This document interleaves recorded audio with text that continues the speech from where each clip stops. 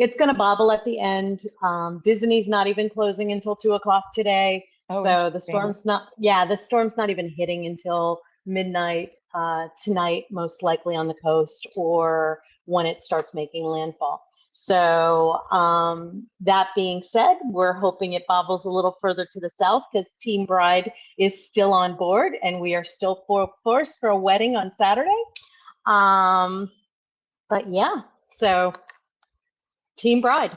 Plus, if it goes a little bit further south, the impact will be less devastating. I don't know. But typically they do bobble, that last half an hour to hour before they go on land. So, and weekend. So anyway, that's our hope and our prayer, and we are Team Bride.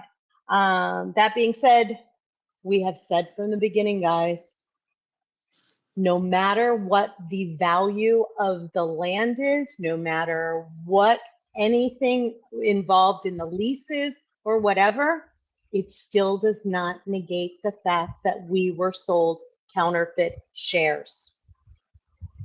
Period. End all be all. That is where the fraud is. That is what we need to keep in mind. We also need to keep in mind that whether you like how McCabe has handled things or not, he is in a lot deeper than us. This is his life's work. Over $80 million invested and everything else in this. I don't think he's stopping. I'm not stopping. Savvy, are you stopping? No, that's a negative ghostwriter. Curtis obviously isn't stopping. Curtis is not stopping. I saw his war paint this morning. I need to put that in the nest, by the way. So I think we need to look at this as a bigger picture, remember what we own, and the shills will continue to shill. Do I think their involvement had something to do with university lands? I think whoever's paying them did. And that's all I'm going to say on that. But at the end of the day, our evidence is frozen in a share count and that information. So we need to continue to push for transparency. We need to continue to fight for that. Fairmarketsnow.org, our congressional letters, we are not stopping. JustRetailInvestors.com, the voluntary share count, we are not stopping. And obviously digging deeper into the information that Curtis has put out, Marcos has put out, the people behind university lands in that decision and who they may have been in contact with. So now is our time to dig deeper and help with what we do best, which is researching, digging in, and putting pressure to help get us to a resolution. Yeah. Oh. Just handed out a mic, guys. Give me just a minute. Yeah, and I certainly will share some thoughts on that as well, Jonna. Good morning, Pulte. Not sure if you just came to join our conversation this morning or if you would like to share some thoughts with us. But if you would, just go ahead and raise your hand for me so I can make space for you to do that, of course. Guys, we are dealing with the news yesterday. We had a lot of news yesterday. But of course, the big elephant in the space is, of course, that Greg McCabe and Nextbridge announced that University Lands is chosen not to renew the exploration and development leases for the Orogrande.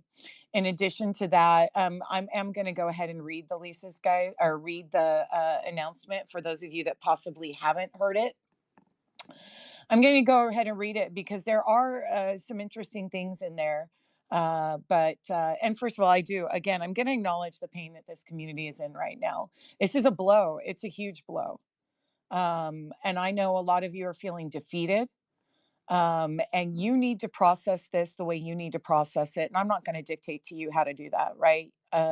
It certainly has never worked when people have told me how to process it, whether they've said you need to cry it out, you need to eat it out, you need to exercise it out, you need to sleep it out. You need to get to work and continue to push forward, or get over it, move on. I've been told so many different things, and I process things unique, and I am sure you do as well. So you do what you need to you do for you. But I'm back to work. So, and I haven't completely processed it either. But I am doing my best to get back to work. And there was a lot of good news yesterday, and I'll share that with you guys. But let's go ahead right to the elephant in the room. Nextbridge Hydrocarbons. Hang on just a second, guys. Issues a press release on the University Lands System decision, Midland, Texas, October 8th. Nextbridge Hydrocarbons, an oil and natural gas exploration production company with interest in Texas, Louisiana, Oklahoma, announced today the following. The company is disappointed to announce the University Lands decision not to extend our subsidiary's development unit agreement, those are the leases, guys, for the Orogrande asset, which expires on December 31st, 2024. University Lands has also sought to terminate the development unit agreement effective immediately, which the company has not agreed to. Chairman and CEO Greg McCabe, we are both dismayed and puzzled by this decision. Despite having put forth what we believe to be a strong and fair proposal, while disappointing, I would like to assure our loyal shareholders that we as a company will continue boldly moving forward. We have worked these last months to expand and diversify Nextbridge, and our company portfolio goes beyond the Orogrande assets. I look forward to providing updates in the weeks and months to come of our progress and new direction. Okay, guys, give me just a second. I need to do a little bit of housekeeping.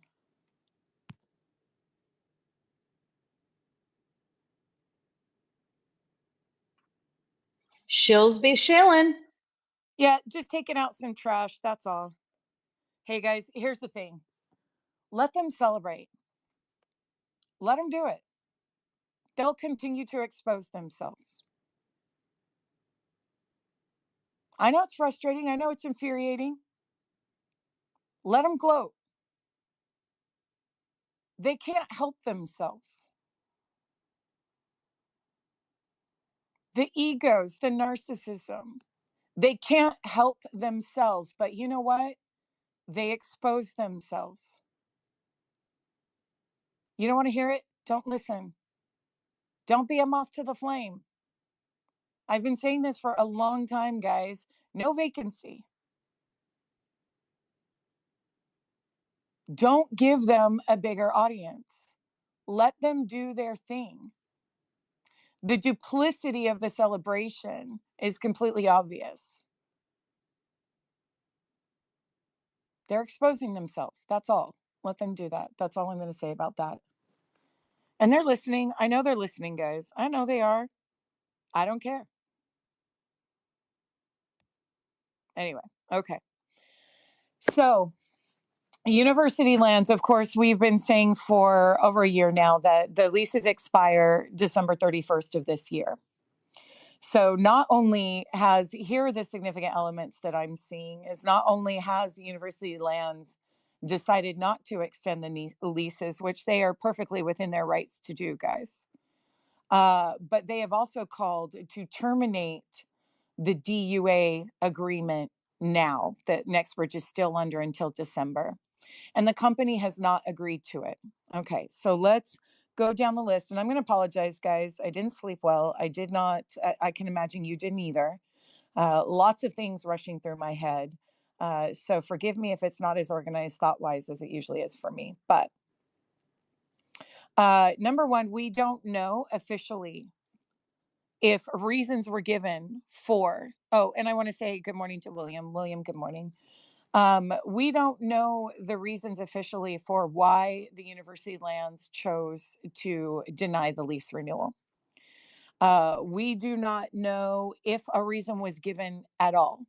I don't know for certain. I know I've read the leases, but I don't remember if there's language, and I haven't had time to dig back into Hello, health them, champions. if they are required to even give a reason. I will say this, however, that I believe that Nextbridge has a recourse. Hello, health I was champions. guessing, Why and is guys, it also just that want to we as clarify, not a humans lawyer, have such a though I'm going powerful to express some opinions. They are not to be taken as legal advice. Okay. I believe that when you enter into any such agreement, there is some sort of recourse. Is there a process for them to challenge the decision, to appeal the decision, and so forth? We don't know, but that is in the hands of, as of right now, we don't know. That is in the hands of NextBridge, whether they decide to pursue that or not. There has been lots of discussion with interference that has been documented. Did that interference ultimately lead to the decision? We don't know. But it is in the hands of NextBridge. So we will see where they go from here. I'm going to say this, and I'm going to say it loud and clear. It does not help or benefit our situation to attack the members of the university lands. If there is potentially recourse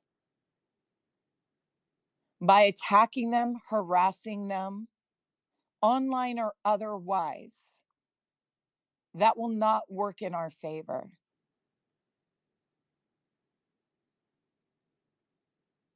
Stop. I will not support or approve or sanction in any way, and I hope you don't either, the attack and harassment of these people. We do not know at this point officially what their reasons were for making their decisions. I can argue that they would have legitimate reasons. We don't know if those are the reasons for which they chose to make their decision. Again, if there is an opportunity for NextBridge and Mr. McCabe to appeal this decision, either officially or unofficially, any attack on these people is not going to help. Go ahead, Jonna. And also, if we do think that the nefarious players were interceding, two wrongs don't make a right and is not going to fix it. Well, and Jonna, not only that, we've seen it in the Post, we've heard it in Congress. From the beginning, we have been labeled as, crazy, violent, um, A mob. been a mob, a cult, irrational, conspiracy theorists. FINRA claiming that they were getting death threats and had to shut their offices down, though as far as we know so far, there have been no reports to law enforcement and no action taken. Okay. Let's not prove them right. Like I said, this fight isn't over. Let's not make decisions now that can end our fight. Let's not give them additional narrative.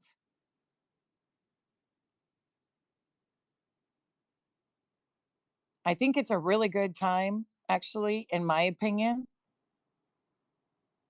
to work quietly and to listen, to see who rises and bubbles to the top. I can tell you my opinion, expect more FUD out of the pay to play media. Expect articles, expect gloating, expect gas bag, expect Kramer, expect it, expect it. But let's not feed their narrative. The best way to extinguish their voice is not to give it a platform and not to respond. I think half of the reason that Gasbag engages with us is because he's got to meet his quota for engagement, because he knows we're going to respond. Don't. Do the work. Anyway, just my opinion. You guys can have your own. Oh, and guys, please grab a mic. I'm happy to, I know people have a lot to say, but I'll continue until somebody does. So again, it's up in the nest, guys. Also, they filed an 8K announcing it as well. And so both the 8K as well as the press release are up in the nest. Interesting that so like I said, I'll go to that in a second. But like I said, I can imagine there is some sort of appeals process, whether official or unofficial. There is some sort of action that Nextbridge can take. They have made improvements to the land through their drilling, their casing, the padding, the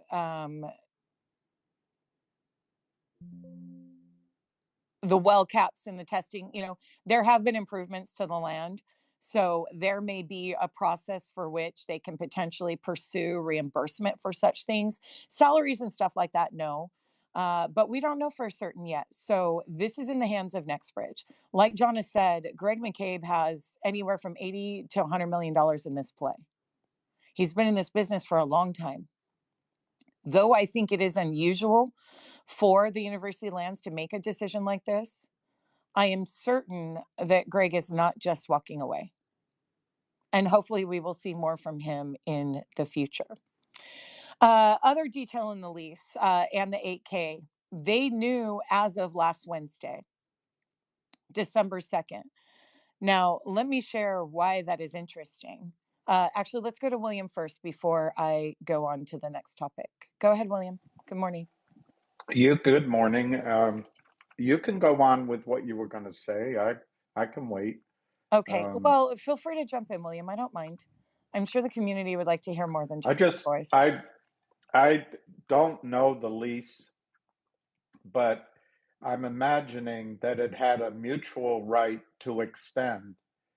And I'm not like you aren't. I'm not a lawyer, but I think there are rights that reside with Nextbridge. Yeah, So just because one side's having a hissy fit doesn't mean the other side doesn't have some sort of recourse. Also, the what Nextbridge has done so far is valuable. correct. They have the seismic, they have the science from the 18 wells they've drilled approximately. They still, as far as I know, have the right to drill 5 wells by year end. Correct. Um, so these, if you can think of it as leverage, it's like you're going from a margin account to a cash account. Yes, maybe the rate of return will be less exciting on this project, possibly, but there will be a return. You do not, everything that they've drilled so far will be held by production. I don't know the terms in the lease because they're not in production now, but I assume they have the right to get it into production. So this isn't losing everything, I guess is one thing. I don't know if I already said it, but everything is a negotiation. It's all about price. So maybe the right to renew was at a low per acre level, and maybe it's just they want more. Also, you need to remember, all of us, and I'm in there with you. Uh, uh, Money is fungible, and you would think development drilling money or exploratory drilling money is fungible, but it really isn't. If this asset ends up in, let's just make it up, on Exxon's books, it could take 10 or 15 years before it's developed. And that does not redound to university lands interests very well. On the other hand, if we go in with a better deal and a plan to develop, we become more attractive. So I really don't think this is a final announcement. I think there's an ongoing negotiation. I heard somebody, so I'll shut up. I had more to say, but I'll Oh, no, shut up. no. It's just the market's open. That's all. Oh, bing, bing, bing, bing, Yeah, bing. sorry. I forgot to mute my computer. um, so I do agree with Jana, and I'll say it. I'm not a lawyer, so I'm not bound by gentlemanly belief or disbelief. I think this has been done by the shorts. I think this is part of their strategy to buy time, to destroy the value of Nextbridge. I don't know what 2 years has to do with anything, but I know there's some sort of 2 year time frame that maybe they're trying to get printed a low value. So in any settlement, It's low, but I don't think it's going to work here. I I will also on a macro Well, level. wait, hang on just a second, William. When you Yeah, say 2-year time yeah. limit, you're talking, uh, oh gosh, I'm not finding the word. Statute of That, yeah, limitations. that's we've argued that many times.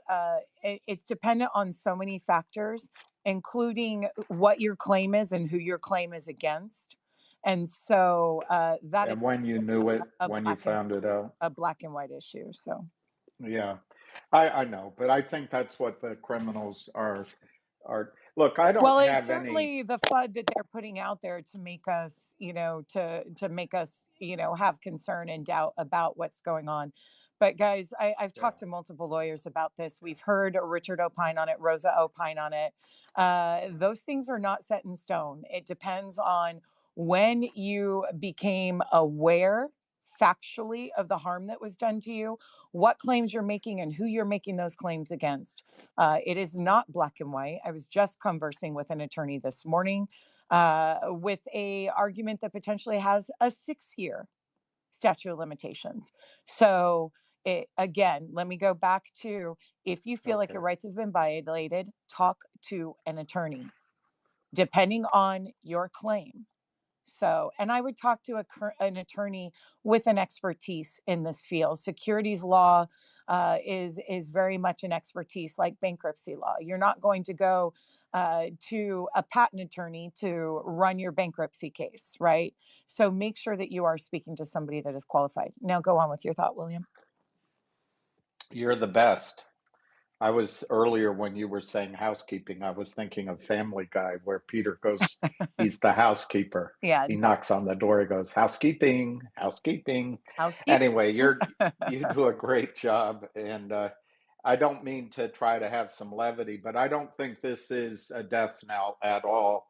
Um, I've never spoken myself to Greg McCabe, but I took the audacity to send him an email this morning and make myself available for whatever. I'm Yeah. just a guy, but I don't think this is over with. I think this is a negotiation. Anyway, the point I wanted to make, that's a much more broad point, a macro point, Uh-huh. is that we are on the verge, in my opinion, of a bull market in all commodities, but in oil and gas, in hydrocarbons. And there's a lot of reasons for this: decline curves, lack of investment, growth in demand around the world, our continuing demand in the United States. But the biggest part is that for several years, I'd say for almost a decade, the people who have graduated out of our top schools have gone into finance with the view that funds should not hold dirty energy, oil, gas. I agree on coal, by the way, but let's just focus on oil and gas.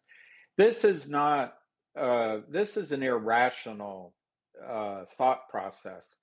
Oil and gas. Each of you can look around your lives and how you travel, how you ship goods to yourself. Oil and gas are not going away.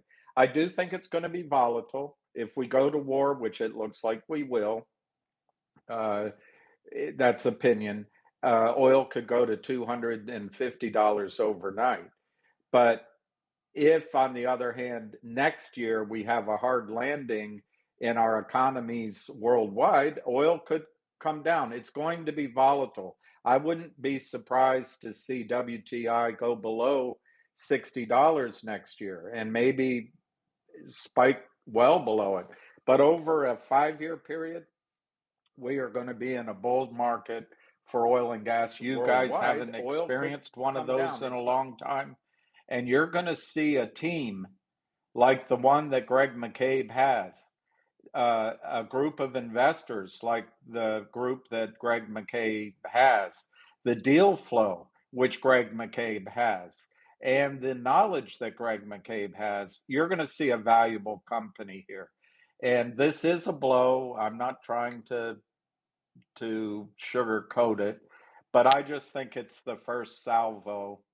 And I really expect that by the end of the year, Nextbridge will be in agreement with University Lands. It's just going to be a higher price. That's Yeah. my opinion. Well, let me say this, William and James and Halia, if you guys want to comment, please raise your hands for me. Yes. So, like I said, William, I don't know if this is a final decision. I know Greg McCabe, according to his public statements, has made what he thought was a really good deal offer to them that they have rejected. From what I remember reading, and I do need to dig in a little bit more, but honestly, guys, I'm overwhelmed with work right now. And if somebody else wants to dig in, I'd appreciate the help. I believe in the leases, it talks about or the process at University Lands, if they do deny a lease renewal like this, it goes to some sort of public auction. And there may be a first right of refusal, or potentially McCabe could compete on that public auction. Now, does University Lands have the right to refuse their offer? I'm not certain about that. They may not. I don't know the details yet, so I'm not going to say one way or another. But I do believe that there is a process and a recourse, whether it be officially or unofficially, legally through the courts or some other. That no, I do not think this is over. If it was over in terms of the leases, why would Greg McCabe state that the company is not agreeing to terminate the current lease Yeah. effective immediately? Why, when they knew October 2nd that the leases would not be renewed according to their filing, did they? Okay, now let me clarify this. There's been some confusion about this. University Lands is the one who owns the lands and administers the programs to develop those lands, of which the proceeds go to the University of Texas system and the Texas A&M system. Now, I went to Texas Tech. Texas Tech is not included because we are not in those two university systems. Baylor, Rice are not included because they are not in those systems. So it would be like, for example, I believe Texas A&M has 3 campuses. University of Texas, last I looked, they had like 6. They may have more. I think they just added one. But like they've got UT San Antonio, they've got UT El Paso. So those are the schools that benefit from this program. That is University Lands. The Railroad Commission is a separate organization. They're the ones that issue permits. But you would think there would be some communication going on. So why on the same day that University Lands delivers a decision on the lease renewal and attempts to terminate the lease, which I don't know if they can terminate the lease alone, or if they have to have the agreement of Nextbridge. I'm also unclear about that. Guys, there's still a lot we don't know. And I'm not willing to make assumptions on those things until we do know. Right. But why would they, on the day they find out, according to their filing, look at the 8K, guys. Hang on. On the day that they find out that their leases are not going to be renewed, they file for permits at the Railroad Commission, and those permits are approved. Is Nextbridge going to That's for the 5 continue wells? drill? It's actually 4 wells. Let me go over those, guys. 4. I put them up in the Okay. nest. Okay, so let me go to my timeline so I can pull up. I dug into the wells and what was going on. So Monday, I said that I thought those were the wells from last year and that I didn't think they were new permits because at the time they were still listed as submitted. So my speculation turned out to be incorrect. Those are the wells from last year, which is where the confusion came from. So let's go over them. Guys, up in the nest, these are the drilling permits for year 2024. There are 4 submitted permits. I have not looked at the list this morning. Actually, let me go ahead and do that. 3 of them have been approved. 2 of those are what is called a recomplete. It says it right there in on the list, and I've provided that list for you guys. Hang on just a second. Let me go look. Let me see if they have officially approved the other one. Hang on just a second, guys. I'm just checking on the website. Okay, guys, it looks like, hang on. Okay, so let's look at the different wells. Number one, we've got Johnson E23 well number 3. This was applied for on October 2nd. So the day that NextBridge found out that they were not renewing their leases, it was approved on October 4th. So the approval process is anywhere to 2 to 5 days, depending on if there's any complications. This is what's called a recomplete. It is a vertical well, and they are permitted to go to a depth of 4,000 feet. Well, if you look at when this well was originally dug, it was dug, let's see, back in 2022 in September. It was applied for on 9/29/2022, and it was approved on 10/3/22. That's before the halt, guys. That one was permitted to 7,999 feet. I looked it up, that one, and I put it up in the post. It was only drilled to E23 number 3, I believe I'm discussing, to 1929 feet. So what this tells me is they're going back in and drilling it deeper to a 4,000 foot level. That has been approved. Johnson E23 number 4, same thing. That is a recomplete, which counts towards the lease agreement. That one was drilled to 2,092 feet back in July of 2023. That was last year in July. Okay. So it appears that NextBridge is going back into that well as well to drill it deeper. Then you've got Johnson E1. This was the one that was pending at the time. It was in engineering. It has now been approved. So to me, it is suspect that the public announcement has been made. Surely the Railroad Commission is aware that those leases are not going to be renewed, but they are continuing to approve those permits. So you've got E15 number 1. This one is also a recomplete. This one was originally drilled to 2,300 feet. They now have a permit to drill that to 4,000 feet. And the original drill on that was back in, I'm looking. I believe that one was last year as well. Yes, that was last year in November. Now, why is November significant? If there is recourse and NextBridge has the opportunity to, appeal the process, and they do secure, and they do continue to drill. All this FUD about they don't have time to drill this, that, where's the 5th lease? They're only doing 4. Well, if you look at the lease last year on E15 well number 1, they applied for that in the beginning of November and got the lease and drilled by the end of the year. So quit listening to the FUD, guys. So that well is also recomplete, and that is number 1. Then they are doing a new drill. That is E15 well number 3. That one is new drill, and that is to 4,000 feet, and that is approved. So, William, what this says to me is, number 1, it is possible that these organizations are not communicating. Or it's also possible. yeah. Hang on, let me get the reasons out, and then you can jump in, and so can James. So if also maybe they're just letting NextBridge continue forward, but I don't believe that from a legal perspective, that if Mr. McCabe really believed that this was over, that he would continue to pour money into the Orogrande and continue to move forward with these leases and drilling if he believed that. So that, to me, along with his refusal to agree to a termination immediately of the current lease, indicates to me that he believes there's some sort of path forward. Whether or not that path forward is going to be successful or not, I don't know. James, did you want to jump in here? Yes.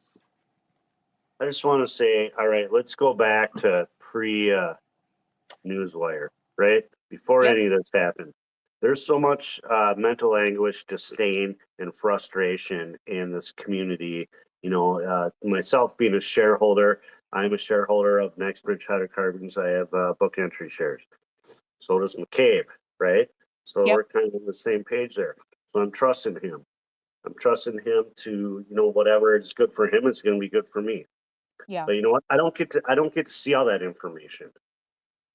Nope. This guy's tune needs to change, and it needs to change now because there's so much frustration. This has to be a catalyst for him to actually like say, "Oh, hey, what's up, guys?" or something.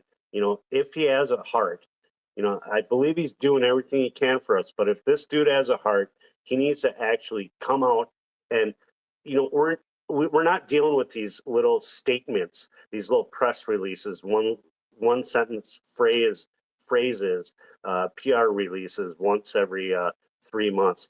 You know, there's so Yeah. many people hurting, and it could possibly save lives if he Yeah. changes his tune. And I'm with McCabe, but if he does not change the way he communicates with these shareholders, I'm not.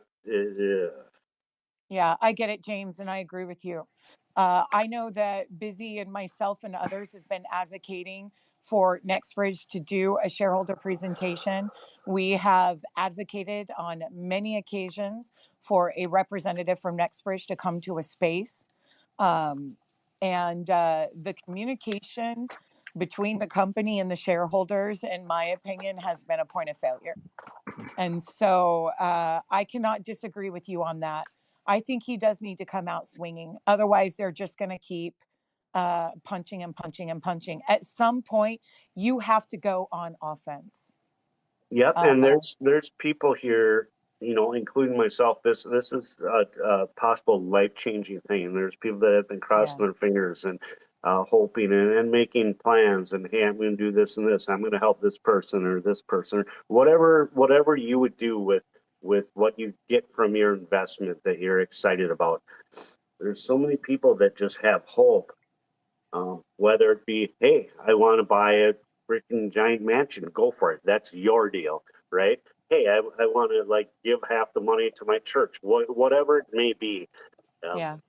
it's just, you know, at this point with this press release, there's hearts that are being played with. And, it's not McCabe's fault, but it's up to him to step up and be a man. Yeah. And I don't disagree with you, James. I do not disagree with you. So this is a time of proving. And I have had an issue with the level of communications. I've said it many times on spaces. And he calls this army relentless. Well, it's time for him to be relentless and take an aggressive stance, even if he is potentially about to pursue a recourse with university lands. It doesn't mean, and we also know he's under scrutiny from the SEC. We know that. And so he's being very careful about what he does. But at some point, you have to stand up and openly fight, even if it is just for the reasons that you just said, that it could potentially save a life. So I agree with you. Yeah, Junk, go ahead, Bill. junk. Sorry.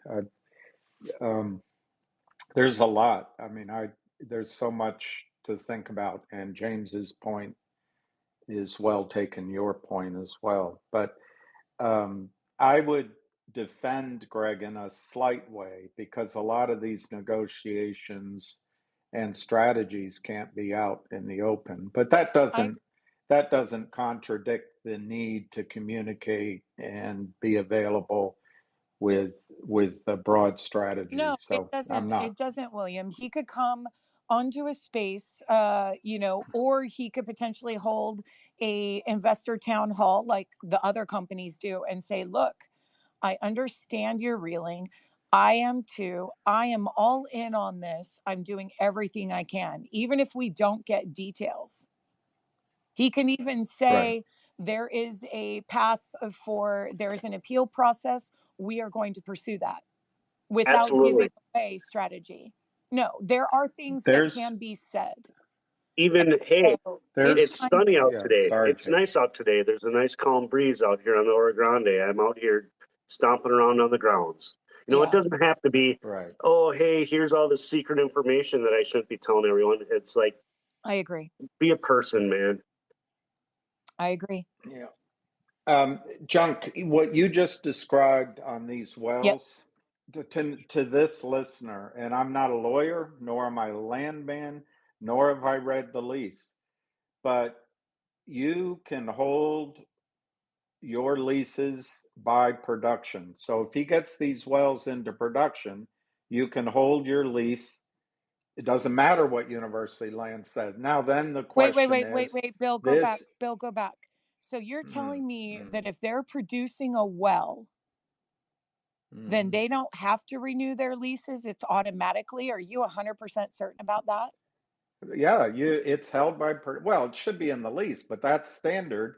Once you produce, the lease is held by production. Okay, The can question you is how much of the yeah, lease? How much of the yeah, lease? it's And if it's unitized, which my understanding is it was for the 134,000 acres, that's going to be in court a long time. But I might be getting overly optimistic, well, but and yeah, maybe Bill, that is why, and I'm sorry, William, maybe you can call me either one, maybe that even is Billy. why. You can call me Billy. Yeah.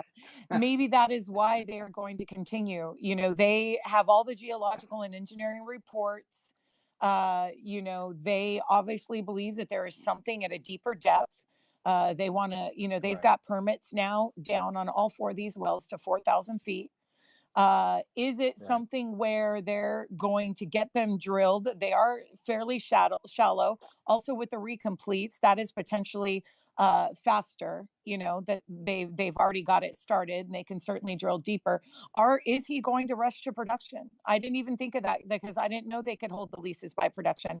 But do me a favor, Bill, Well, reach out to your it depends on the size. well, Anyway, reach sorry, out to I'll your shut up. sources. Before we hang our hearts on that, I want to make sure that is I'll do confirmed. that. I'll do Yeah. that. So maybe worth a phone call to University Lands. Okay. Also, the fact that University Lands sounds like they want to put it out to bid again, it shows how valuable now this project may be. Anyway, James wants to talk, Well, so and I'll that's be what I was going quiet. to say. But here's the question: is University Lands, do they have the right to be? And guys, it's my ignorance of this process. I didn't think we'd be here. So, uh, do they have the right to refuse the highest bidder? uh or do they not? Is it a open auction and they don't?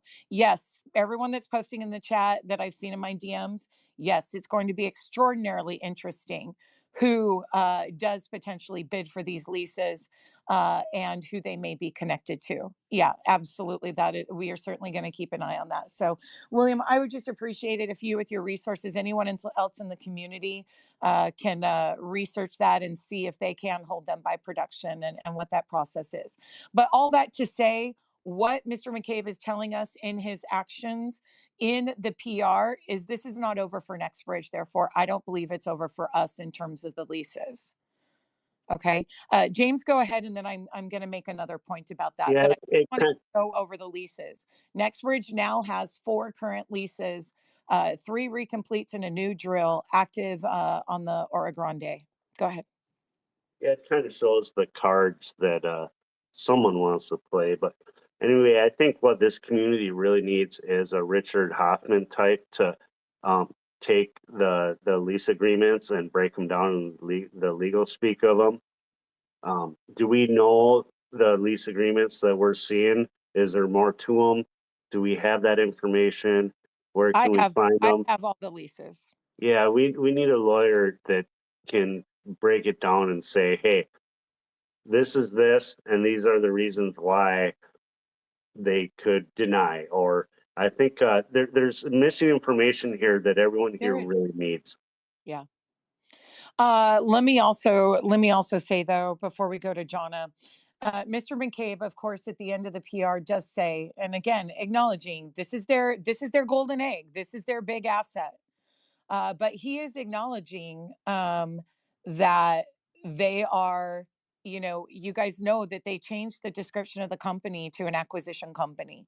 So could Nextbridge potentially continue? Yes, Mr. McCabe has indicated that we are going to continue to do that.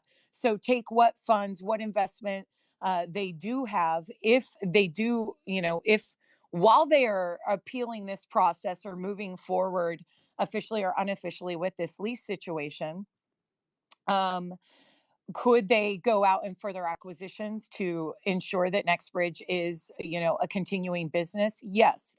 Losing if ultimately it is shown that Nextbridge loses those leases, uh, if they fail in an appeals process or a production potentially out, um, does it necessarily mean they're boom bankrupt? No, it actually doesn't.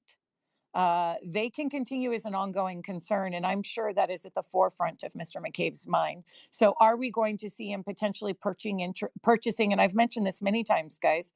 Are we going to see him potentially purchase interest in some active wells that bring in cash flow to the company? Possibly. Could we see him purchase more through share purchases, other properties like the Louisiana prospect? Sure. I think they were planning that anyway. So this does not necessarily, despite what the Fudsters are going to say, this does not necessarily mean that Nextbridge is over as an ongoing concern. Even if Nextbridge were to go into bankruptcy, that also doesn't mean that it's over. I also don't believe it's over for Meta. If you want to believe that, give up and move on, then go. I don't believe it's over. Wes Christian has told us it's not over. It wasn't over for Sorrento. In fact, this may be an opportunity that opens the door to some other sort of reconciliation. Go ahead, Jonna. And I wasn't going to go full 100. Oh boy, brace yourself, guys. Incoming. I think we've all seen and wanted to, be full involved in all information and every aspect of this. And I hate to say this, that's not how you conduct a business. And I know we're dealing with nefarious people and everything else, but there's also legal processes that have to play into all of this. And, if McCabe knows, and there's a reason that they only drill shallow wells. There's only reason it's prove and, to increase the value of the property and everything else. If he knows that this will change the game, there's a reason that October 2nd date for the permits is very important, and the type of permits they're pulling.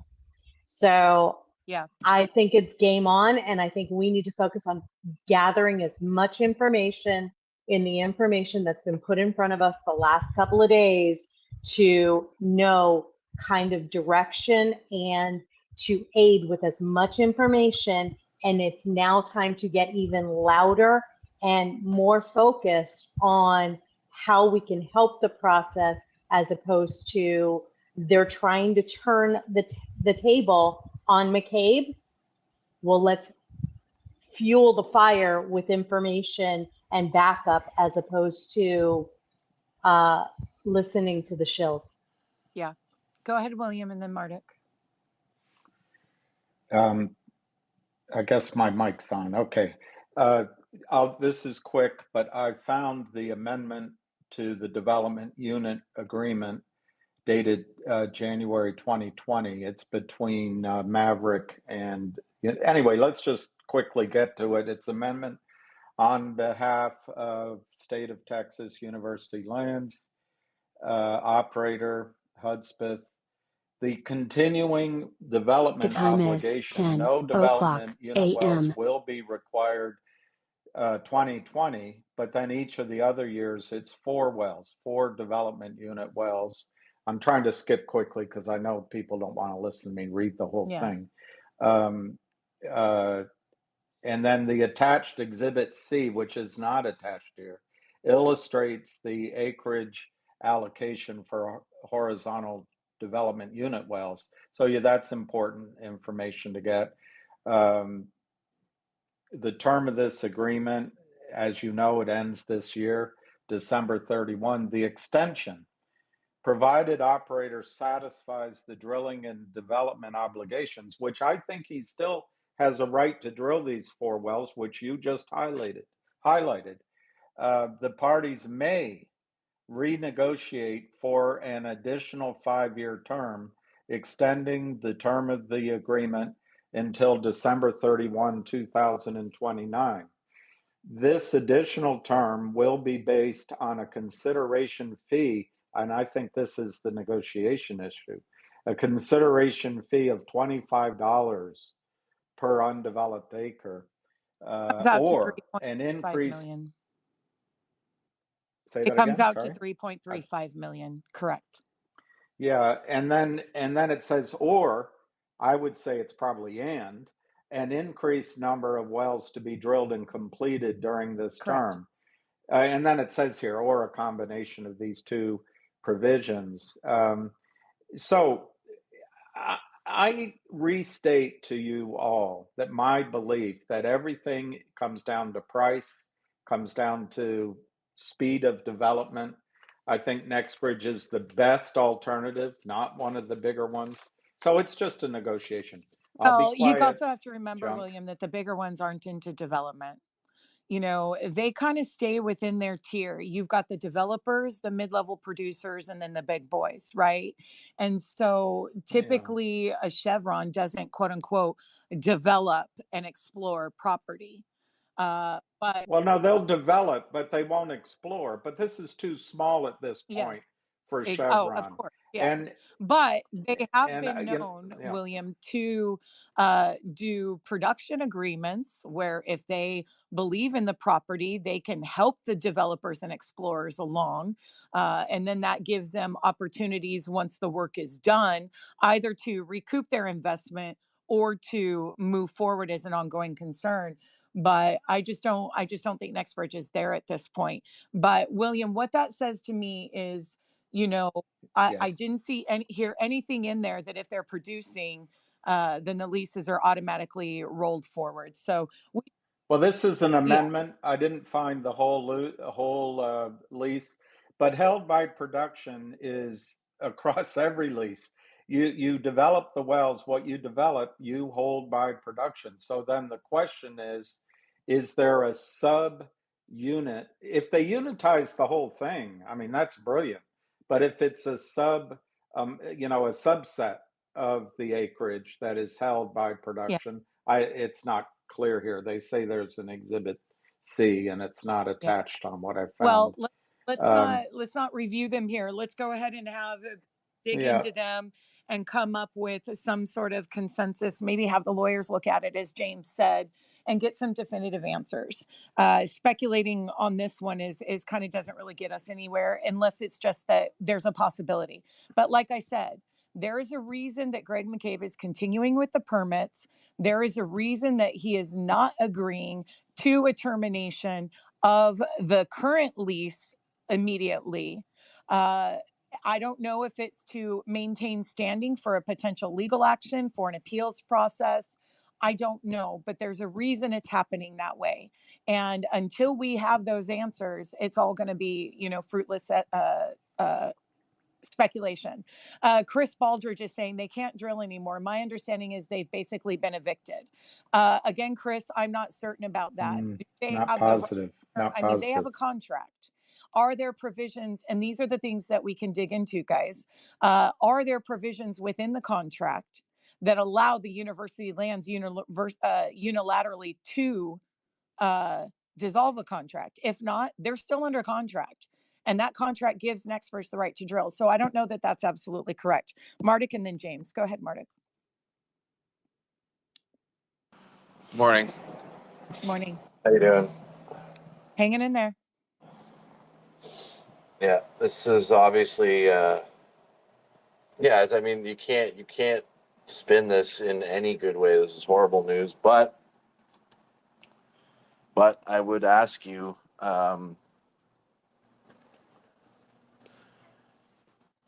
after this news came out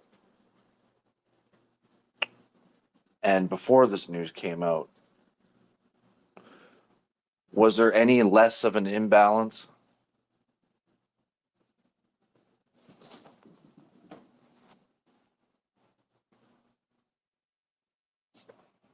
Can you hear me?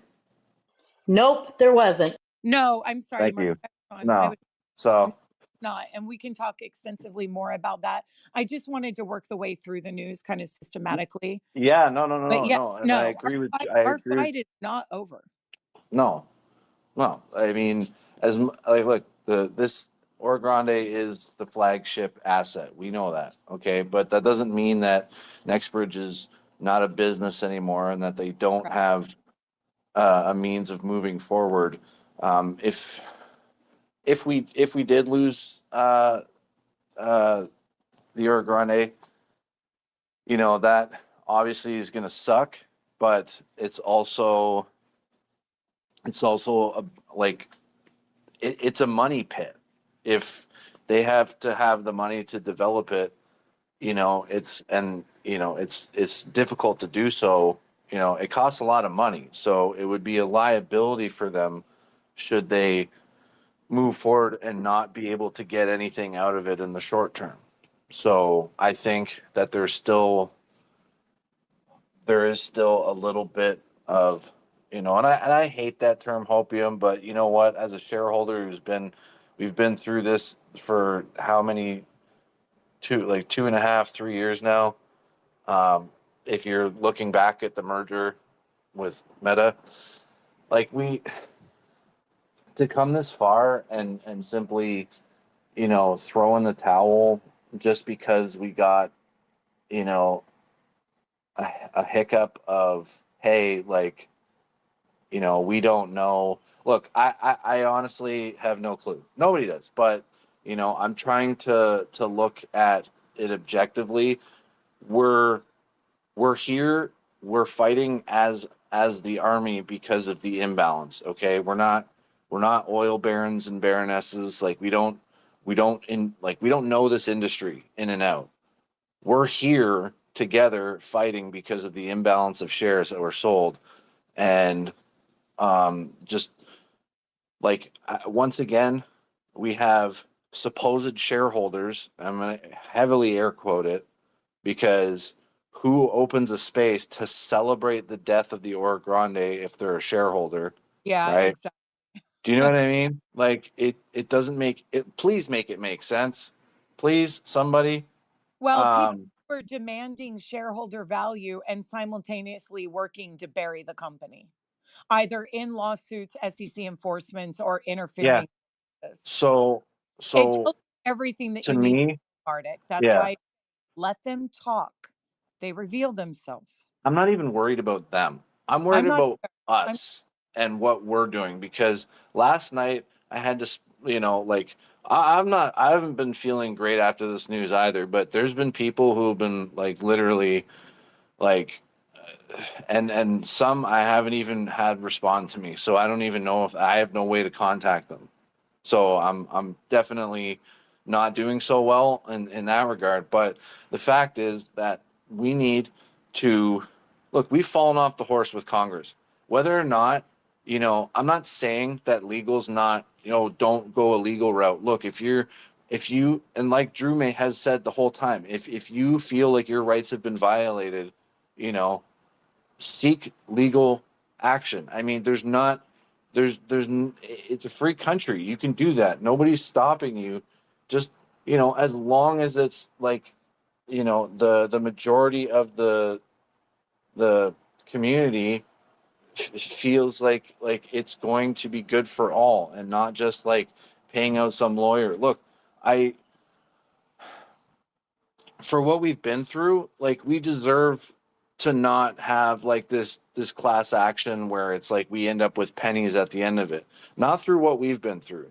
So I maintain that the most answers we've ever got was through Congress, right? Yes, it's frustrating. Yes, we know that like it's an election year and like they're very busy, but their staffs are still in the office. They're still yeah, working. and we're still And working in yeah, Congress, and we've yeah, accelerated that work.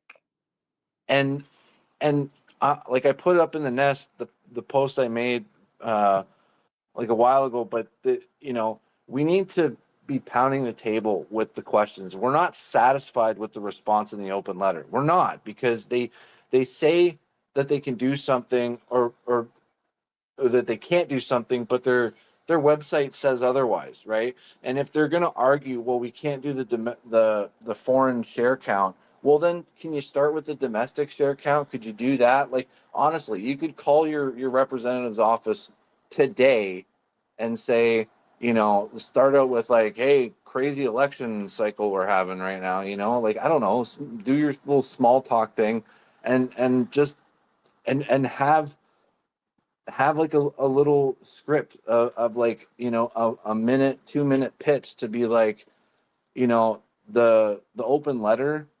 I'm personally not satisfied with FINRA's response. I feel like they were evasive.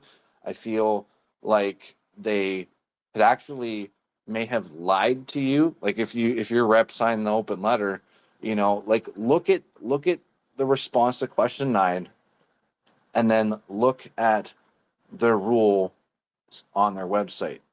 Now, and I'm not saying that they violated 4140, but they have it as a tool, right, to go perform an independent share audit of books and records pursuant to the authority, right? And they say this specifically in the response that they lack the authority. When it says on their website such share audit would, it would come down to the executive vice president of oversight and financial responsibility. So, like, I don't want to hear that they can't do it. Otherwise, literally, the entire market runs on a trust me, bro basis. Like, well, Mardik, it, it's not. Let me step in here for a minute, and I want to get to some other hands as well. It's not that. I mean, it's not a we can't do it. They've already done it. They've got the blue sheets. We know it's not that they can't do it. Congress knows it's not that they can't do it. Anybody that's feeding that back to us, they're doing it as an excuse. They have the blue sheets already. well, that's why I said start Still, there. But the argument is that all of that information is proprietary. Well, they had no problem redacting stuff in the emails for the FOIA documents. well, and it's So not. what would be the problem there? Can they just redact all the proprietary information? Like, we're just looking for the numbers. It's not a matter of proprietary. That's an excuse, Mardik. Congress gets classified top secret briefings all the time. We all know it's an excuse. We know that. Let's go to James Bond and then not Terry. Go ahead, James. Yeah, guys, it's a bummer that our situation is caught up in a, wide radius of market corruption because in hindsight, these guys have insurance.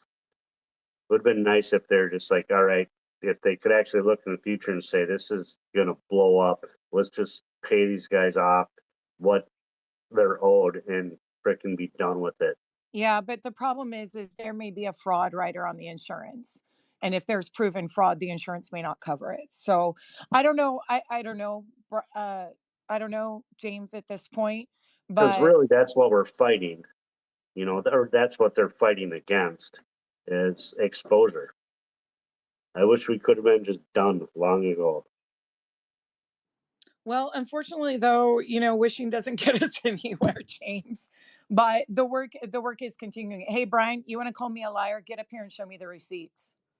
Okay, go ahead, not Terry. Not Terry, are you there? Good morning.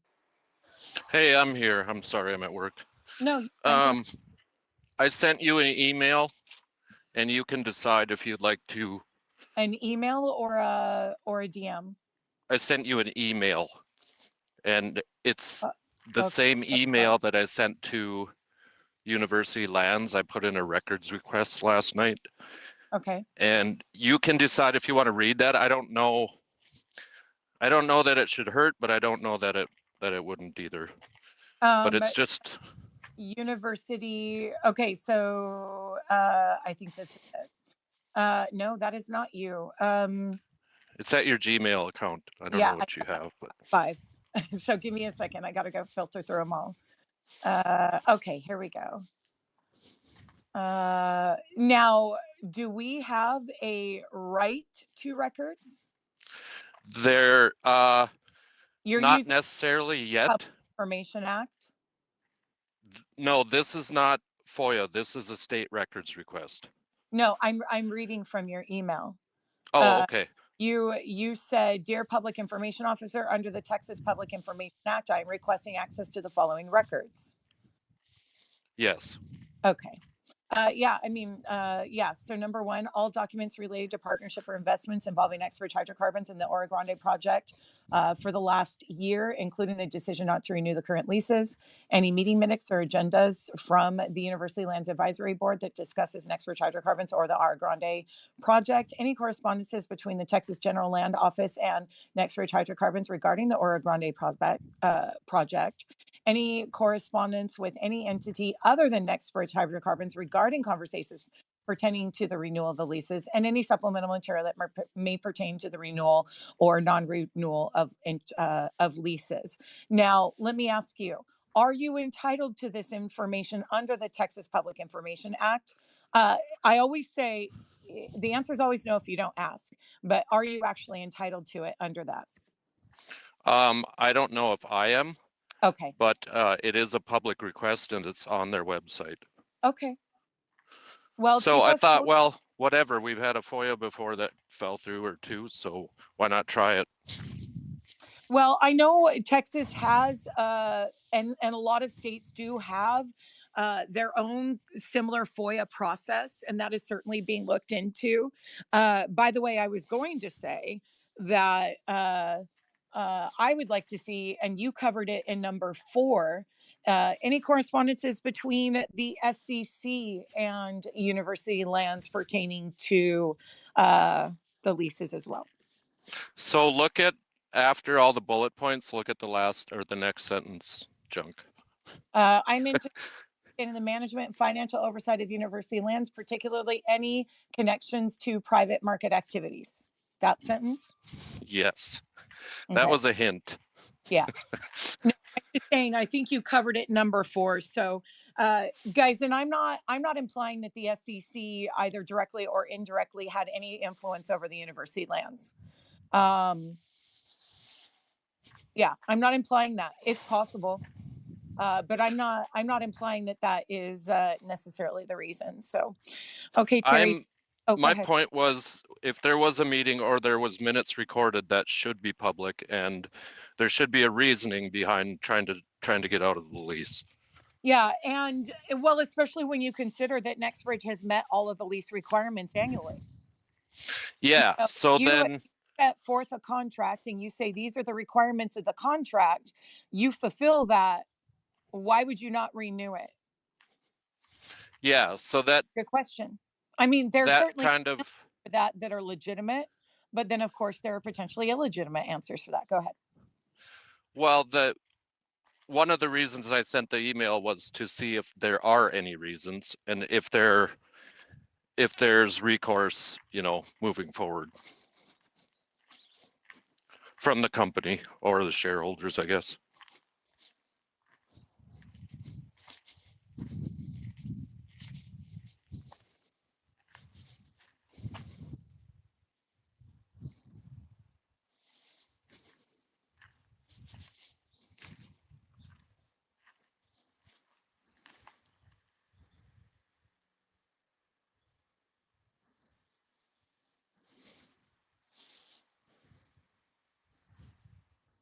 Did I lose you? Sorry, guys, I was on mute again. I'm trying to be better about muting, but no, I was just going to say thank you for doing that. Keep us posted. That information, whether it truly is accessible through a Public Information Act, certainly is accessible via subpoena. And we are in conversations with multiple entities and individuals that have subpoena power. So that is something to also consider. I will also say, I don't know if you guys heard me say this. I don't believe that we have any evidence, though it is a possibility that the SEC either directly or indirectly had any influence over this decision. But it's certainly something that we should look into.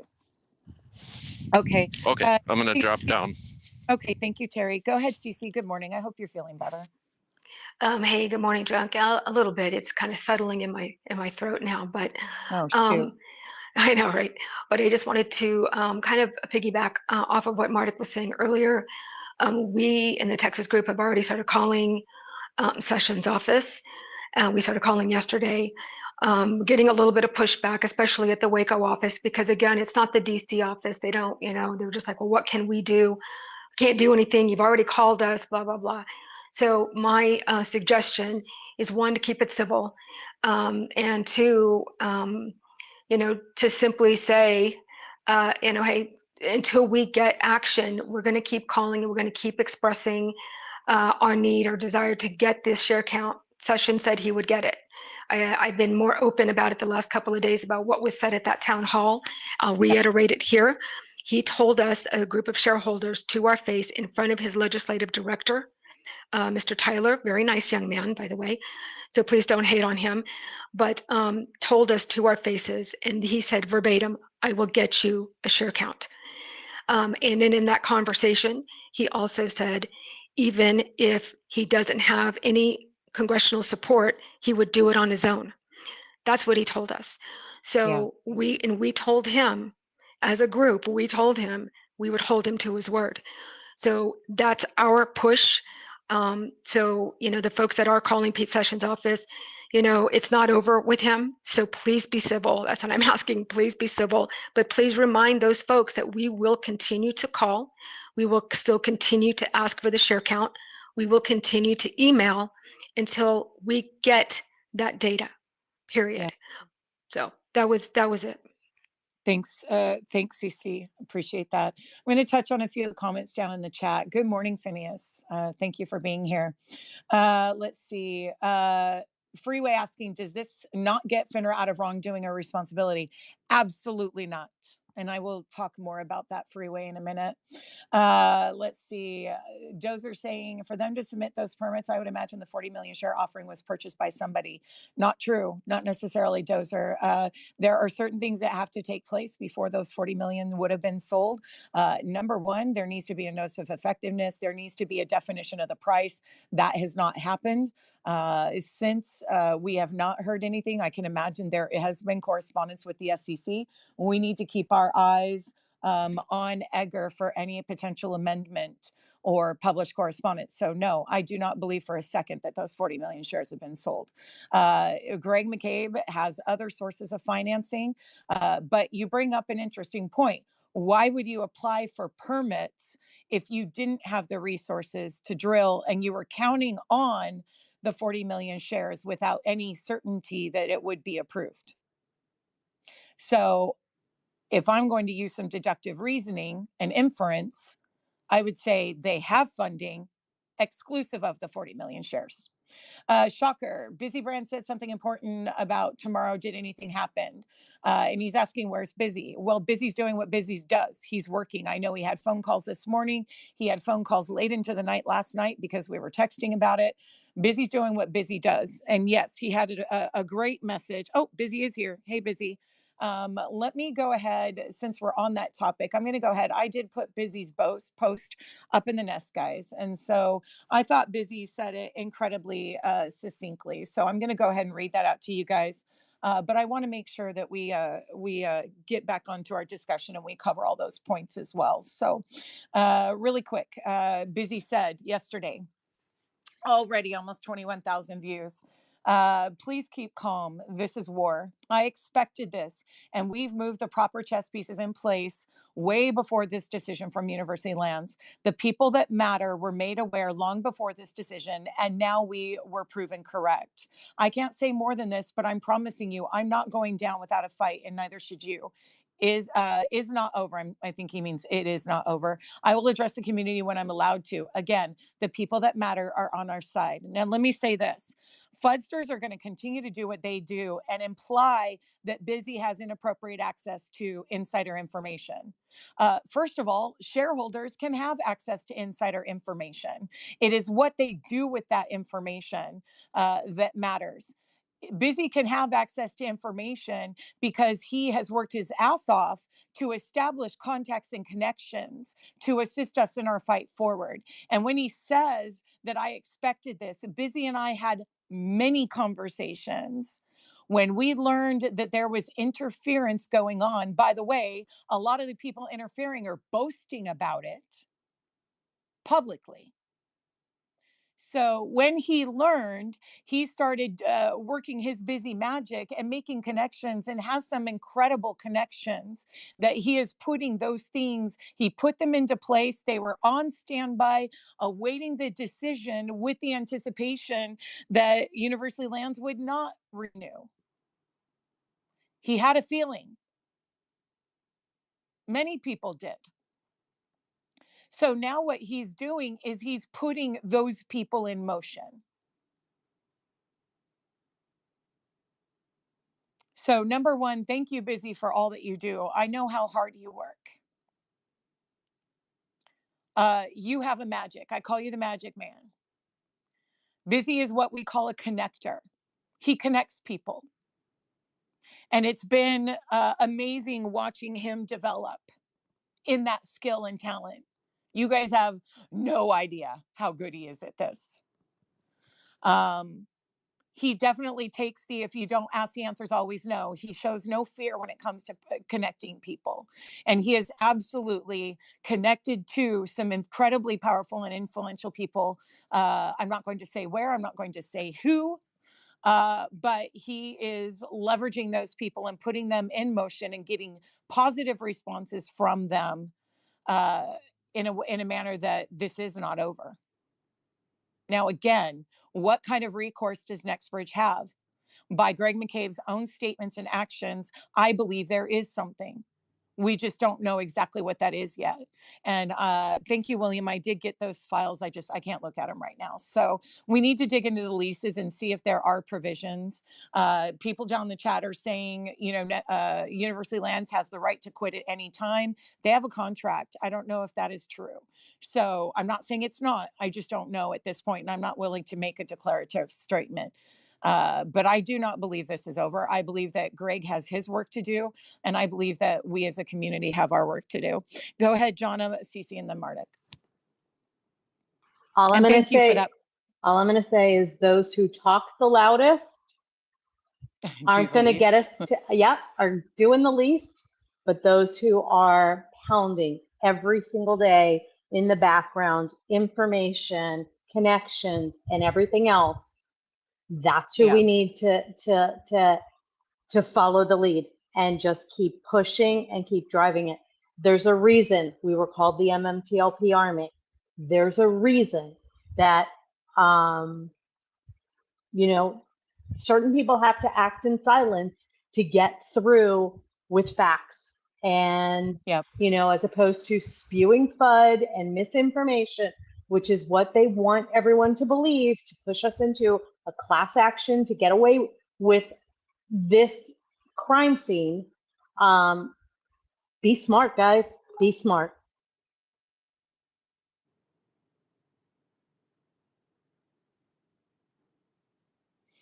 Yeah, I know who you are, Mr. Blue Sheets.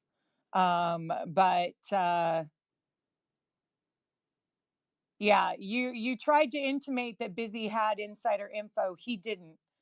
Busy had info that he developed himself. So nice try. I've tolerated you long enough. Yeah. Okay, hang on. Let's see. Thank you, Cece. What happened to the wells that we already drilled? What do you mean? They're there.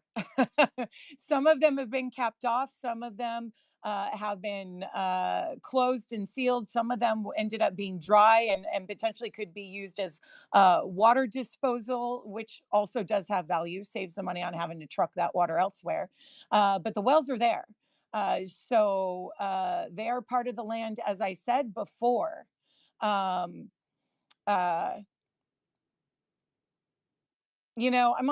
not going to say that. Sorry, I was going to respond to somebody else.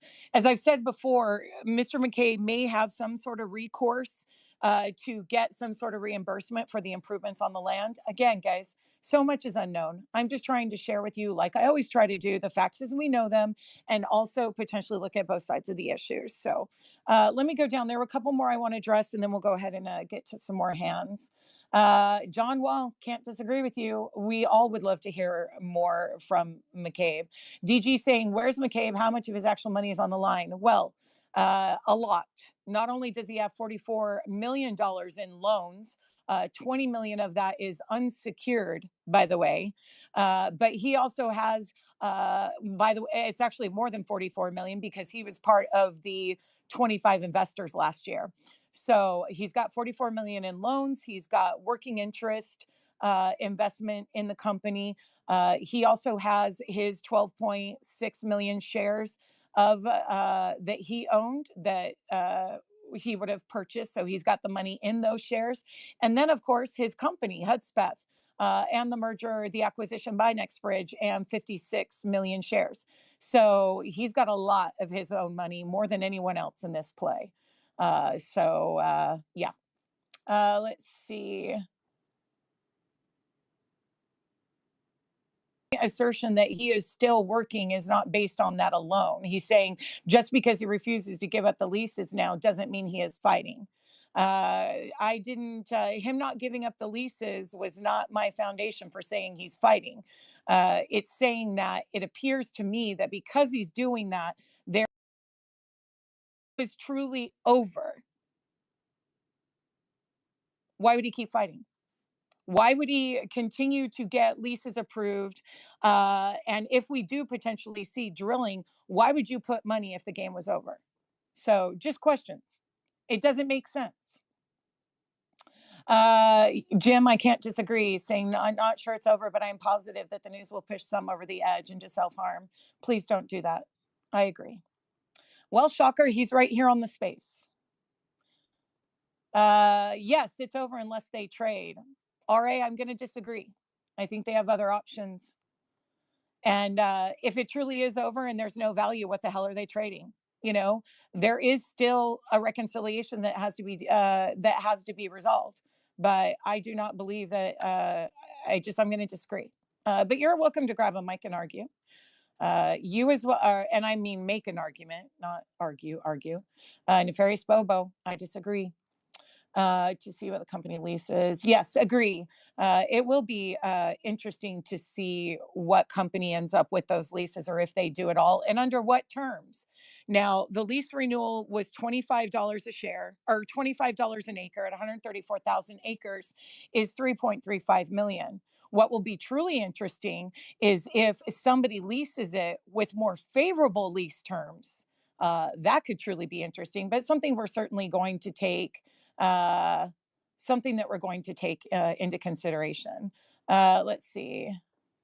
Yep, Lewis, it is disgusting. Jackson, yeah. Whatever. We see you every day. Again, I'm going to ask you, for those of you that are sitting there complaining about not having a resolution, what are you doing to make one happen? So, okay, let's go to some hands. Actually, I'm going to really quick defer because he does not. Oh, shoot, I just lost him. I was going to turn the mic over to Notoriety, but also we don't get them all that often. So I'm going to defer and take host privilege to Curtis, if you wanted to share some thoughts. Haven't even got through everything we need to discuss this morning, but feel free to jump in. I know the community would love to hear from you. Oh, Notarity's coming back, guys, so we'll get him on the mic as well. Okay, Curtis may be on a phone call, so Curtis, just throw your hand up in the air when you're ready. Notoriety, good morning, Matt. Welcome to the mic. Did you want to share some thoughts this morning with the community? No, I just sent CC a DM. CC, check that. I don't know if you have that information or not, but I wanted to make sure y'all had it if it's at all helpful. So most of y'all know what I'm up to today. I'm not going to really speak about it, but yep, I'm bouncing around and I'm doing my best. So okay, Matt, can I ask a simple question? Sure. Is it over? I don't believe it is. Okay, then. Are you still fighting? Yes. Thank you. That's about the simplest questions you're ever going to get out of me. So they are. So I know you are. All right. Well, y'all, I'm going to bounce, but I just wanted to. I was walking and listening, and I heard CC talk, and if she would check her DMs, that would, hopefully it's helpful. All right. Go ahead. Okay, thanks, Matt. Appreciate all you do. Cece, James, let's go with ladies first, and then we'll go. I think it's James and then Mardik, or Mardik and then James. You guys work it out. Go ahead, Cece. Yes, Matt, I just saw it. Thank you very much for that. And Curtis I just threw wanted up his to. hand. Okay, hang on just a second. Let Cece go ahead, and then we'll go to Curtis. Go ahead, Cece. Okay, just brief. There is an article that was posted. It's been passed around in spaces right now. I mean, on X, about a news station in Waco that made the announcement about the land leases. Well, I've been asking around, trying to get some more information about that, and this is what I was told. This is just one person confirming that it was not Pete Sessions who tipped off the news station, that it was actually someone on allegedly someone on the other side who did that to make sure that Pete Sessions knew about the land leases. So that's what I'm hearing. Well, I'm 100% certain that he didn't need to see that in order to know. Exactly. But I will tell you, it's pretty interesting that Waco, which is not part of the Orogrande prospect, the headquarters of the company is not based in Waco, and there's not a university there that benefits from the program. But a news station is covering this and posting that announcement. Pretty suspect. So thank you for that info. Of course, we'll continue to dig in, but Yes. Certainly believe that somebody looking for an excuse to brush this aside will use this as that. We just need to make sure that it doesn't. Curtis, good morning. Welcome to the mic. I know your time might be limited, so I'm going to go ahead and get you in here. It's extremely limited, dealing with hurricane fallout. So, but it's important to, no, I'm not, no, I'm business. Okay. But so, yeah, I obviously wanted to make, first of all, I'm getting flooded with DMs and have since yesterday. Yeah. And it's not even feasible to try to respond to 100 different DMs. So give my best interpretation on what's going on. I know there's a lot of speculation. There's a lot of things that are being inferred, I think, in part incorrectly, but I'll just share my opinion. You want to correct? Any record you want to correct? Yeah, just let me speak uninterrupted for a little bit, because I just want to get all this out, and I have very limited time. So let me just get all this out. So first and foremost, when we're talking about strategy in all of this, and we've been talking about this for a long time, and people that have claimed that things are on a definitive path and everything is a foregone conclusion and we all just need to kind of sit back and ride and wait till things are resolved on our behalf.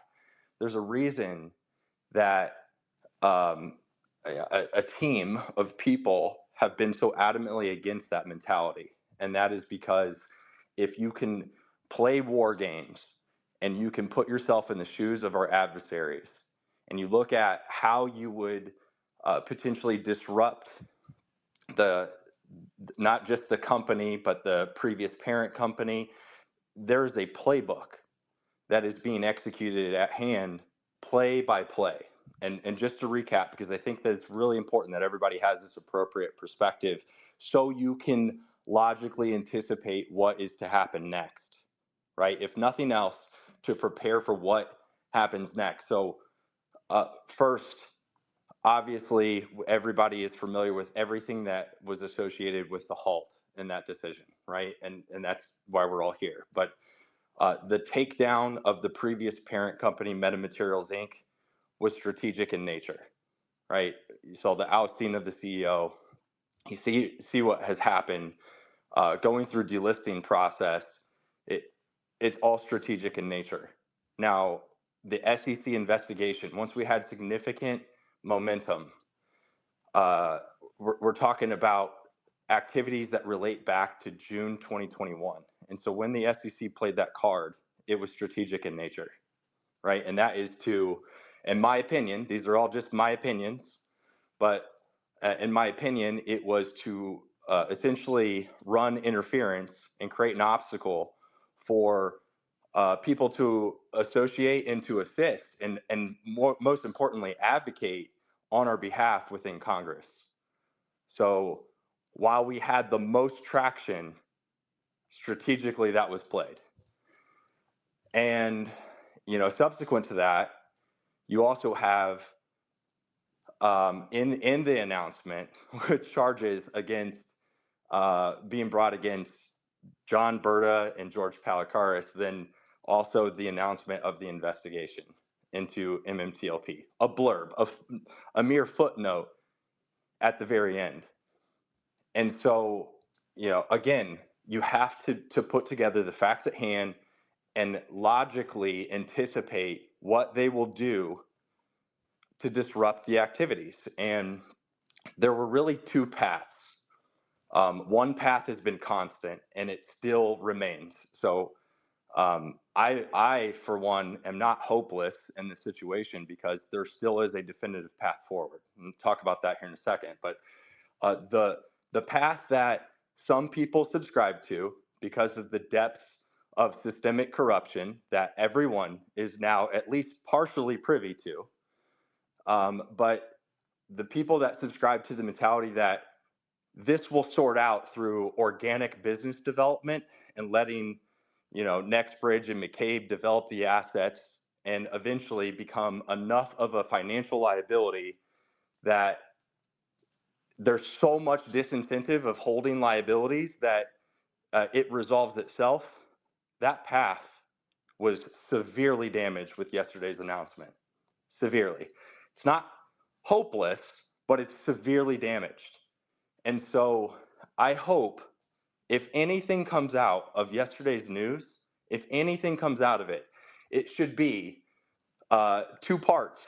One, if you are sitting back and expecting others to fight on your behalf, or you're waiting for organic business developments to pay out and deliver you a resolution, then that hope should be severely diminished, because that path and the assets that we no longer have lease rights renewed into 2025 and going forward, it's not that there's no recourse there, but they are severely damaged. We're deleveraged in that regard. So my hope is that people that were sitting on the sidelines that are kind of watching others do the work, or just waiting because you feel defeated when you try and exhaust your efforts, your own efforts. And it is exhausting, right? It's exhausting to all of us. But when you're doing that and you say, well, screw it, you know what? We'll just let McCabe handle it. It's the differentiator here. And I hope everybody, if you haven't had this perspective to this point, that you gain this perspective today going forward. And that is, the differentiator here is the investment community. That's it. That's it. It's not unprecedented evidence. That's existed before in previous cases. The difference here in regards to MMTLP is the investment community. Part of it is education, right? Where everyone could have a, I don't know, a Twitter degree now on market manipulation that we've earned over, the better part of the last 2 years. So education, advocacy, the inroads that we've made within Congress, within media, those things being leveraged to, again, expand the audience of who's educated, who the bad actors are, what the manipulation actual tactics are, and then the overall awareness of, oh, this is more than one company. This is more than one company that's being subjected to this. That this behavior is, again, part of larger systemic corruption. So to me, it's very important. There's no way to take the news from University Lands and to frame it up in a positive light. It's not positive whatsoever. It's really bad. So everybody needs to swallow that. I'll tell you, it's been a risk, a known risk, because there are known individuals and entities that have been trying to run interference for a long time, and that communication came out from third parties in contact with university lands. So of course they were going to do this. You cut off the business lifeline for the company. What would you do in their shoes? That's what I would do. I would also sit and open an investigation where you get the excuse of investigative privilege to not respond, to not allow company funding, right? You're going to take away their options. They're trying to kill the company. So what can you do? Well, hopefully, again, just to reiterate, those options have been narrowed. The path forward has been narrowed. So if you were not a believer, and by the way, congressional route, attorney general route, these are not foolproof plans. Media route, they're not foolproof. They're unfortunately, again, if you haven't been educated to this point, you will be. They're part of the larger systemic corruption, but it's not universal. There are actual people that recognize the problem that exists and are trying to do something about it. What incentivizes them to actually act? The only thing that does is the court of public opinion. That's what wins them over. That's how they control it. That's why the media narrative is so important. That's why the congressional opinion and the rhetoric is so important. There has to be overwhelming support, because if you have the expectation that Greg is going to go fight a legal battle on your behalf and he's going to win it alone without the support, then we're no different than the previous cases that everyone has learned at least partially about that came before MMTLP. This is not an isolated incident. You cannot be naive to think that this is an isolated incident. It's not. And the only thing that will allow us to sustain and eventually overcome is the work that we put in. That's it. That's the difference. That is the difference between MMTLP and CMKM, right? That's the difference. So the exposure that we've already provided has made it more difficult to put the company in the ground. But the only way, the only path forward is if everybody does their part. And I know that this is literally a kick to the gut. It is. It sucks. It's terrible. We knew it was a possibility, and they appear to have won this round.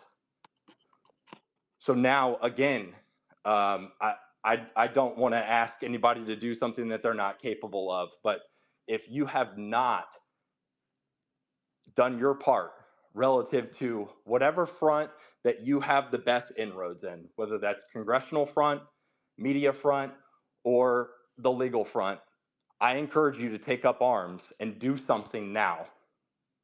You have to do something. I could say, I'm not going to say too much what has already been done in anticipation of a move like this, but there's a lot that's been done in anticipation of a move like this. I have no idea what will or will not be successful. None of us do. But if you just sit back and expect that somebody else is going to clean this up for you, that's not going to happen. It will not happen.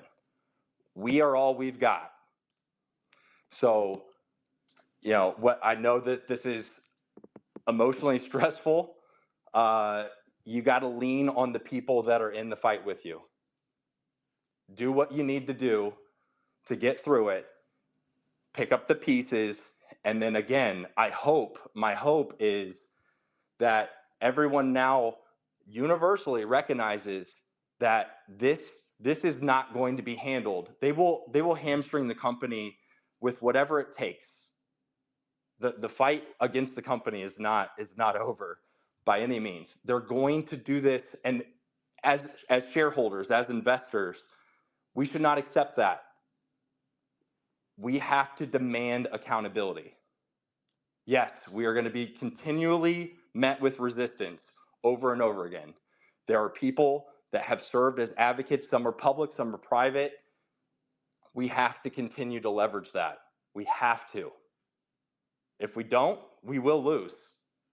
We will. Make no mistake, if you don't do your part collectively, if you lose interest, if you give up hope, the difference with MMTLP from other prior instances, same exact formulas, is the investment community, the exposure that they're receiving from this.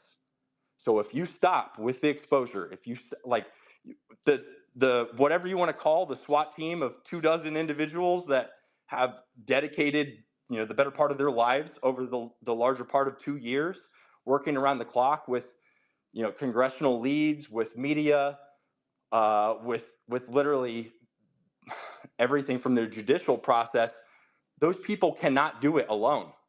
It means nothing without the support of the larger community. So we cannot lose that momentum. We cannot. There's far more to expose. I just hope everybody can kind of band together and pull in the same direction. I was previously annoyed, and I never spoke out against it, with the mentality of, reconciliation's already determined. It's in McCabe's court. In McCabe we trust. Blah blah blah blah blah. Like there's no definitive path here. So to not plan for any contingencies is ignorant. So, we, in some parts, planned for this to happen, knowing that it was something that was realistic, that it was a risk.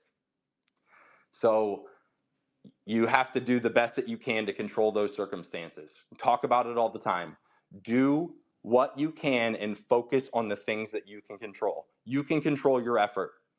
To what degree you can control your emotions right now, if that's your first immediate thing that you need to address, control your emotions and your emotional response to this. But when you come back up, when you're available, when you are able to provide some kind of concentrated effort, we need to be pulling in the same direction.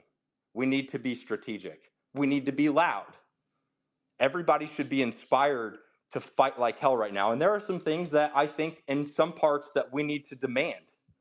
Part of that is relative to communication and strategy from within the company. Some of it is, obviously, there are a lot of cards that we hold in regards to information. There's a lot of cards that the company holds, and valuable information that has to this point not been exposed because they've been held as a point of leverage.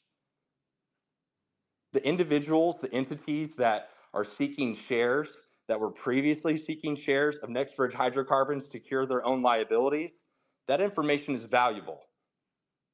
There's all kinds of information that can be leveraged here. I can just speak to what, the people that I trust and that I work with in regards to the situation, that, I believe that we are leveraging the things that can be leveraged in the most intelligent way possible, but everybody has to act swiftly. Time is of the essence. So I hope that people do not give up hope, because there's nothing that is a foregone conclusion. There never has been. No one has all the answers. No one has all the facts. The thing that we can control is the exposure that we can collectively provide as a community. And part of that is through what we've done congressionally, pointing out the conflicts of interest. There are people that literally are chomping at the bit for means of exposing these governmental entities that are captured. Leverage them to the full extent. Leverage them. I think that's it. Obviously, there's a lot. There's a lot to cover, but anyway, thanks, Junk, for letting me get all of that out. Just stream of consciousness. But again, we've got to be on the same page as an investment community right now. We have to be on the same page with what action we take going forward. We have to be.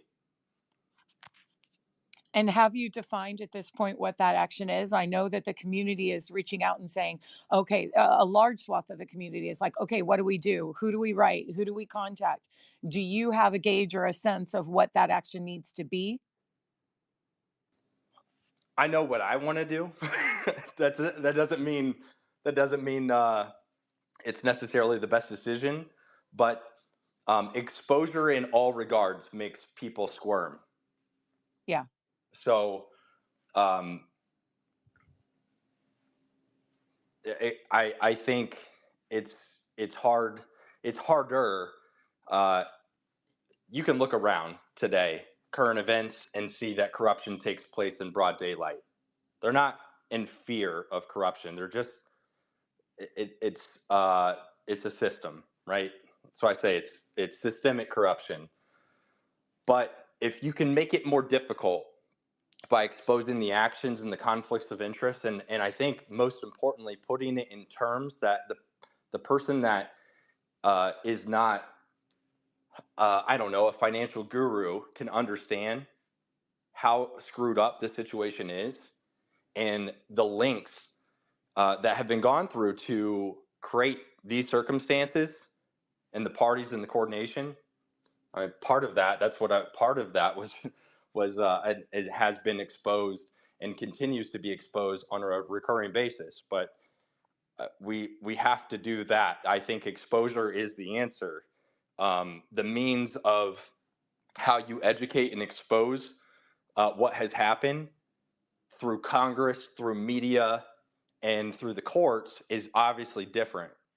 So, catering to those allies that we have on each of those fronts, there's not a one universal answer there. But the piece that is so important, the one constant that we have had, is the community effort and attention, awareness, just general awareness. If I were to say one thing that we have neglected to do as a community successfully and banding together universally with no loud voices in the community pulling against it, is banding the larger retail presence together. Because again, it's like the 10th time saying it, this is not an isolated incident. There are people, I mean, the whole reason 100 is here has nothing to do with MMTLP. I think that's safe to say, Danny, right? He didn't come here because he was an MMTLP shareholder, but he was also subjected to the same exact tactics. Yeah, the but same exact tactics. I came here to arm you, to prepare you for not just the battle that was going to come, but also to help educate so that it'd be easier to manage. And I think a lot of the community understands that more now than ever because of the challenges that you mentally and financially had to take in order to get to this point. So, it's important to understand that this will take everything that you have in order to succeed. And part of that is education and educating yourself, not just on the challenges of the industry, not just the challenges of the regulatory environment, but also the challenges in your own mindset and how you react to things. I mean, God knows I've had my own challenges inside this community in itself, but outside of it, it's been a tremendous learning experience that has prepared me for this moment right now. And the major difference that MMTLP has that the past didn't have, all these other investor communities didn't have, is that the regulatory environment and the access to information is a lot different.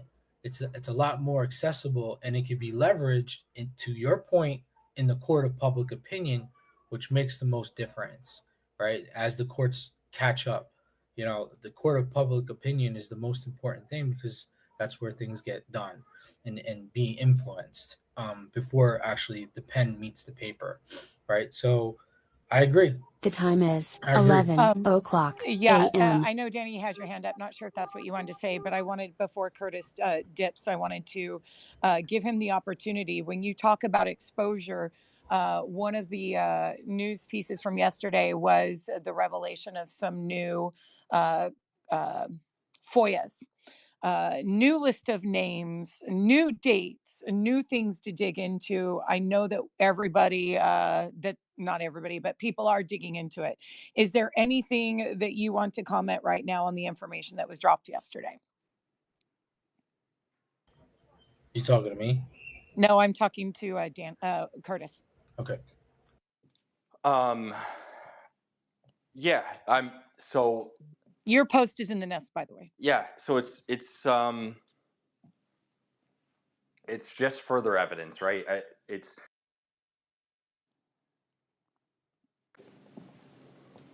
Sorry, I was getting a phone call. Can you hear me? Yes, I can. Okay, so it's just further evidence of what we already know. So, I don't think that it's some kind of revelation that the SEC and more specifically Gary Gensler was keenly aware of MMTLP, right? When he played coy and Mike Crapo's questioning Anna's meeting in the hallway immediately after that. I don't think that's news to anyone that he was being coy. What the context, the missing evidence. This is no different than, to me, when we say, of course, broker dealers were aware of the impending halt, right? They're facilitating all these transactions. Heavily one-sided transactions. Of course they're aware. Of course they are. And then, we have exposure of, who the decision makers are on the UPC committee. Well, that's it's the same kind of formula, right? So when you look at if you believe in coincidences to this magnitude, then there's some really interesting coincidences that right. Gary Gensler happened to meet on what was scheduled to be the last day of trading for Torchlight before the inevitable merger between Metamaterials Inc. and Torchlight Energy Resources. It actually closed on the 25th, the Friday prior, and he happened to have his first meeting with Robert Cook immediately after having a meeting with the entire leadership team of the Options Clearing Corporation, which, if you don't know the significance of that date, June 28th, 2021, it is that. It's also the effective date for the June 25th communication with how to handle the exchange within Options, which were less than 2 months old within Torchlight to begin with. It's very interesting coincidences that all line up there. And then, I don't want to go too far down this rabbit hole yet, but also, if you want to view them, I am of course being sarcastic here, but view them as coincidences that on December 6th, 2022, the date that everyone knows is the first corporate action that's finally published after being requested in late November of 2022, and that corporate action being posted was prompted, at least according to his claims, by Pete Sessions issuing a letter directly to FINRA. And again, very coincidentally, Chair Gensler has a meeting, a 5 p.m. meeting on December 6th with the entire U.S. House of Representatives House Financial Services Committee. On which Pete sits. On which Pete Sessions sits. It's just very interesting, right? So all these coincidences that are occurring, and I'm not even going into the Ken Griffin private meetings, the Patrick McHenry private meetings, the meetings that took place immediately subsequent to prior to the FAQ release and immediately subsequent to our response, the off-cadence meetings. With any of these regulatory bodies, you have regular recurring meetings with Federal Reserve Chair Jerome Powell, but then you have off-cadence meetings where all of a sudden the schedule is disrupted, and you can look at the time and the dates of these meetings, and it warrants some questioning, and those questions are being fired away. But it warrants the questioning from the general public, from us, because when there is, again, beyond coincidental circumstances that anything by itself you could dismiss as merely coincidence, collectively, there's no way that you're going to come up with the conclusion that these things are all coincidental. So especially when it's off cadence. Yeah. And these things will be brought up, I'm assuming, within court. But, you know, I think it's just, again, further evidence of some of the things that we have asserted but could not necessarily prove. And when there's additional evidence to follow up, it's that much more damning. So, Curtis, let me ask you a question really quick. The meeting that was on the last day of trading of Torch, was the OCC by any chance a representative in attendance at that meeting? Do you know offhand? For which I didn't hear. The meeting that was held with Gary Gensler on the last day of trading of Torch.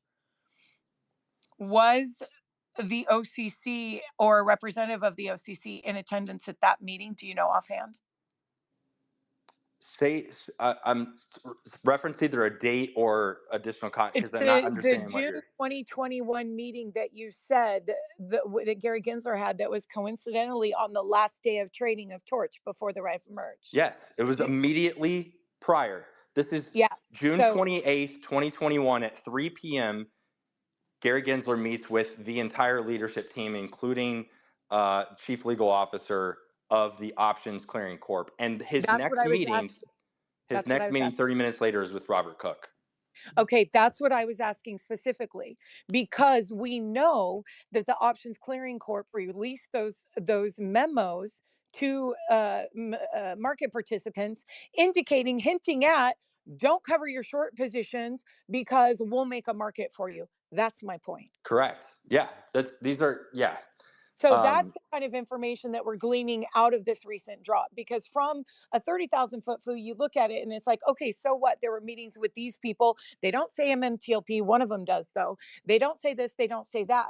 But when you plug it into the already benchmark, landmark timeline points of what's going on, it builds the case that you're talking about. It's like the points of failure that I've discussed. That list is increasing. And when you plug their actions into those points of failure, it creates a whole different context for what was going on.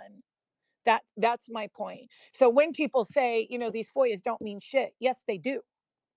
And not only that, these FOIAs are giving out a listed name, which honestly, I was stunned Gary Gensler's name was not redacted. But when you look at the people that are listed there, that opens up a whole new world of people to FOIA. So anyway, just wanted to touch that point in particular. Hey, Dub Fan, I see your comment. Dub Fan is asking, was the FOIA drop intentional by the SEC? Grab a mic, Dub Fan, and let me know what your line of thought process is on that one.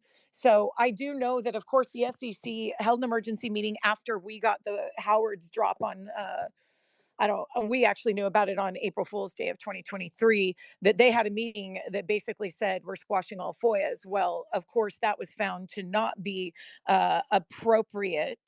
And so, hey, Busy, tell me how you know that. Confirm that that's how you know that. And so, they had a meeting that basically said, we are not moving any FOIAs forward. And then the FOIA review process said, no, that's not appropriate. And we are employing different strategies to get these FOIAs. And so I don't know that it was intentional, but, Dub Fan, grab a mic, give me your thought process. 100, I know you have to dip. Did you want to add anything before you do? I mean, no, I think you guys covered most of it. I just want to make it clear that, the reason why I came into this community, not just to help, highlight the challenges that are here, but also to learn how to defeat this enemy, right? Because you can't just do this by ourselves. Every community has to be involved, and we have to understand how they use their weapons against us. And you're starting to realize and understand that that level of interference is very broad, and it's going to continue as we get closer to be over that target and be able to succeed, beating this enemy. So stick together, hold a strong mental mindset, even though it's going to be extremely challenging. Rely on how you react to things and try to slow things down in your mind. If you need to disconnect for a little while, and then reestablish your faith in a higher being and into yourself as well. Trust in yourself that you'll be able to survive this. But the only way you can survive it is one, through education, and through self-gratitude, that you actually have the ability to make that difference, but you do it one step at a time. So believe in yourself and continue to work hard. That's it. Okay, thanks for that. Curtis, is there anything you wanted to add before you have to dip? Yeah, I mean, just to hammer the point home, because there's a lot of information coming. And I think what helps me when things are fast and furious is just to take a step back, and you need to just break things down into the next steps, right? Yeah. With any kind of challenge, you just need to keep your eyes and your focus and attention on what you can do next, right? As soon as you come to grips with the situation, everybody digests that and responds to it in a different way. But the most important things are, what are the next steps? What is within my control? What can I do next to make this situation better? What can I do?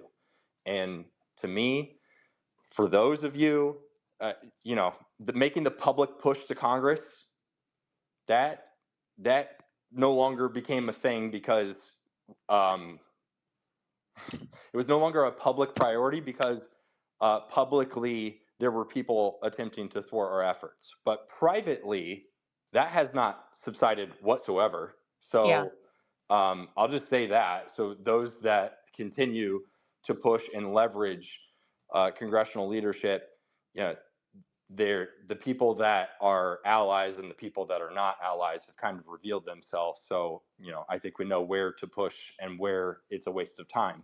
But the most important thing that we can do, in my opinion, collectively as a community, is to stop putting up the walls, right? Stop trying to say it's us versus the world, and start embracing that there are other people that are empathetic to this situation because they've also been fucked over in the same exact way by the same exact entities, and welcome them with open arms and leverage them.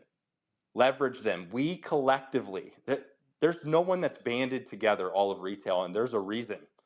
And that is something that these collective entities, the bad actors, are extremely fearful of. And that's not just me saying that anecdotally. They have intentionally put in these characters to create these walls between investment communities, like we're all pinned against each other.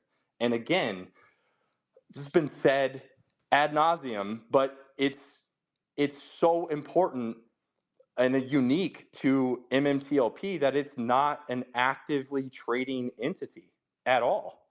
So there is no investment. There is no competing investment. It's really easy for us to overcome those objections that you would get from other communities saying, that notoriously the GME and AMC communities were pinned against each other, absolutely pinned against each other with, some outspoken retail leaders and influencers, if you want to call them that, within those communities. They were pinned against each other. And I think it took a long time for people that were caught up in the fray to take a step back and go, wait a minute, I'm not fighting against other retail investors for investment or stealing my investment or stealing any kind of financial momentum that the company may or may not have.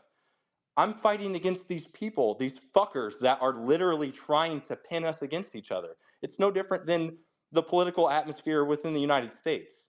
Absolutely.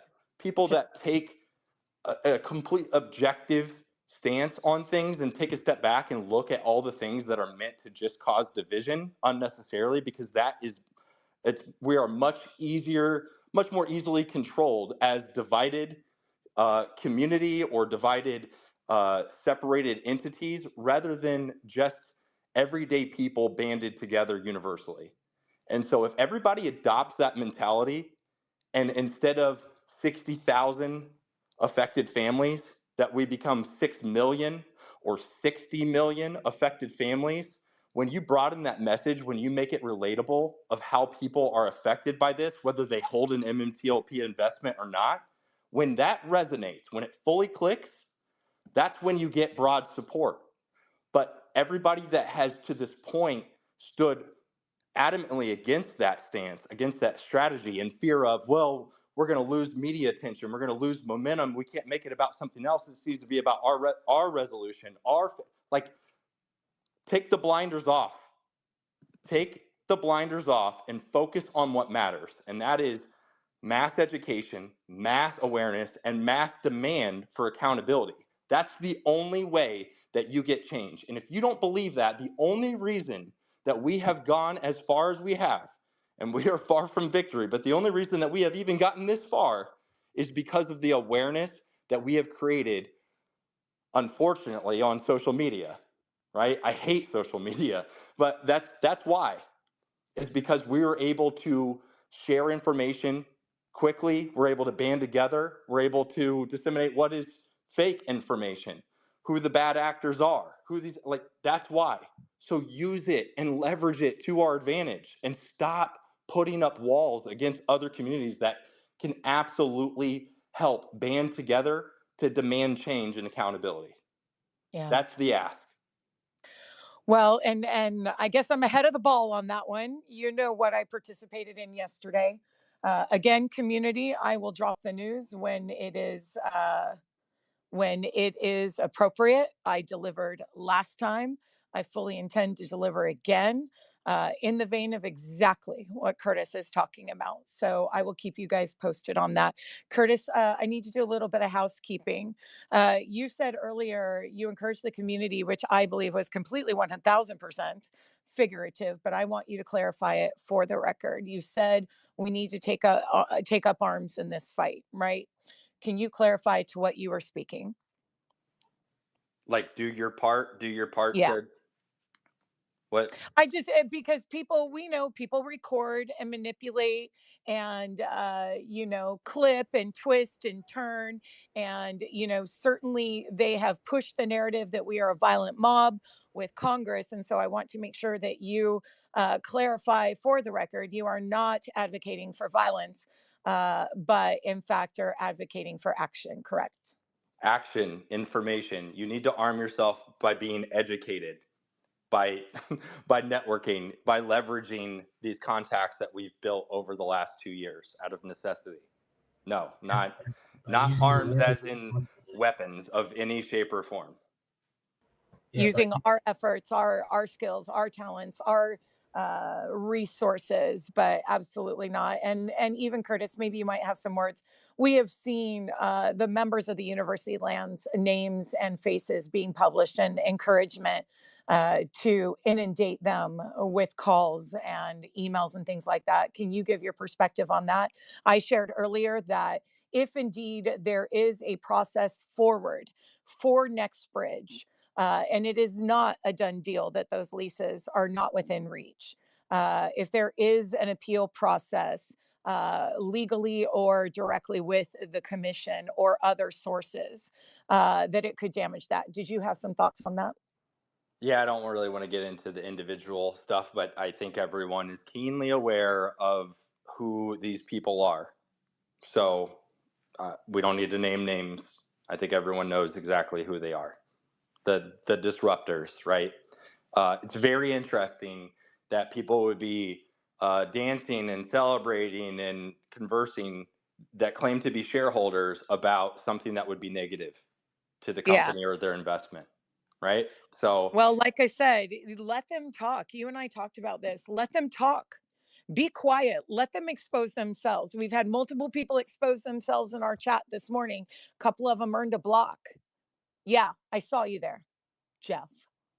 So let them expose themselves and be about the work. The best revenge is for us to keep up the fight, not physically, but with information, with facts, with effort, with exposure. That is how we are going to defeat them. So thank you for that. Just wanted to get that on the record. So, okay, Curtis, is that all you want to say before I go to positive? Yeah, thanks for hosting the space as always. Yeah, hang on to your mic. I know you need to go, but if you don't have to dip, hang on to your mic just in case you get another burr or another quarter for your box. So I appreciate those thoughts, and thank you for making that so succinct for the community. Nick and James, throw your hands up in the air, CC, if you want to make a comment. Until then, I'm going to go to positive. Good morning, positive. Welcome to the mic. What are your thoughts this morning? Good morning, Junk. Thanks for the space. Yeah. I want to talk about the Bibbins thing again. Now that we know that Gary's been involved in a lot of stuff that has to deal with us, why don't we try starting one of those? I don't disagree. What he's talking about, guys, is I posted about this last week, a Bivens action.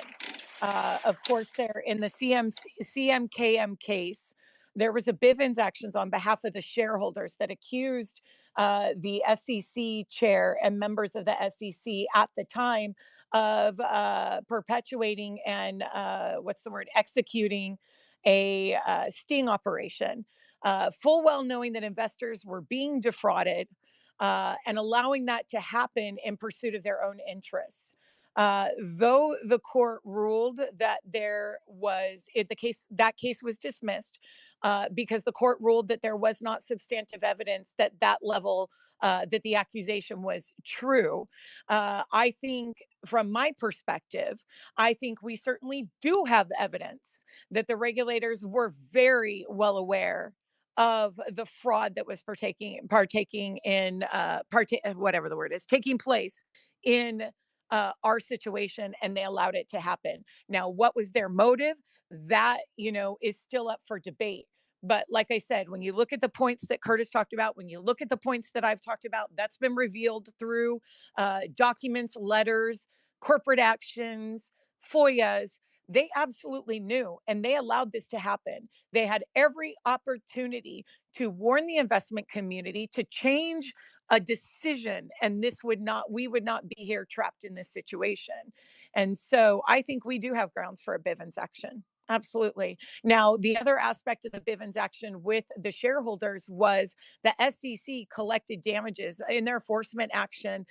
They collected monies. Those monies were promised to go to the shareholders, and they did not. They ended up in the Treasury. So that was also part of the Bivens action, but that is not necessarily where we are at right now. But no, I think as more and more information is revealed, that case gets stronger. Positive. So I think I think kind of the whole point of this conversation this morning, as well as, informing the community about what's happening, informing the community about the possibilities of what may come, but to let everyone know that our fight is not over. It is not. Let the shills say that it's over. It's not. The work is continuing. As Curtis said, as Busy said, as I've indicated, we had strong inclinations through work that we're doing that this was a possibility, and there was groundwork being laid. We have advocates that you guys don't know about. There's a reason for that. We don't make those things public, and those efforts are being worked. Believe it or not, at this point, I really don't care. But all I know is Curtis delivers, Busy delivers, I deliver, others deliver for this community. And we're going to continue to fight and deliver. Nick, welcome to the mic. For those of you that don't know, I'm assuming it's okay that I share this, Nick. Your name is on it, but you are the source of the FOIAs. So thank you for your tenacity. Thank you for your stubbornness and your insight in getting through and navigating through that system and being creative in the way that you were requesting the information so that we could capture that information. So did you want to share some of your thoughts this morning? Yeah, I just want people to think about this. Well, regarding that last FOIA, I sent that in January, and it took almost 9 months for it to come out. But we can't go in there with certain keywords, like Correct. You can't ask for NextBridge or MMTLP or anything like that. But if you could pull up Gary's calendar, and one thing that caught my eye were, some meetings he had in December. So I requested minutes for the meeting, and then, any email conversations that would be surrounding that event. And now, now we got like a list of like 30 different names, 30 different individuals that we could go after looking for information. So now that that's out there, I would encourage everyone to, put in requests of certain individuals listed here around that time frame, because I think eventually we could probably put this all together and it will help frame the story of what really happened in December. Yeah, and definitely piece by piece. I mean, when you look at that list, Nick, of the people's names that were revealed, and look into who they are and who they represent, I don't think there is any coincidence that some of those meetings have included their investor relations people, right? Was that meeting on the 23rd the impetus for the FINRA? Yeah, I mean, it could, Those are yeah. questions that need to be had. And if those blanks can be filled in, now that we have those names, not only that, Nick, a good FOIA, in my opinion, not that I'm saying that the SEC had any negative impact on the lease decision, but I would love to see if the SEC had any communications indirectly or directly with university lands. Yeah, that would be interesting. Yeah. Not putting Nexbridge in the title, but just say, has the SEC had any communications with university lands, especially, I would say, in the last 6 months? Yeah. So, it's certainly more opportunities for more FOIAs. Go ahead. Yeah, no, that would be great. I just, the other thing we got to remember here is criminals always get caught because they're lazy. And for something, and they're arrogant. Well, right, they can't help themselves. They have to gloat. For something of this magnitude, I mean, they have to have a lot of buy-in from different individuals, and there's going to be someone that's not in this all the way, or there's going to be individuals that don't care, and they're the ones that are going to slip up, and that's where we're going to get, good leads from. So, I mean, we got nothing to lose at this point. So just keep knocking on doors, keep making requests. I mean, if they want to drag it out 6, 7, 8 more months, I don't care at this point. I'm just going to keep prying and keep asking questions. Eventually, it's going to come out. Yeah, I agree. So I got a bunch of more requests in. Hopefully we get some new information here that will help us put this puzzle together. Yeah. Well, and we're certainly, of course, when that information come out, groups were mobilized and are certainly trying to take the dates of those meetings, the names, plug them into our existing, timeline of, and that's when things like what I discussed with Curtis are revealed. We know the OCC memos, they hinted, even though the company made it very clear that they had no intention of this trading, hinting that, oh, don't worry, guys, we'll make a market for you. And indeed, that's what they did. And to know at the same time they're meeting with the SEC. Yeah, it's that's where we plug in. And it's not that we, know everything about that interaction, but it's creating the questions that somebody in a position is going to want the answers to. It's like Scott says, I'm creating enough doubt or impetus in the judge's mind to want to know more. And that's what we're going to continue to do. And appreciate all your efforts, Nick. I know that you have been quietly pursuing this continually, and we're seeing the fruits of that labor. You also indicated, I'm not sure if you want to comment on any future FOIAs or current FOIAs that you have as well. Yeah, no, I'm just going to say, I selected quite a few names out of here, and all those requests have been submitted and approved. So they're doing the research right now. We'll see what I get back, but just got to keep hammering these people.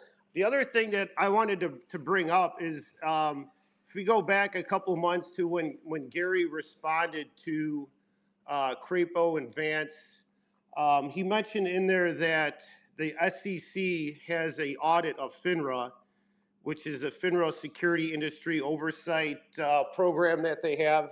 Anyway, I did try to FOIA those documents because, it's under, my impression is that the SEC is not adequately doing their audits of FINRA, because if they were, this stuff would have been caught, right, at some point. So I was trying to get like the 2022 audit, the 2023 audit, and of course they shut me down. But why I'm telling everyone this is because maybe we could get one of the senators that are on our side could ask the SEC to turn over one of these audits. Like, let us see what you're, come on, you said in your letter that you're auditing FINRA. So something this big had to have been caught in an audit, right? You would think. Also, there are other audits that the SEC does. They do a broker-dealer examination audit. So like if you go back to DJT, when they, in their 8K, they listed a bunch of broker-dealers that they suspected were manipulating their stock, right? All those broker-dealers are audited by the SEC. So I try to get audits. I try to get records for all of those as well. And of course, I got shut down. But, it may just be another avenue. If someone could talk to we know there's a couple senators on our side, so maybe one of them could press the SEC to turn over some of these audits. Like, let's see, are you doing your job or not? Because if you're doing your job, you're going to see that a lot of these broker dealers are probably way over leveraged in certain areas, or you may see that FINRA is overlooking certain things. It all has to be there. Yeah, and if you listen to what Gary Gensler said to the committee, he actually, through sin of omission, did not give them the full truth. Right. Okay, so he said, well, I think we review them for following their own rules maybe once a year. Well, I read to you guys on Monday. That is not the extent of their oversight of FINRA. Not only do they review them, they have a hand in their rules. And in fact, they have the authority to override their rules. And so it is more than simply we check in with them and make sure, you good, we good, okay, we're good. It's more than that. Not only that, Nick, you bring up a good point, because we filed complaints with the SEC regarding FINRA and their violation of their own rules when it came to the corporate actions and the U3 halt. That warranted an investigation. How much do you guys want to bet that hasn't happened? Yeah. And it's been more than a year. Yeah. We filed complaints that warranted a review. And if indeed it took place, where's the record of it? So it's a good question, Nick. Yeah. So just everyone keep that in your mind. There is examinations that are supposed to be taking place yearly of FINRA and broker dealers. The SEC does have that information. I couldn't get a hold of it, but somebody listening right now may know a way to get a hold of it, or someone that is part of that department. And here's the other thing. I mean, something I learned in the military, when you want to get information out of somebody, you don't necessarily go straight to, the direct source. If you know a person is involved in something, maybe a lower level person, ask them out to go bowling. Join a softball team with them. Hey, let's grab drinks. And then start asking questions once you become established and have some kind of relationship with these people. I mean, there's a lot of different ways we could play this game, but there's so many other individuals involved rather than the top brass. Look at some of the people that work for the top brass. Just something I wanted to throw out there too. I mean, it's a really easy way to get information by, pretending to be someone's friend. Yeah. So, well, thank you again. Thank you for that, Nick. And, if anyone has any questions, Nick, are you available to answer questions regarding FOIAs? Yeah, my DMs are always open. So, okay. Thank you, Nick. I appreciate it. Appreciate your thoughts this morning. James, go ahead. Hey guys, who do you guys actually believe that our allies are? People that we can continue to press, people we believe that are actually on our side. I know, Chris Rose is not in office. I don't believe so, but I heard he was going to chime in on what's currently happening. So you're wanting us to name our advocates in Congress? Yeah, that's not going to happen. Sorry.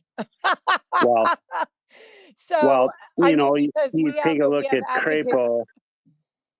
You look at Crapo, and he has a better record in our community than Norman does. Stuff like that.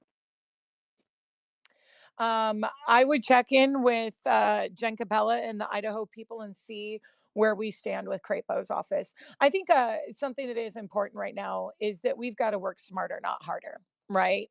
So I think whatever approach we take needs to be somewhat targeted. But it's a little bit difficult to do, though, admittedly, James, when we have got advocates that we have never named publicly. We know that we're experiencing interference in Congress. They gloat about it, right? Obstruction of a congressional investigation, right? And so we can't name those people publicly. Yeah, I would say, continue with your representative. Remember back to DJT when Devin Nunes filed the letter to the 4 committees. There's a reason that he who is arguing the same thing that we're experiencing, put those 4 relevant committees in his and that's who his letter was addressed to. That may be a place to start if one of your representatives is someone that serves on that committee. Otherwise, I don't know. We need to, listen to what Curtis said. Take that to heart. Obviously, Texas people are working on sessions. Yeah, unfortunately, it's just we are working more stealthily. So no, we're not going to name them publicly. Yeah. Mike's asking where are those FOIAs? Mike, are you talking about the ones that we're discussing this morning? If so, they're attached as Appendix B to Scott's filing. So we actually haven't even discussed that yet. So guys, Scott Trott v. Rubenstein. Let me go to the post about it. And we've kind of skipped around. I still have some other thoughts that, I want to share with you. Yeah, I love it when my listener count goes down because I've booted shills. Anyway, okay, let me go down and find it. I can put it up in the nest as well because, like I said, Appendix B on Scott's filing are the FOIAs documents. So let me go down. Let me find it. Looking. Okay. So guys, a couple days ago, yesterday, Scott announced, said Schwab jumped the gun at 9:30 p.m. last night. I believe that was Monday night.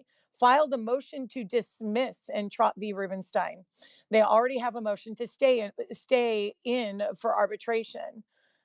We have now alerted the courts of the SEC FINRA post U3 halt meeting that took place on or about December 23rd, 2022, and the likely, upon information, I believe, goat rope that took place there in the meeting.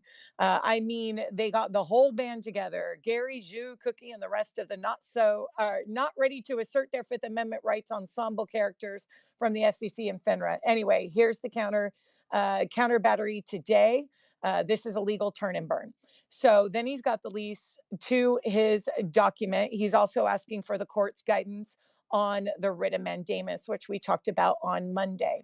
So if you go, let's see, back to my post, meeting, what meeting? So anyway, guys, it is located in that document. Again, there is some interesting information. But Scott filed, like he said, a motion to strike Schwab's motion to dismiss. Why? Because they already had a motion to compel arbitration on the table that had not been ruled upon. And according to the procedures of the court he's in, that is not an appropriate action. So we will see what happens if the court takes that under advisement and makes a ruling on that. Now, guys, it's a procedural. The judge can rule on the motion to arbitrate. And if she rules in Scott's favor, considering the spoliation, then we could see that motion to dismiss pop right back up. I expect it to. So, but again, just another opportunity for Scott to punch back. So we've got a couple requests on the mic. Give me just a second, guys. So, hey, Junk, just tell everyone item 6 in his court documents explains the newly added FOIA documents. Okay. So guys, I'm going to pop that up into the nest. That's available for you. You can check his Google Doc and go down to item 6 and then look at Appendix B. Let's see. Marcos, did you want to chime in here this morning? Yeah, good morning. Good morning, Savy. Good morning, everybody. Yeah, I posted yesterday right after, like a couple hours after Scott made his post, I posted the emails separated from his lawsuit. And I also made a list of all the names that are on that email chain. Yeah. And we're looking at 46 names there and 7 institutions were participating in that chain. So for a ticker that doesn't trade anymore, potentially. Yeah. Yeah, I mean, I think Nothing this is a wrong here, very folks. Move along. my reading of this is a very high level meeting that happened on December 23rd. Yeah, it's and to think that they were not talking about MMTLP, right? You know, and well, and if you look at the events, redaction in the the events subject also the events that preceded that day, because right after the halt, people were harassing FINRA, and they decided to work from home for a week, right? So to think that allegedly, yeah, but still to think that they would not talk about this on the meeting, strange. That'd be strange. Well, but anyway, I put the post in the nest. Okay, thank you. What I was going to say is, if you look at the subject matter redaction and look at that 5B code or B5 code, look that up. It has to do with potential legal action and investigations. So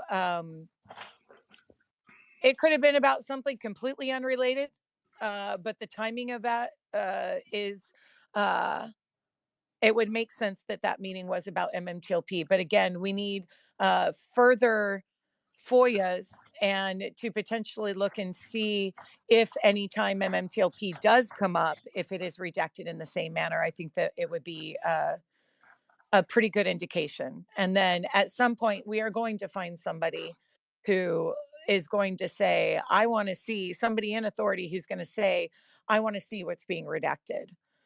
So we shall see. We shall see. So thanks for that. Hang on just a second, Marcos. Sika Star, did you want to jump in here this morning? Yeah, real quick. Good morning, everybody. This call is being recorded. There's a lot of good information from Nick, from Curtis, from Marcos.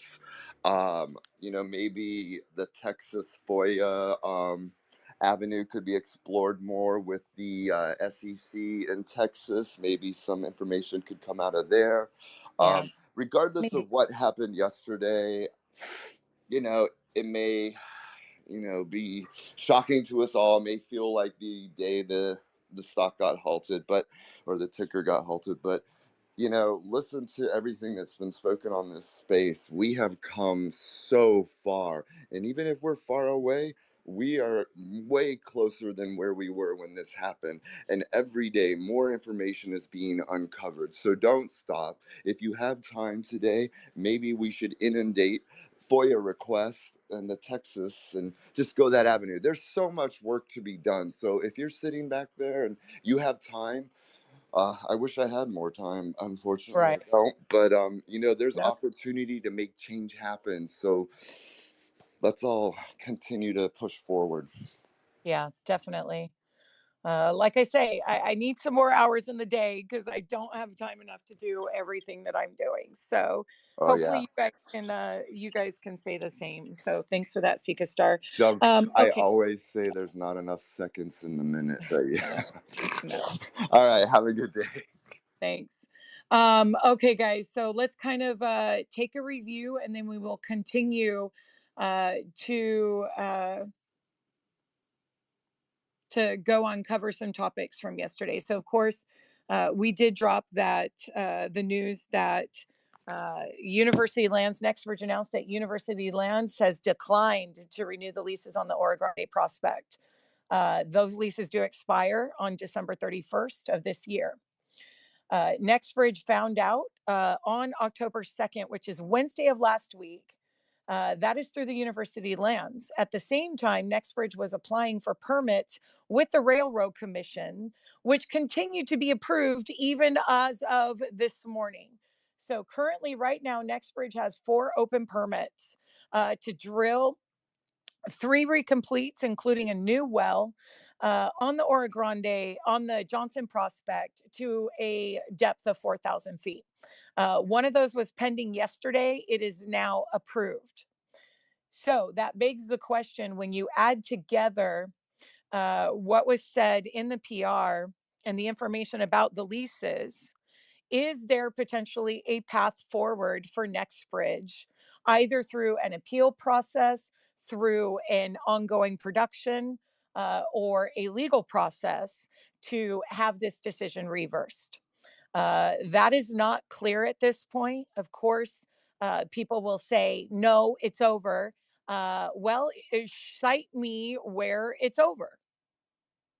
Show me in the leases where it says that the University Lands can unilaterally, without cause, terminate a lease, not a renewal, but terminate the current lease. So in the Nextbridge, I'm going to read it. And guys, we've got people that come in and out. So I apologize if you're not up for a review. But it does say the company is disappointed to announce that University Land's decision not to extend our subsidiary DUA agreement for the Orogrande assets, guys, DUA Development Unit Agreement, those are the leases, which expires on December 31st, 2024. University Lands has also sought to terminate the development unit agreement effective immediately, which the company has not agreed to. Why would the company not agree to it if it was, quote unquote, over? I believe that is because it is not. I believe that they have a path forward, whether it's successful or not. I don't know. I don't know what that path is. But I think that is a significant statement. And I don't know if the company's agreement is necessary. They, of course, are in a contract. The company has not violated the terms of that contract.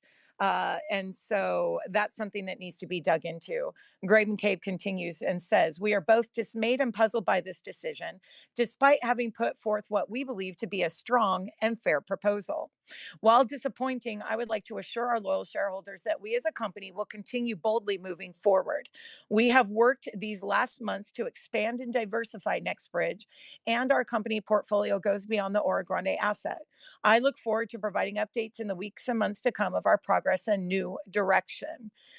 So, of course, I said it. I've been saying it for weeks, if not months. We need more communication from Nextbridge. I've asked people, what exactly is it that you want to hear? I know that we are, Busy and I both have advocated for Mr. McCabe or a representative of the company to join us on Spaces or to host an investor call. Those pleas are getting louder. So that is a point where an appearance, even if just by voice, of the leadership of this company could go a long way. And we discussed that extensively earlier. So even if he cannot give details, he could literally explain, we are moving forward. There is a process. And we are, engaging in that process to appeal the decision of University Lands. If there is not, he can say that as well. So there are things that he can say without giving details that I think would go a long way with this community. So we will continue to advocate for that, as we have already been doing in the last months. Okay. So I went over the leases. We already have 4 of them. And why would you continue to put out time and expense on leases if you already knew that your leases were not being renewed? Why would, and guys, these are questions, I'm not answering them, I'm just asking questions. Why would you move forward with leases if you did not have, especially considering the uncertainty around a potential capital raise on the 40 million shares, if you didn't already have some funding established? We, of course, have not heard about that. The S1, where does that stand? Is that going to be approved? All evidence or lack of evidence demonstrates it has not. I know that people have speculated, in my opinion, incorrectly, that the 40 million have already been sold. Do I think it's possible that with the refiling of the S1, that potential parties may have at this point already contacted Roth Capital? It's possible. Do I think they're sold? No, I do not. There are still some filing thresholds that need to be met. Number one, the price of the shares need to be filled in on the S1. But we have no indication it's been approved, allowed to move forward. We have no indication whatsoever that those shares have been sold. And we have no indication that the SEC has given feedback either. So again, we are still in a void without information, and we need to keep our eyes and ears open. We talked a little bit about the FOIAs that were dropped yesterday. Nick, of course, thank you for that, Nick. And those are already being put to use. Scott put them in his filing, the motion to strike Schwab's motion to dismiss. He also indicated that he is requesting a response from the judge on his proposal for the writ of mandamus, which is demanding 2 days of trading under the supervision of the court or an appropriate authority. So that is continuing. Let's see, what else do we talk about, guys? Let me get some hands and then I'll go ahead and continue. Go ahead, James, and then we'll go to Bishop. Sorry, guys, my fuzzy. Go ahead, James. All right, so I hedge my position. I am heavy in book entry at AST, and I know you have some shares at AST as well. Most of my shares. So when you talk about terms, or it's thrown out there, subsidiaries and this and that, what assets do you know that book entry shareholders actually own? Well, let's talk about it in terms of this. What assets does NextBridge own and hold? Okay, so Hudspeth is a wholly owned subsidiary of NextBridge Hydrocarbons. Hudspeth is the holder of the Orogrande leases. Okay, so therefore, NextBridge, as a holder of Hudspeth, holds those leases, and those are in our asset portfolio. There are also the Hazel and the Oklahoma properties. Those are also assets. The Louisiana properties are assets of NextBridge Hydrocarbons. Now, I will say this, if you look at the financials, and by the way, this is all detailed in their financials, in their 8K and their 10Ks, right? So you guys can read those in details as well. If there have been any further acquisitions, NextBridge has not announced them yet. Okay. But they did change the nomenclature in the description of the company to include an acquisition company. And Mr. McCabe just told the shareholders that that is definitely a path forward. So I will say, though, the Hazel and the Oklahoma, I don't know how many exact wells that are, but I do know they operate at a deficit. That the cost to maintain those is more than currently what they're producing. Now, could that production be increased? Yes, it could be. Well, actually, I don't know. Actually, I shouldn't say that. Sorry, guys. Scratch that. Delete. I don't know if it can be increased, but we've said all along that we are not necessarily invested in just the Orogrande, that we are invested in NextBridge Hydrocarbons. So here is my point with that. The loss of the leases is a blow. It's a huge one, not gonna lie, right? But does it mean that NextBridge is not an ongoing concern? No, Is it going to be an ongoing concern with the potential that it had with the leases? Right now, no, not until there is further acquisitions. Nextbridge does not have a lot of money. So how are they going to do that? Well, they can do it through share deals like they did in Louisiana. If for any reason that the 40 million share offering is approved, they can raise capital, use that capital for further acquisitions. That is assuming, well, not assuming, whether they move forward in any appeal process with the Orogrande or not. They can still use a capital raise to diversify, including purchasing interest in already producing wells that could bring some revenue into the company immediately, right? So does Mr. McCabe have the ability to raise private capital to make further acquisitions? Yes, he does. Does he have the ability to partner on potential acquisitions? Yes, he does. Could we potentially see some news about that? Yes, we could. So the notion that if indeed the lease situation is permanent and we have indeed lost that as an asset for the company, then could Nextbridge continue as an ongoing concern? Yes. Could they also file bankruptcy? Yes. We don't know yet. I don't think it's imminent. I think it is a last resort. But let me also say this, as we saw with Sorrento, there, and what I believe we are going to see with MMAT, that there are opportunities within bankruptcy to expose the counterfeit shares. Look into Sorrento. We've talked about it over and over again. There is a pathway forward in that respect. If Nextbridge chooses to pursue it, or as shareholders, if we choose to pursue it. Okay. When it comes to Nextbridge is an ongoing concern. That they are an ongoing concern, I think, is incredibly important, though. We're invested in Nextbridge.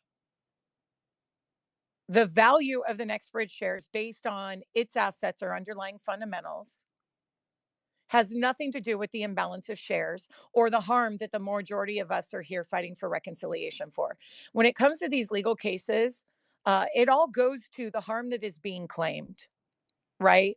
So, for example, I've told you guys many times, I made my investment decisions based on, in part, the directions given to the public by FINRA regarding the corporate action.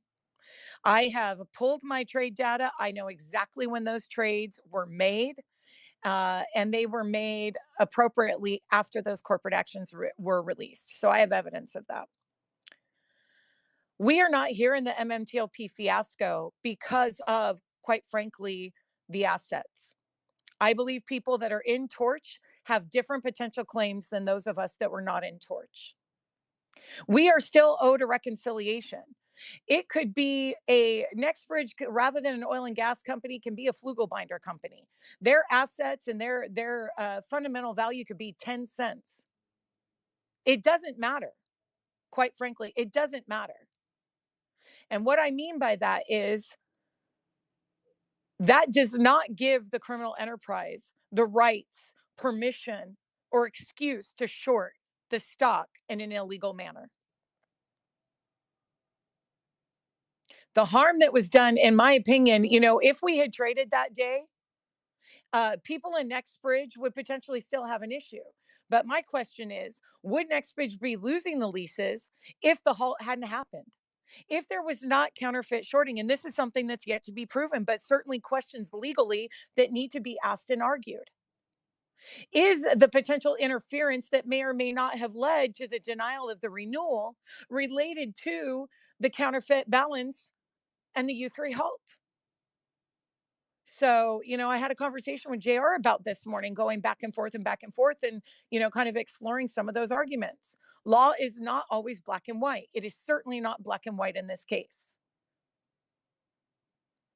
We are still owed a reconciliation. The harm that was done to us has only been exacerbated by the lease denial. So legally, do I believe that we have a path forward? I do. Do I think it's over legally? No, it isn't. Let me also make a comment on this. There's a lot of FUD going around, a particular The time individual is saying 12 that those of us that o'clock transferred to p.m. AST are, out of luck because we left our brokers, and if there's a class action that we can't participate. That is not true. I sought legal counsel before I transferred my shares. What is happening now does not negate the harm that was done to me by the regulators, by the brokers, and by the market participants. Just because I moved my shares to the transfer agent of NextBridge in the company that I never wanted to be a part of, and I'm in that company because of the actions of others, do not negate my claims in any potential case. Again, it is what is being argued. It is not black and white. If your claim, like in intercoastal waterways, is that you did not, well, okay, let me not say it that way. Let me say, because I don't know what the implications are for that case, it ain't my problem, right? But if your claim is that you've been defrauded because your broker can't deliver your share, and there certainly are people that have that case, especially in TradeStation. Could this have a potential impact if NextBridge is no longer an ongoing concern and goes away? Yeah, it could potentially have an impact on a case like that. But if NextBridge continues as an ongoing concern, irrespective of the value of the company or the shares, then you would still have a path forward. Again, it's about the arguments that you're making. And there are certainly arguments to be made. But am I at any potential disadvantage for the harm that was done to me by being in NextBridge? No, I am not. And that is FUD. And you're not a lawyer. Neither am I, but I did consult one. So all that to say is we don't know what the full implications are going to be because we don't know what the end is when it comes to those leases. All I'm asking the community is to continue to control what you can control, continue to spread awareness, continue to fight until those blanks are filled in. Continue to research. Please, somebody go dig into those leases. I'm sorry, I don't have time. I've read them before, but I don't remember any particular details. Does University Lands have the right to unilaterally, without cause, terminate current leases? If not, does NextBridge still have the opportunity to develop the property? And what purpose does that serve in the potential renewal of the next lease? So those are things that need to be dug into, guys. I would appreciate it if somebody would do that. Go ahead, Bishop. Bishop, are you there? Hey, can you hear me? I can. Okay, cool. Yeah. So I actually, this is why I raised my hand, is because I actually have the lease pulled up and I've been reading the hell out of it all morning. Okay. And to be clear, there's two separate issues that you're talking about here, and I don't want to conflate them. The first issue that you're talking about is the early termination, right? Right. That is a very eyebrow-raising concern and question that arises from this is why would they want to terminate early? Correct. What grounds are they citing terminating early? They have to cite some kind of material breach. We know. So do they have to cite a material breach, or can they do it without? So from the lease that I've seen and what I've been reading on Justia, there is no ETF or early termination or anything like that. So they would have to cite some kind of breach or clause as to why they want to terminate early, which is why McCabe and NextBridge has obviously said that they don't need to, or that they're not agreeing to that. Now, if NextBridge agreed to it, then okay, cool, both parties can walk away, we're good, indemnity and all that fun shit. That's the first issue, and that's the big question mark that we don't know. However, according to the lease agreement, and this is the second issue, according to the lease agreement, there is nothing stopping the University Lands from taking their football and fucking off and going, pardon my language, but taking their football and going home and choosing to not renew.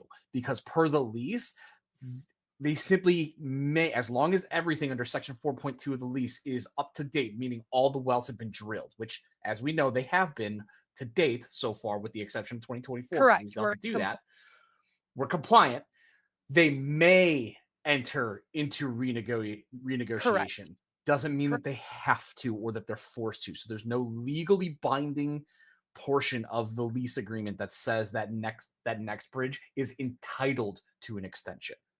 Now, we do know that they did engage in those because Greg McCabe indicates that they did. Correct. So Correct. that we do. And just like two parties, when a contract is coming together or an agreement is coming together, if there is a disagreement or something cannot be reconciled, the contract then falls apart and no business gets done. That's so. Let me ask you, Bishop, have you in your reading found anything that indicates they have to explain why they're not renewing, or that there is an adjudication process, there is an appeal process on the decision? Nothing that was in the actual lease itself. That's Okay. part of what I'm still digging into. I'm trying to find some of the other stuff that's there. I know a bunch of other people that I'm connected with have more documentation on that, so I have yet to get my hands on that. But based on what I've read this morning, nothing indicates that. Okay. This I will say also, and I spoke to someone about this morning, is you also have to consider now, he spoke on his space earlier, so I'm going to go ahead and say, so JR believes that University Lands does not, like you said, they have every right to say, nope, we're not moving forward with you. Okay. However, my question would be, is there action in this case based on previous established patterns and policies? Is this decision arbitrary and capricious? And is there a potential legal argument for that, meaning that they have violated all norms? And that is certainly something that would be for a lawyer to argue. I'm not saying there's an argument there. I'm saying the potential of an argument may be there. Let me also ask you, have you read into the information of their policy and procedures about what happens when they don't renew a lease and how that lease goes to quote unquote auction? So nothing as far as when a lease changes hands or goes to auction, but I know that until the lease is effectively terminated, we still retain all of the rights to whatever's in the ground. Yeah. Right. Until December 31st. Now, once December 31st happens, all of it, everything gets reverted back to University Lands. That includes anything that's been previously drilled. Yeah. Well, and then here's the ultimate question is, does NextBridge have legal standing to demand compensation for those improvements? That is still a question that is in order. Like I said, guys, I personally, and I'm not heavily involved in the industry. I don't know how often it is, or if it's ever really happened before that a company in compliance with their lease is denied a renewal. That is something, again, is NextBridge and MMTLP again yet another exception? Is this the first time or a rare occasion that this has happened? We'll have to see. So, like I said, there's so many things that we don't have the answers for at this point. And I would love to find an expert in the oil and gas lease industry that can share that information. So thank you for that, Bishop. Very much in line of what I thought the situation was. Let me ask you though, are you reading any clauses that say, like William said, that if they're in production, it's an automatic renewal? No, because then the lease rights, the lease itself would have flipped from being a development to an actual production lease, and shit scales up way faster at that point. It does scale up, but I mean, is it a possibility? Guys, I don't know. I don't know if NextBridge has the funds or the ability, considering, is it as simple as, laying some pipe? So across the street is the Kinder Morgan gas line. Are those wells in a position they have enough of the criteria in order to tap into that gas line? How much resources would it take financially, physically to tap into that gas line? Can they literally be a producer with the current wells that they have, with the monetary investment and the time that we have to be producing to what's the word? Not not stimulate, but to force the provisions of the production clause in that lease. Trigger, that's the word I was working for. I don't know. I'm guessing not likely, but guys, Stranger things have happened. Stranger things have happened. So I think William is digging into that information. So hopefully we'll have an answer on that. Anything else you want to share, Bishop? So many questions unanswered, but anything else you want to share? No, I mean, you're right. It's just a lot of questions that are currently unanswered, and hopefully we'll get transparency and figure out more here soon. Yeah, I mean, though, those would be, even in generalities, not specific to NextBridge, those would be great questions for Greg McCabe to answer in a shareholder meeting. So certainly he would know those things. I think those are questions that he can answer, even if he answers them generically and not specific to NextBridge. And even if he says this is the opportunity, he does not have to say we are pursuing this. So there are certainly some things that he could address with the community. Whether or not he will, that's up to him and his attorneys and the board of directors. So thanks, Bishop. Let's see. So guys, I just want to, and Curtis is back, so didn't know if he wanted to jump in. John Bowen's requesting. Give me a minute, guys. Give me a second. I am still keeping an eye on the chat and my DMs. Let me do that. I just want to make sure that we got to all the news. There was a lot of it yesterday. Hang on just a second. So let me say this. Again, I will acknowledge this is a major blow. This is a victory in a battle for our adversaries, whoever they may be. And I'm not going to give them more space than that. But I do not believe that the war is over. We never, I never expected this to be a quick and easy, decisive victory. 100 warned us from the very beginning, and I've said it many times. We're fighting some of the most powerful evil forces in the world. And when you're talking about hundreds of billions to potentially trillions of dollars in an already compromised global market, we've talked about that many times. They're going to fight with everything that they have, and their resources are immense. Their influence is immense. But we have, in my opinion, the truth on our side. And the truth ultimately in this life or the next will prevail. And so until, in my opinion, we have exhausted all options, until it is a decisive defeat, until we have nowhere else to go and nothing else to do, I'm not giving up. So just want to put that out there as well. I do believe we have an opportunity, though. Guys, I've shared with you silver linings before. Is what just happened two things. Number one, the fuel that we needed to ignite a fire under the butts of this community, as Curtis spoke about. Number two, this to me proves yet again that we are right. Why would, if there was indeed interference, and I know and believe there was, doesn't that just prove that we were right all along? Number three, this is going to, hang on just a second. This could potentially serve as an opportunity to get more attention to this situation.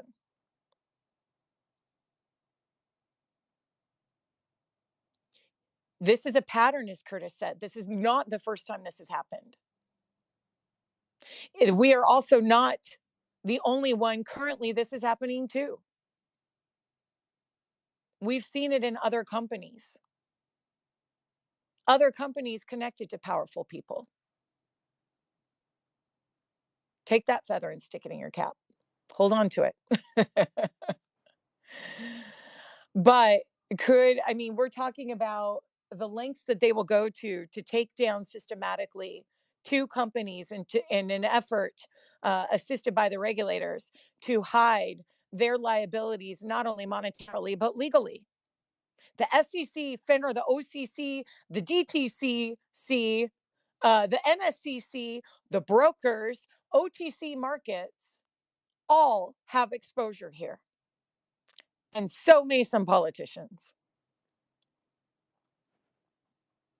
That's what they're hiding.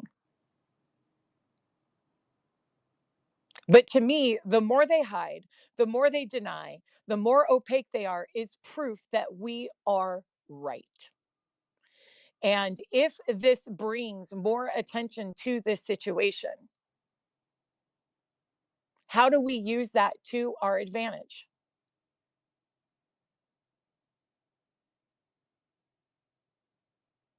To demand a full investigation. In my opinion, below the surface, they are exposing themselves to further civil as well as criminal potential charges.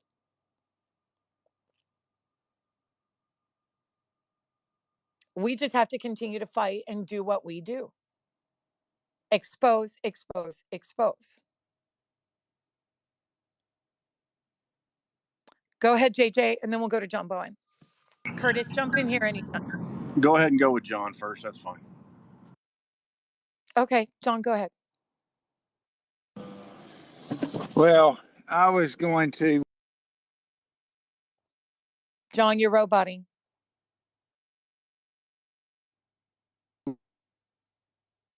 Can you hear me? No. Is it just me, guys? Is he roboting for you? Yeah, John, I can't hear anything.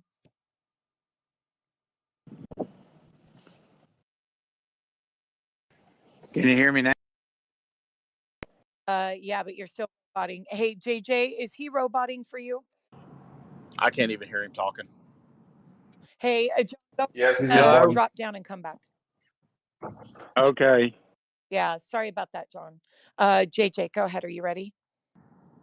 Yeah, I don't mean to be doom and gloom. I've been off Spaces for a long time, and you know, I know we're right in the aspect of things, but I'm starting to believe that I was wrong. And the reason I say that is because I put a lot of faith. We'll start about George Palacaris. I defended that dude till the end. And every morning in the end, it was a wake up of devastating news. And it's like that we're on the roadmap again, right for it. Since day one, I didn't push a button that would have made me seven figures because I believed in NextBridge and I believed in the leadership in the company. That was a mistake. I'm seeing now that was a mistake. And then I've defended this guy. Not that I'm against him now. I've defended this guy for the last 2.5 years. And I'm going to be honest with you. I believe we are one wake up away from a bankruptcy notice. And the fact that we have to sit here and backpedal, you know, we got the thing on the leash yesterday. Well, things can still be positive. In my personal opinion, and I'm not picking on anybody. If you've got something that you're working in the back channels and you can't tell people about, it needs to be to the forefront, because we're going to wake up one morning and it's done. It's over. We are battling a serious force. And if half, they just got all their shares canceled from MMAT. All the shares they had to cover, all the shorts they had to cover are gone. And we are one wake up away, in my fear, of a bankruptcy notice. And when that happens, it's game over. It doesn't matter if we were right, they were right. It doesn't matter in 10 years from now, they all go to jail. Our financial status with NextBridge is over. So I just implore that anybody that has back channels, anybody that's talking to somebody, anybody that has information that can help this community, it's time to stop hiding and keeping secrets. It's time to put it out in the front and let us work it. That's just my personal opinion. Thanks a lot, Miss Savy. Yep. Hang on just a second. Somebody's sending me a message regarding your comment. So I can completely understand how you feel, JJ. I do. And I want to acknowledge that. And I'm not trying to dismiss how you feel. But as someone who does not make public everything that we do, I'm going to disagree with you. There are some things that some information that we have that the community as a whole. Oh, where'd you go, JJ? JJ, come back. Come back. There are some things that cannot be there you are, JJ, worked by the entire community, that need to be done on an individual or a stealthy basis. Anytime that we have made some of our contacts, some of our information, some of our strategies publicly, it's been used against us, and we've experienced interference and defeat. I understand you want to know what's going on. I get it. I don't know everything that's going on. I really don't. There are people that will say, I'm working on something, and I'm like, oh, okay, if you need my help, let me know. But otherwise, you do you, right? I got my own stuff. There are other people that reach out to me for assistance all the time, so I learn a little bit about what's going on, but I'm not going to say who's doing what, because I don't know. And a lot of times there are reasons and strategy behind not knowing. We have enemies that hang on every word. If we were to come out and say who we're talking to right now, you don't think they're going to be in their office and in their ear with their money and their bribes and their information? You don't think it's going to be followed up by a visit from FINRA? By the way, that happened. So, JJ, my question to you is, and I don't believe anyone is pocketing information and not leveraging it for the benefit of the community, but doing it on public spaces is different. So my question to you is, do you recognize the dilemma, and what is your solution for that? Well, I'm not going to say that I have a solution. I'm just going to say that going through two companies, and that's all MMAT ever said. That's all we ever heard from George. That's all we ever heard from Ken Rice back in the day. Well, we can't talk to you about that. Just trust us. We can't talk to you about that. And we can't, the information that we've gotten this year, unless I've missed something, I'm not saying I haven't, I would venture to say that we've got more information about the actions of Greg McCabe from FINRA than we have Greg McCabe. I have an issue with that. Tell me what you mean by that. With all the emails that they sent out, that they sent back and forth, that FINRA was sending to NextBridge, and NextBridge was sending back. If FINRA hadn't sent that out, we would have had no idea those conversations were happening. Well, we did. They actually mentioned them in filings, but I see your point. We would not have known about them in their totality, but in the press releases and remember, Greg McCabe was not at the helm the entire time. Okay. No, I know. He in press releases that were sent out, they did indicate that there have been communications. But you're right, we wouldn't have known them in their entirety. But you also have to realize, as someone hinted to earlier, that there are SEC regulations that limit what companies can share with their shareholders. And if they are in violations of those things, they can face Wells notices. Just FYI.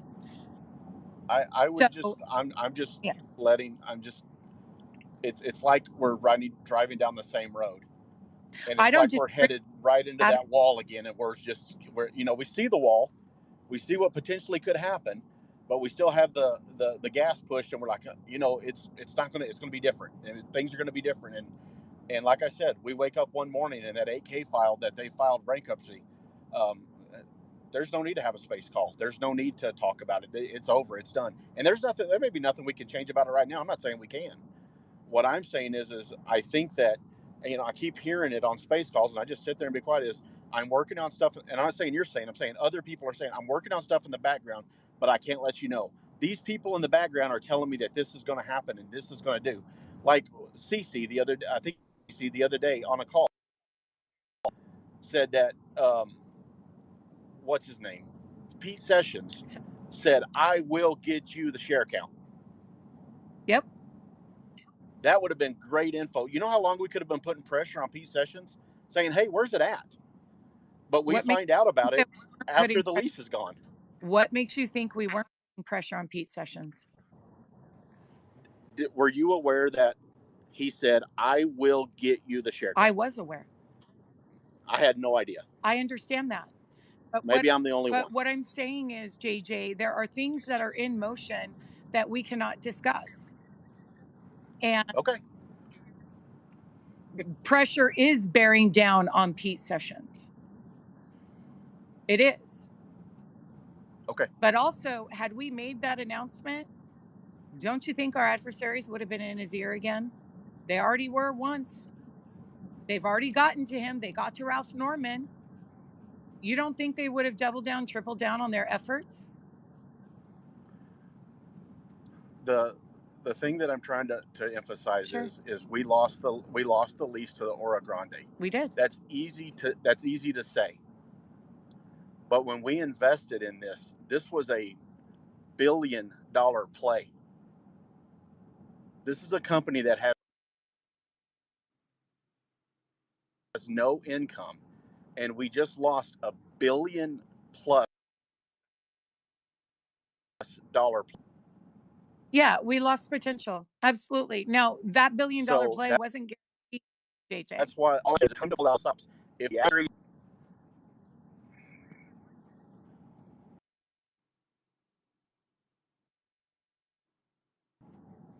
okay.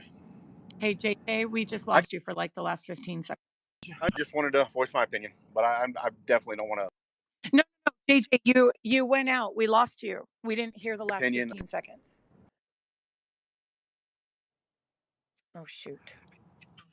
Can you hear me now? Yes, I can. I just said I don't want to go back and forth. I know the people are stressed enough, and reading some of the comments on my buddy Torchlight, it just breaks my heart. Yeah. And I just people are hurting, and I don't know. Instead of saying that, there's just certain things that I just wish weren't said, or there's things that I wish were said. I know they'll get into our adversaries' ears. We've tried to keep secrets. They've already done it. It's just like I said. One morning we're going to wake up, I fear, and it's over. And it doesn't matter what we did. It doesn't matter. Now we're going to play, Monday day or hindsight. Everything we're going to just nitpick to. Well, I wish we'd have done this. Well, we should have done this. It's over. It's done. Your shares are worth nothing. Doesn't matter if they're an AST or your brokers. They're zero. It'll go down to whatever, and it's gone. And there's nothing we can do about it. And it sucks. It sucks. And if we're in the fourth quarter and we got 10 seconds left, and the coach says we should throw a Hail Mary, and everybody says, yeah, but if we do, the other team may catch it. Well, if they do, they do. But we're out of time. We're out of assets. We're out of money. So that's just my opinion. Okay. Let me express this, though. Number one, MMATQ is still trading, so those liabilities have not wiped for them. I know that they are in bankruptcy, but we learned from the Sorrento case that bankruptcy is not necessarily the end. In fact, potentially there are opportunities that are available in bankruptcy that are not available until that happens. And I do not believe, according to the statements of George Palikaris as well as Russ Christian, that the bankruptcy of MMAT is over. I can understand why you feel that way. Yes, we watched it. We watched it go down, just like we do, when we watch our stocks get pushed down. And no, it's not over. It's not over. And then all of a sudden it's over. Well, I'm sorry, but it's not over yet. And when it comes to MMAT, second of all, the loss of the leases, if that is a permanent condition, I don't know for certain that it is. I don't have enough information to say that it is. Like I said, when you enter into a contract and decisions like this are made, typically there is an opportunity to appeal. Hopefully we will learn more about that. I don't know if there is in this case. But I will say as well, just because they lose the leases does not mean that NextBridge is filing bankruptcy either. Greg McCabe said in his PR, if you don't want to believe him, okay, I understand. I understand. Sometimes silence creates mistrust. I get it. And I've advocated more than once today, as well as before, that we need more communication with NextBridge. Okay, so we can agree on that. But he claims that NextBridge is an ongoing concern, and they will move forward. Also, the value of NextBridge shares and whatever we may have potentially lost does not resolve or explain or justify the actions of the criminal enterprise in counterfeiting our stock, or of the regulators to protect them. We still have a settlement issue. And there are certainly actions that can still be taken. And you may be ultimately right, JJ. We may watch this happen, but we're not there yet, and I'm not giving up. So, but I understand if others do. I understand. I get it. Let's go to Positive and then Seek a Star. And JJ, hold on. JJ, feel free to hold on to your mic if you want to add more to the conversation. Go ahead, Positive. I'm sorry. What kind of pull does the SEC have on a private company? Okay. Obviously, well, NextBridge status as a private versus a public is still under debate, right? When you look at federal or SEC regulations versus state law, it's still under debate. So, and we don't need to resolve that. But when you say what kind of pull does SEC have, NextBridge is a public reporting company. I think they've demonstrated they have influence and pull. Through the reason why I asked that, I was just wondering why Greg McCabe can't just come out and talk to us. That's my fault for the long pause. Through investigations, through Wells notices, through enforcement actions, through they have direct access to people that are in a position to influence the situation. As we know, they've held meetings with people. Also, through the filings. Why did they delay the 40 million shares for over a year? The filings were up to date at that point. NextBridge was compliant. Why was it delayed over and over and over again? Are they delaying now? Would the effectiveness of this 40 million share offering impact the leases? Did it impact the leases? Those are all questions that need to be answered. But to think that the SEC doesn't have influence, they absolutely do. Go ahead. Positive, go ahead. Oh no, that was just my question. I was wondering, like, why is Mr. McCabe so scared to come and talk to us or even have a shareholder meeting? If he's private, I don't think the SEC or FINRA have any pull over a private company. Well, if you want to listen to the, it's not like we're trading. He can't change the price of the stock because we're not trading. It can't influence the price of the stock. Yeah, but there are still regulations. Can't change anything. But there are still regulations about the kind of communications that they can have. Now, is that particularly why NextBridge is taking the posture that they are? I don't know if that's necessarily the case. Like I said, there are ways that NextBridge can communicate with this community. They've done it before. But we also know from SEC's own statements, there is an ongoing investigation into MMTLP that may or may not include Greg McCabe and NextBridge. So they are already under the scrutiny of the SEC.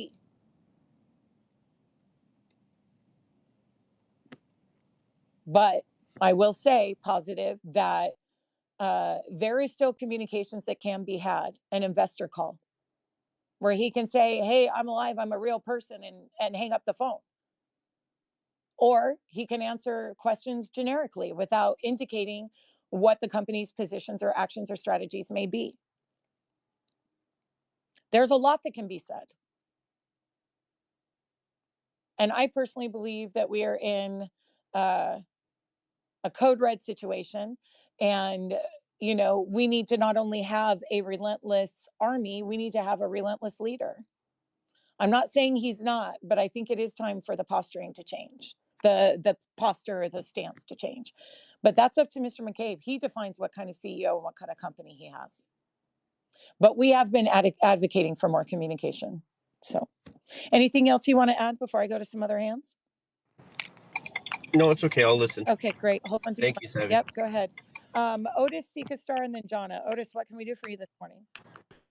Oh, hey, John. Good morning. I'm out here in North Carolina doing some of this relief work stuff, so I might be spotty. Well, thank you for doing that. Oh, well, it's a mess out here for sure. I wanted to make a point and a question. JJ was talking about, you know, being volunteering information, and to that end, sometimes I think that Scott Trout he reveals a lot on there that maybe shouldn't be.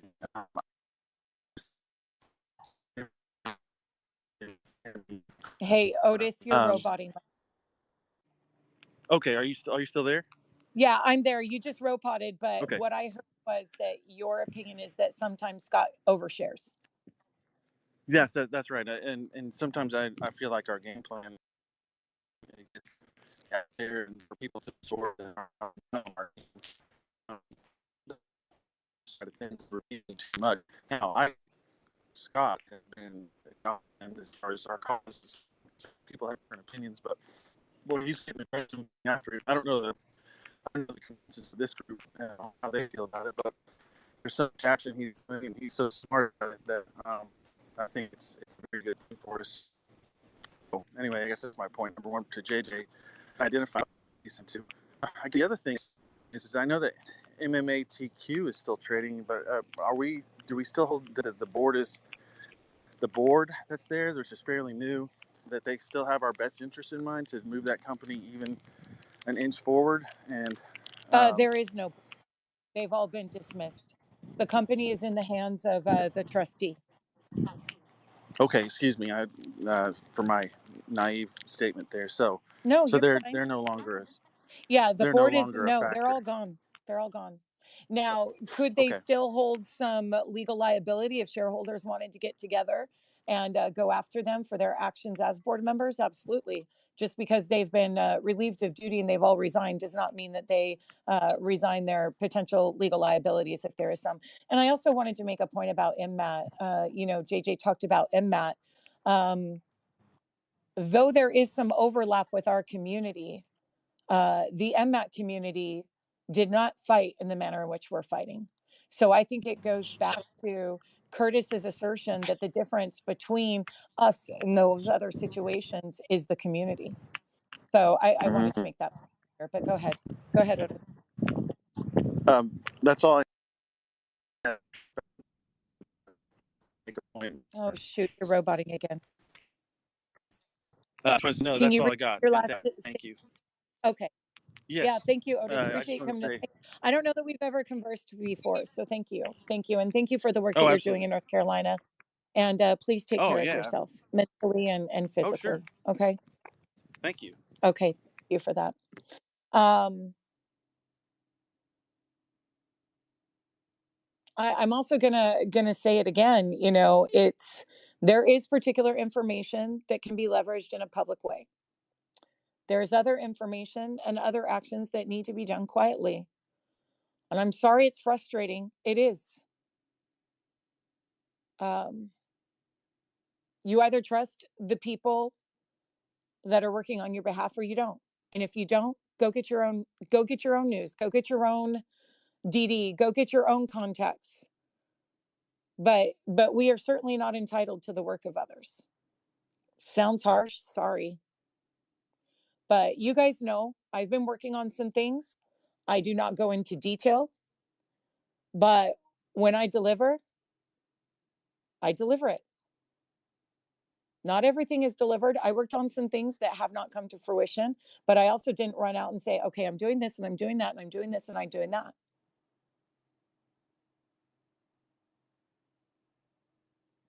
But I will tell you, I had another interview yesterday and another one on deck.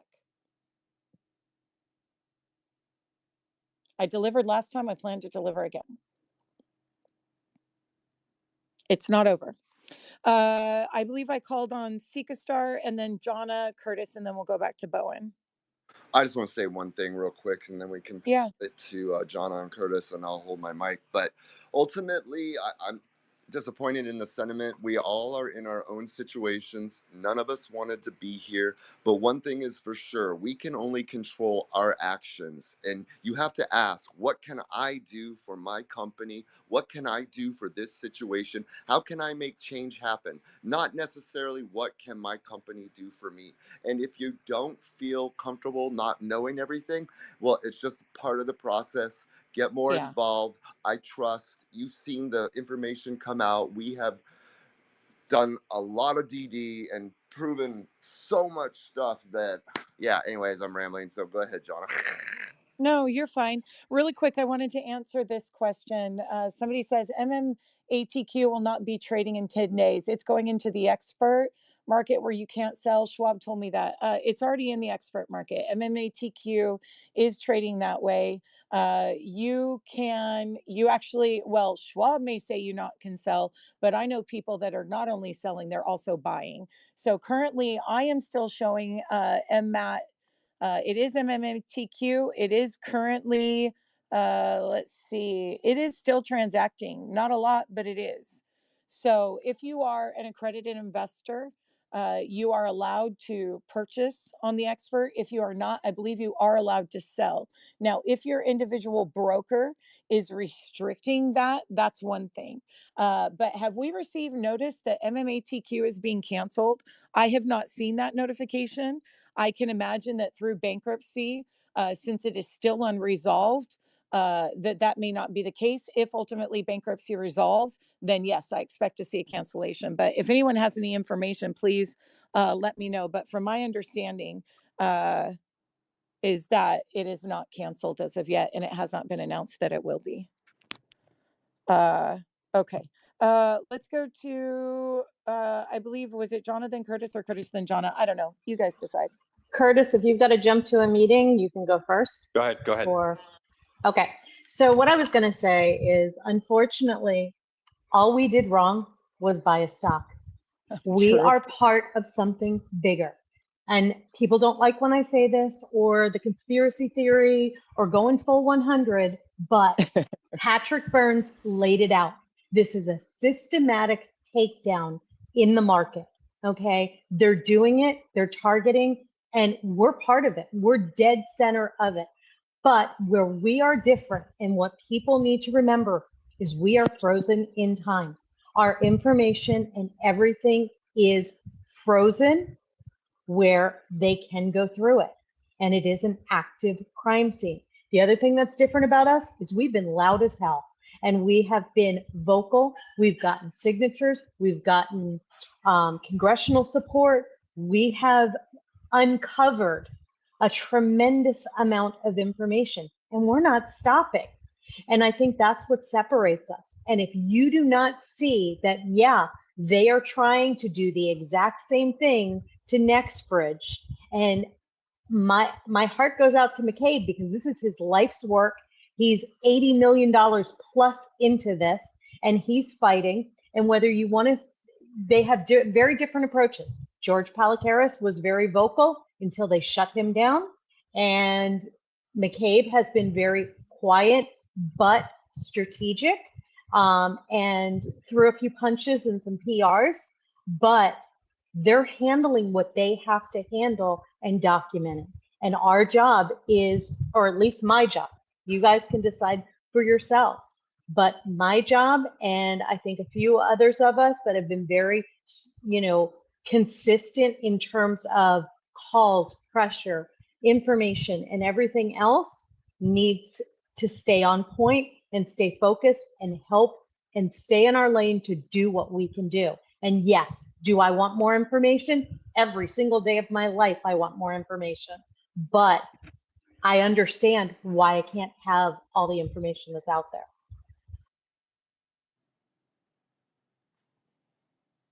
Yep. Thanks, Donna. Appreciate it. Guys, I just looked it up. I'm seeing no notice of cancellation or PR or anything related to a cancellation of the shares.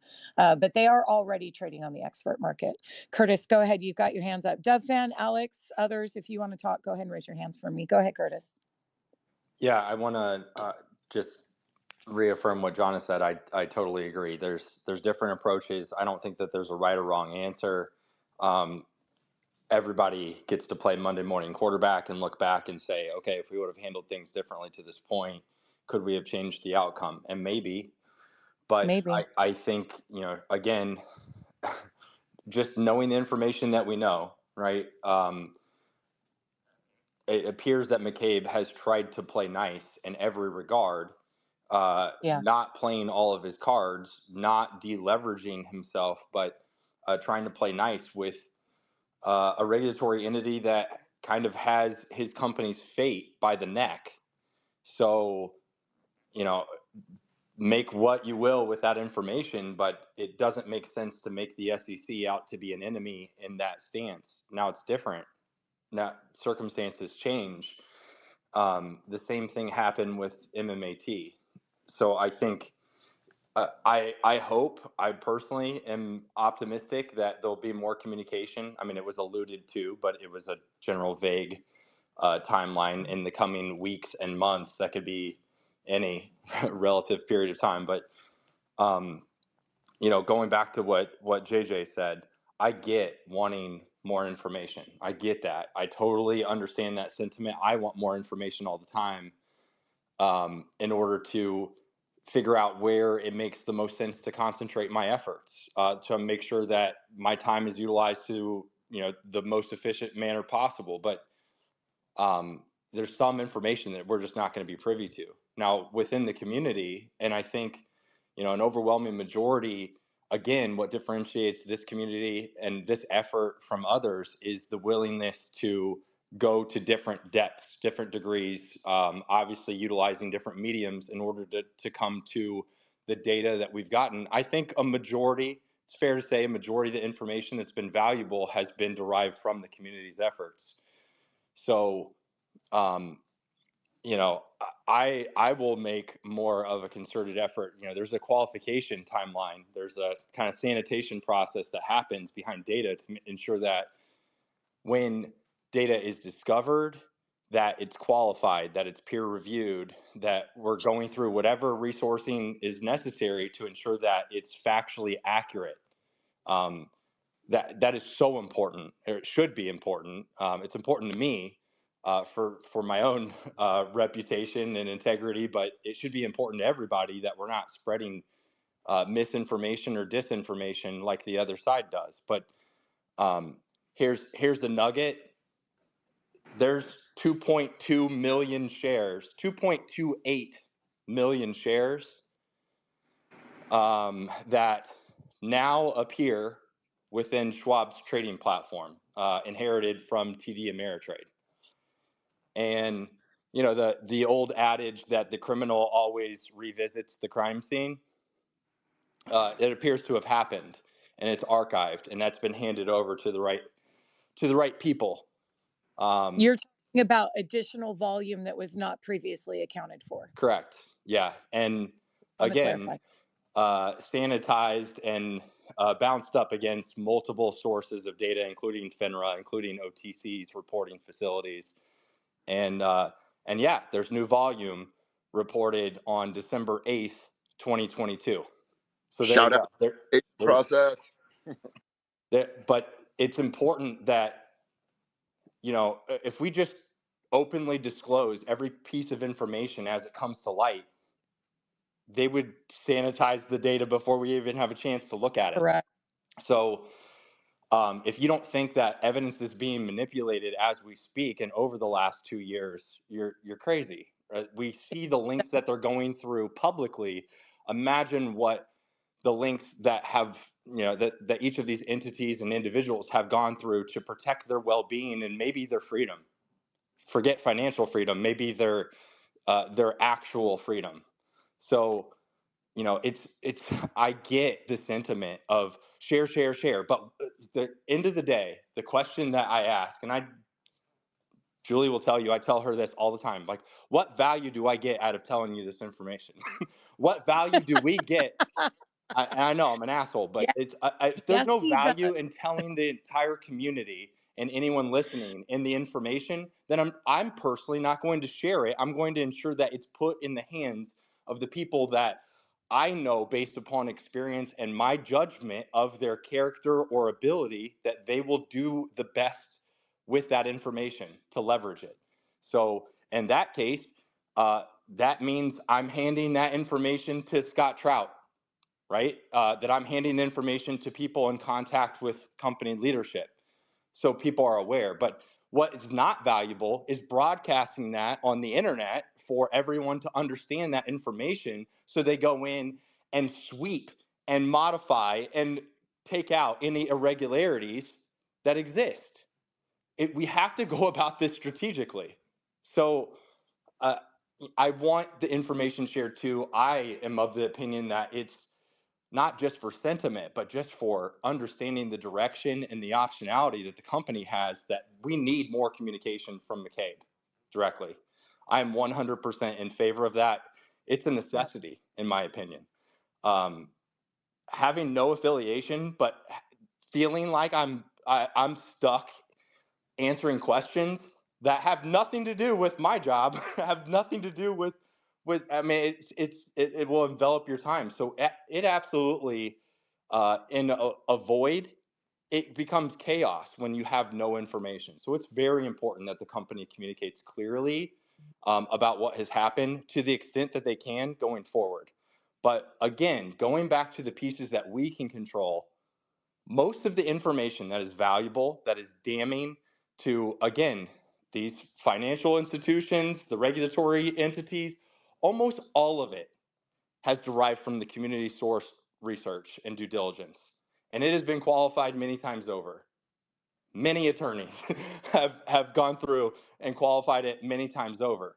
So to like, we hold and can empower ourselves. We have the keys to the kind of kingdom, like, but we have to do it. We have to put in the work.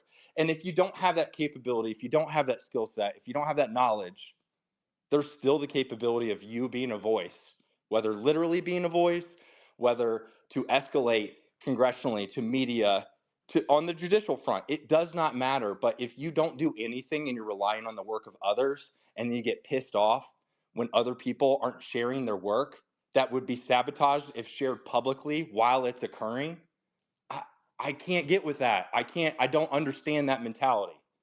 I bust my ass for the things that I contribute to, and it's not in any way, shape, or form a matter of selfishness. It's about ensuring that I'm not broadcasting or telestrating the next move, because it's proven to be a fruitless exercise when that happens. If you can't see that, we don't need to call attention to it, but the situation in the news that we're talking about from yesterday is direct evidence of that and the interference that occurs. So, it's important.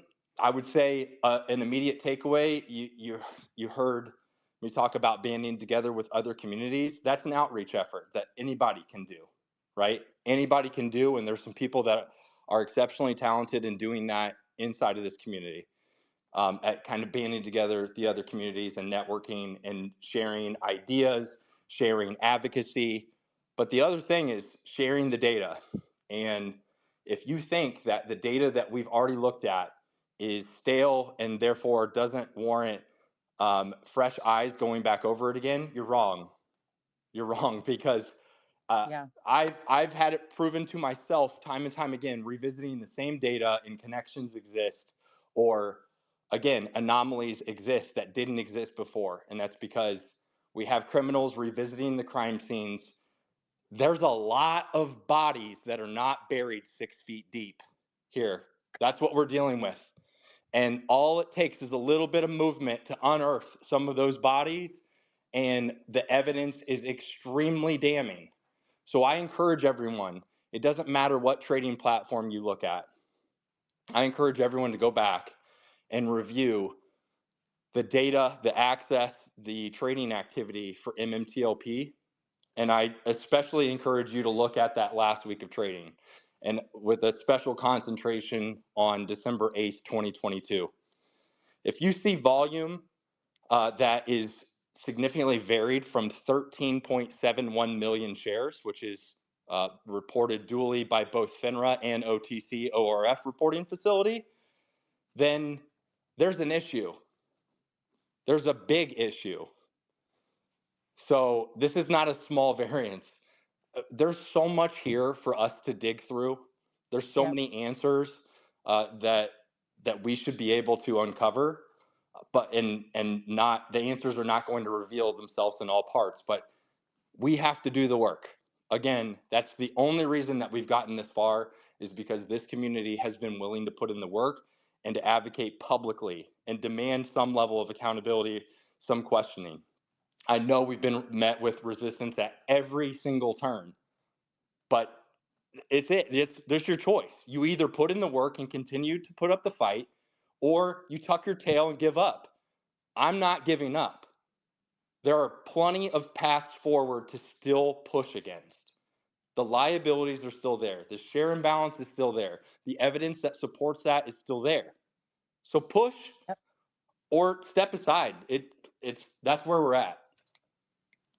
Well, and quite frankly, Curtis, you know, if people, and by the way, when I say let them talk, shills are blowing up the chat, guys. Don't respond.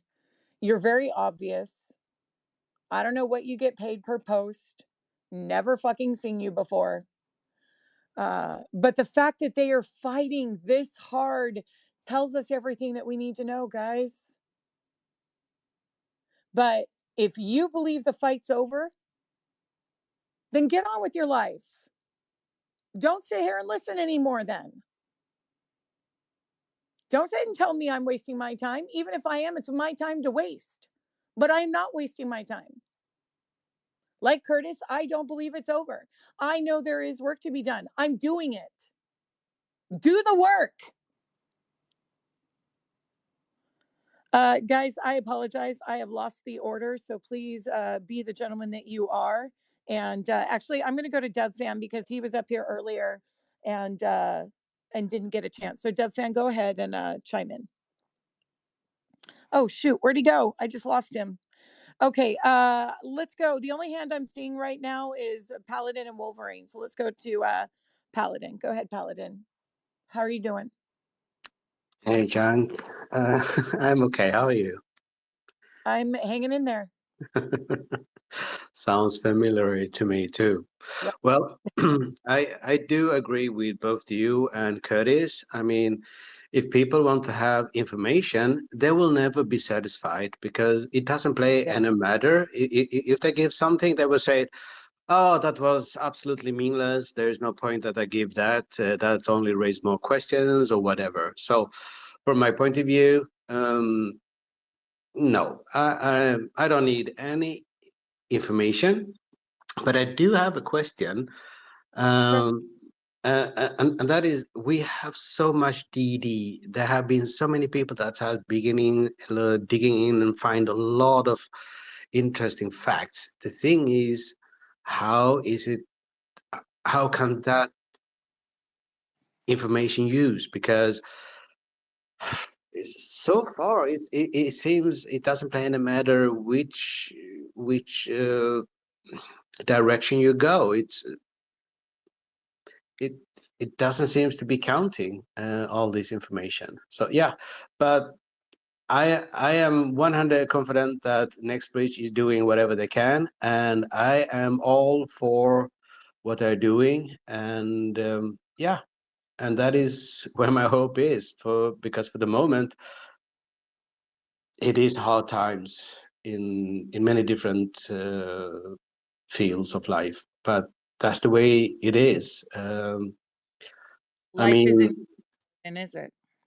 No, it is not. And thinking of things like what if and I wish, this is not fair and so on, does that not help? I mean, sometimes you just have to accept that things are as they are. It sucks. Yes, it is. I mean, the most people in the community knows my situation, and that sucks. But it doesn't help me to feel sorry for what is going through. I just have to accept it and do whatever I can. And yeah, this is a tough situation in both physical, psychically, and financial. It is, but that's the way it is. And I am so grateful that everybody's working in this one. I mean, you, John, Curtis, Drew, and everybody else, and Busy.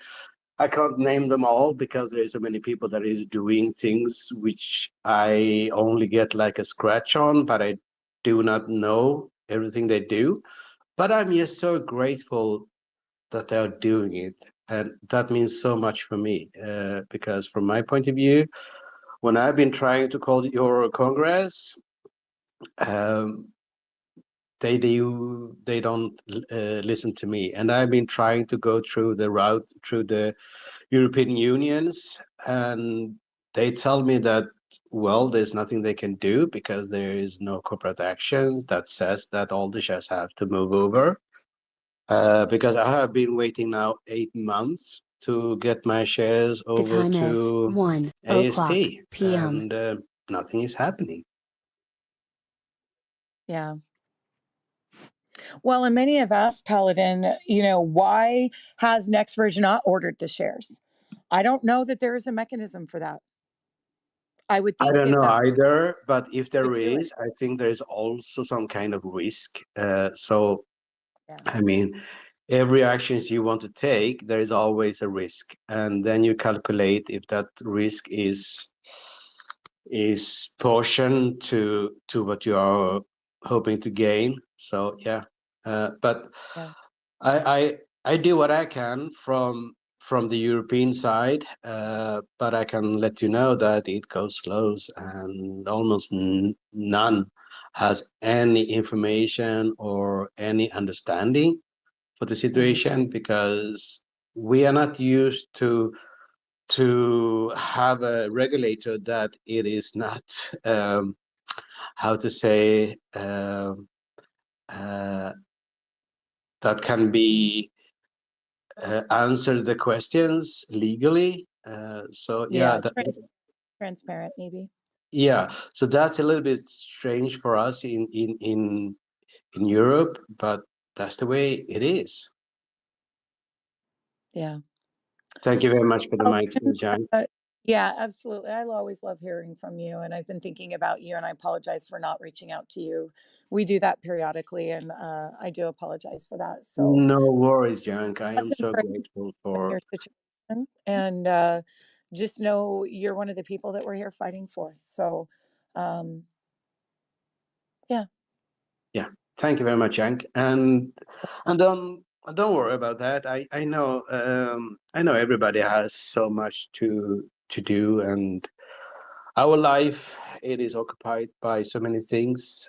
So yeah, but thank you anyway, Hank. And Curtis. Well, and I know yeah. Go ahead.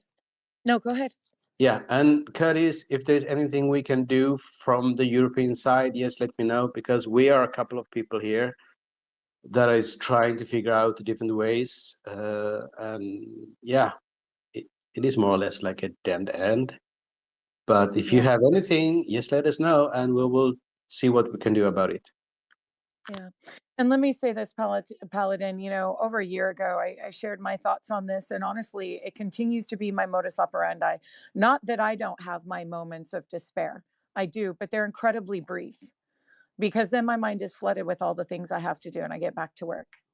Yeah. And so work, effort, actions are the best way to pull you up out of your mental funk, right? That is so true. That is so true. I know it has worked for me. Yeah. And so I'm just hoping that people will take what has happened and use it as fuel to turn it into action. So thank you for that, Paladin. It is so important to do something, because that's the way to take control over something you feel you don't have any control over. But if you do something, that gives you some kind of control. If that is only about sending as many mail as you can, or post things as much as you can, but that means that you're taking control over a situation you feel you maybe do not have a control over. But to do something, it is always better for the mental health. Yeah. Thank you. Absolutely. Yep. Action is the best way out of any sort of depression. What you focus on is what you manifest in your life. And you focus on the negativity is going to be manifesting your life. And so that's at least worked for me. So, okay, guys, again, I need you to throw your hands up in the air if you want to share a comment. I'm trying to keep a list. Right now, I'm going to go to Deb Fan, Nicholas, and then Wolverine. Deb Fan, welcome to the mic. Thanks, John. Thank you. And that was, you gave me the answer to that question earlier on about how we got those FOIs. You basically didn't put in MMTLB and NextBridge in the the searches, and that's kind of how we got them. So that answered that. I'm going to revert to Wolverine because we have the same kind of idea. It was actually I stole an idea from G-Sync, and I'll let Wolverine Sakib kind of just suggest talk about it there and see what people think. Okay, let's go to actually Nicholas, if you don't mind. Let's go to Sakib and let him and Dub Fan share their ideas. Go ahead, Sakib. Hi, Junk. Thank you for giving me the opportunity to speak. Sure. First of all, thank you for everything that you do. It takes a lot of determination, and I don't know how you do it, man. You're solid. I'm stubborn, Sakib. You can say it. I'm stubborn as a mule. All right. So, like Dubfan had said, that G-Sync came up with an idea, Okay. and I think it's a really good idea that we should be petitioning university lands. If someone can do a write-up that everyone can get behind, I think it would be very helpful because we have the power of numbers. If the other side got into their ears regarding whatever they did, we have a huge number backing Nextbridge. We should show our strength. And because Nextbridge has not given up their lease right away, that shows something. There is something that might have potential. Maybe we may be able to change their minds, do something that's going to help Nextbridge. So all is not lost. Let's put the power of numbers and get what we need to get done. Not only that, not even just a petition, but if we can get Hollywood Henry to do a script that we can send out to university lands just like we did to Congress, and we flood their emails, they'll see the pressure.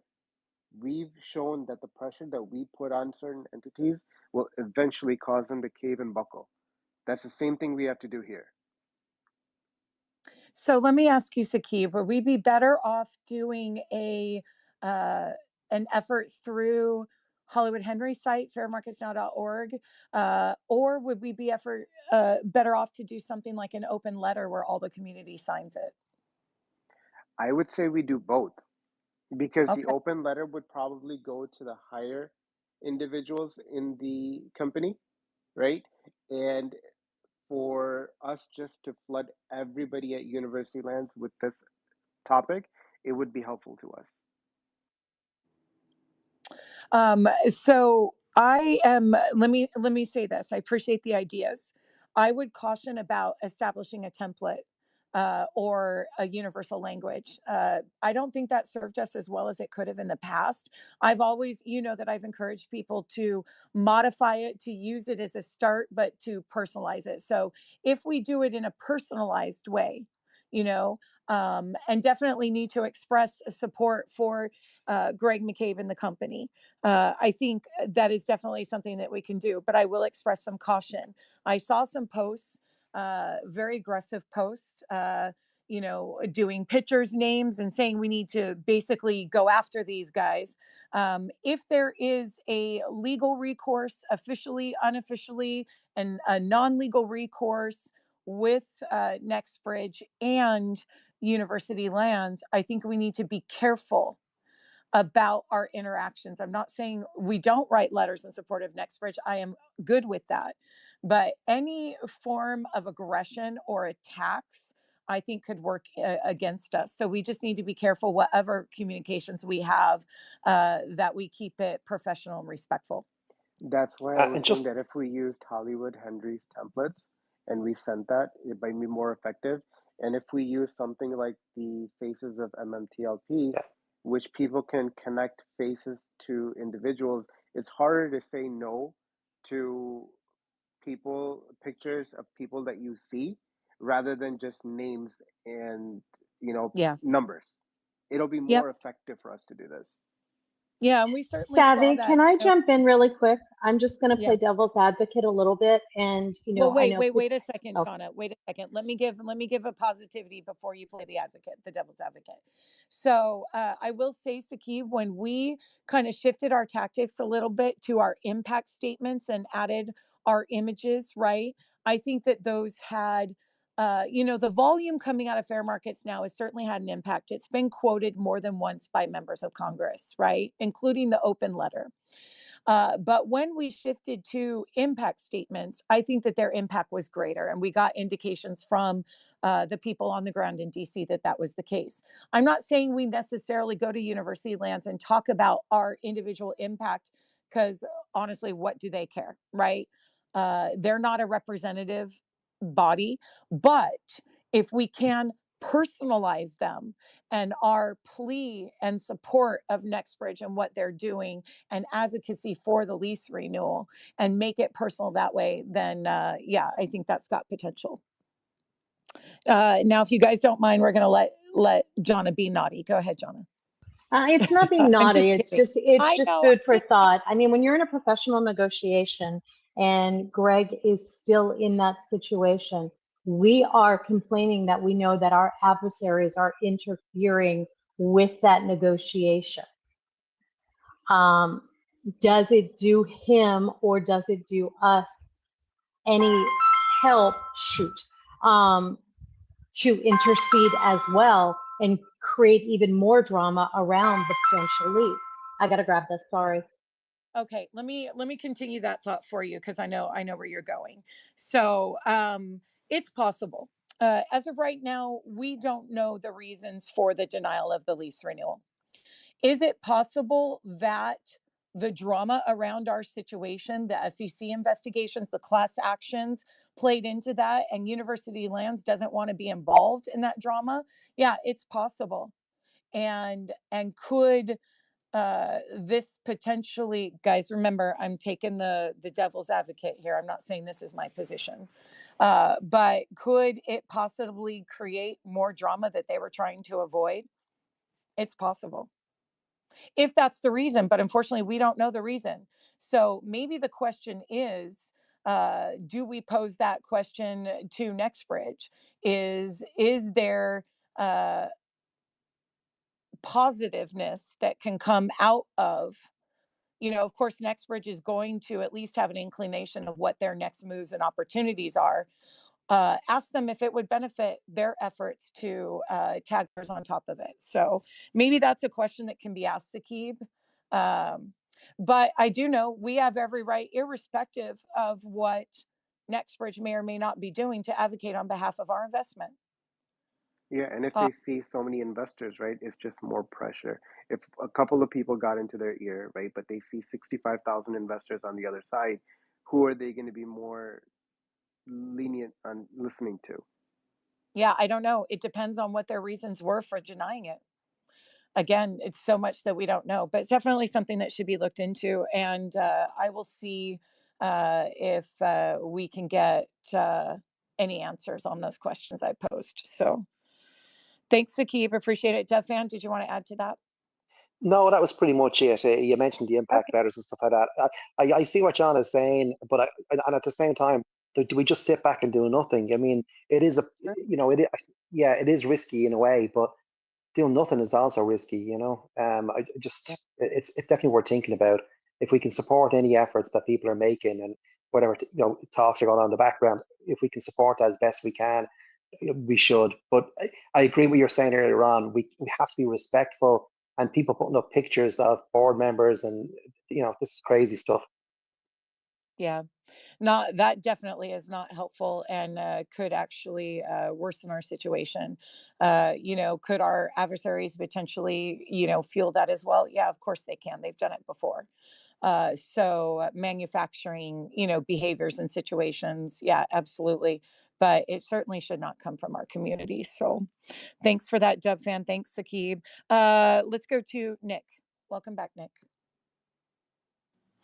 Hey, one other thing that comes to mind about the new names that are out there and any other FOIA requests that come forward, all those names, all those people on there are can be subjected to a subpoena for information going forward. So I just want to throw that out there. Yeah, no, I think that there is a lot of potential, and we've already realized, some of it, as Curtis indicated. a lot of potential in that information that you got in those. You know, we have names that we didn't have before, and you're right, they are subpoena targets. They are also further FOIA targets. Now, guys, you also have to remember, the reason we are getting this information is because we're actually FOIAing the SEC.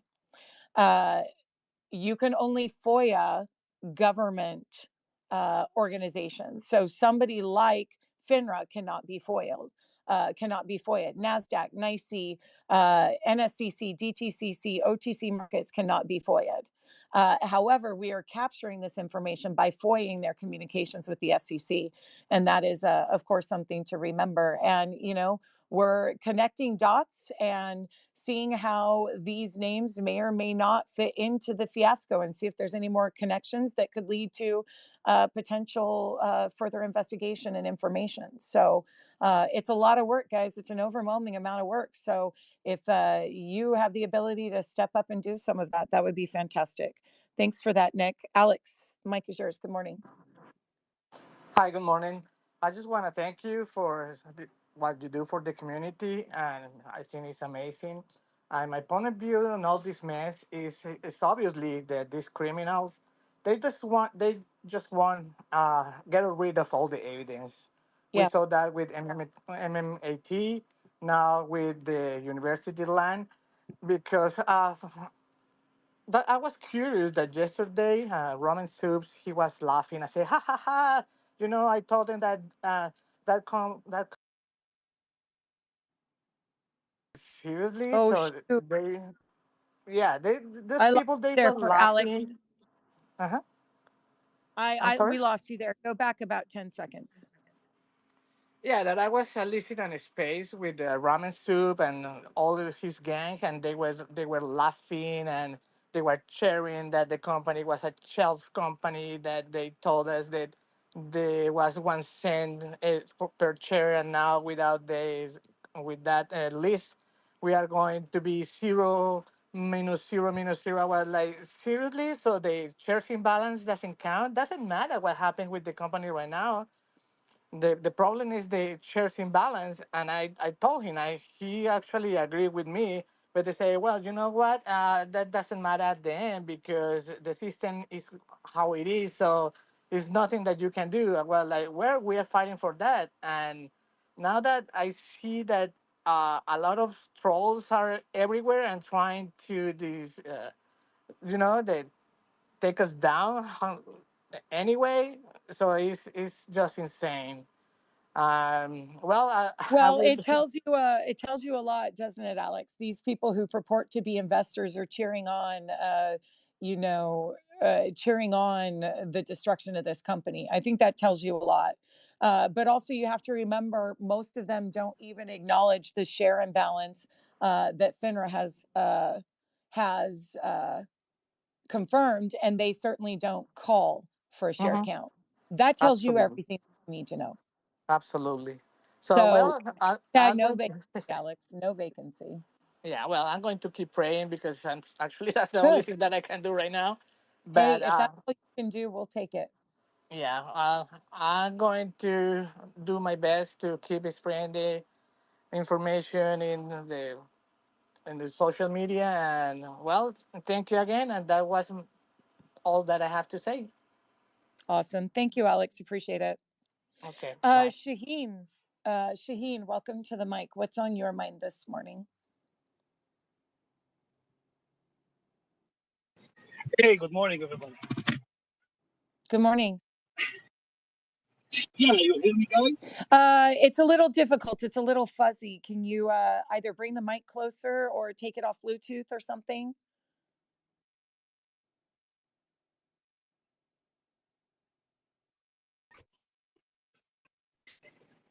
Hello? Hi. Yeah, Oh, that's much better. Thank you, Shaheen.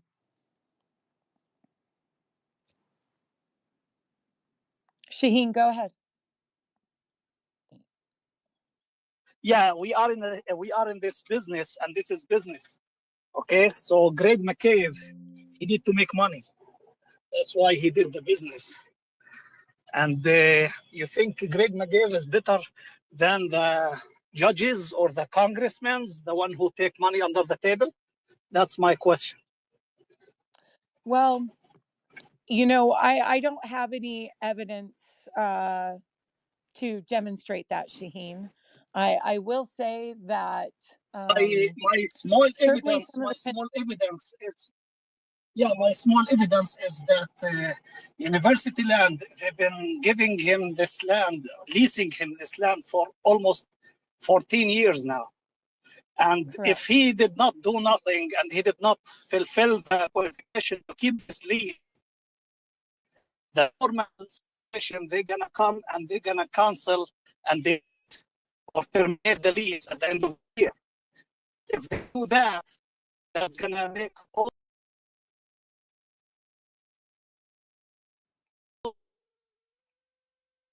money. If, for example, if he sell this land for stocks for $3, he can make $210 million. Why he did not draw $12 million and keep the lease? We are in the final stages, especially when Scott Trade he start suing Schwab, and this is going to make Schwab go down on their knees. In this case, like what GJ said, we might wake up one day when we are bankrupt and all the cases going to be dismissed and go away. So this is my concern. Why they do that now? If they do that now, he just came with this. I like his voice because I never heard his voice. I like his voice. He never came and he told us like before, next weeks and months. Next weeks and months. The only good thing he said, not in his voice, when he said some shorts approach to buy some shares. That's the only thing. And after that, we did not hear from him. We're gonna be notified in the future. Sorry about that, but it's make me feel bad that he lose this and what they call it, university land. They have no solid thing, or there is no solid evidence, or there is no solid reason for them to come and terminate it 3 months or 2 months before the end of the year, unless they have agreement between each other. Go ahead and cancel it. I don't take the blame. You take the blame, and I got my money behind under the table, and that's it. Well, let me say this, Shaheen. We don't know what their reasons are as of yet. Okay. So to say that they have no reason, yes. Has Nextbridge been compliant with their lease agreements so far? Yes. Do they still have time to be compliant this year? Yes, they do. But so we, at this point, compliance is not necessarily the reason. But we don't know what the reason is yet. So any, you know, it's all speculation until we actually know what the reason is. So it could be a lot of things. The only reason they can do is Greg McCabe agree for terminating the lease. He can't agree when all eyes on him and on this situation for 2 years. So the way for him to get out is just to throw the blame on them, and that's it. Everybody's happy now. The bankrupt will file, and nobody can complain. Go file. I don't know what's this university land. Who's this? Who's this organization? Why they do that? At least if they want to terminate it at the end of the year when he did not fulfill the lease agreement qualification, he's gonna be under big scope, not small scope. Well, let me say this, Shaheen. Give me actually just 1 second, if you don't mind. John, just give me a second, guys. John, go ahead.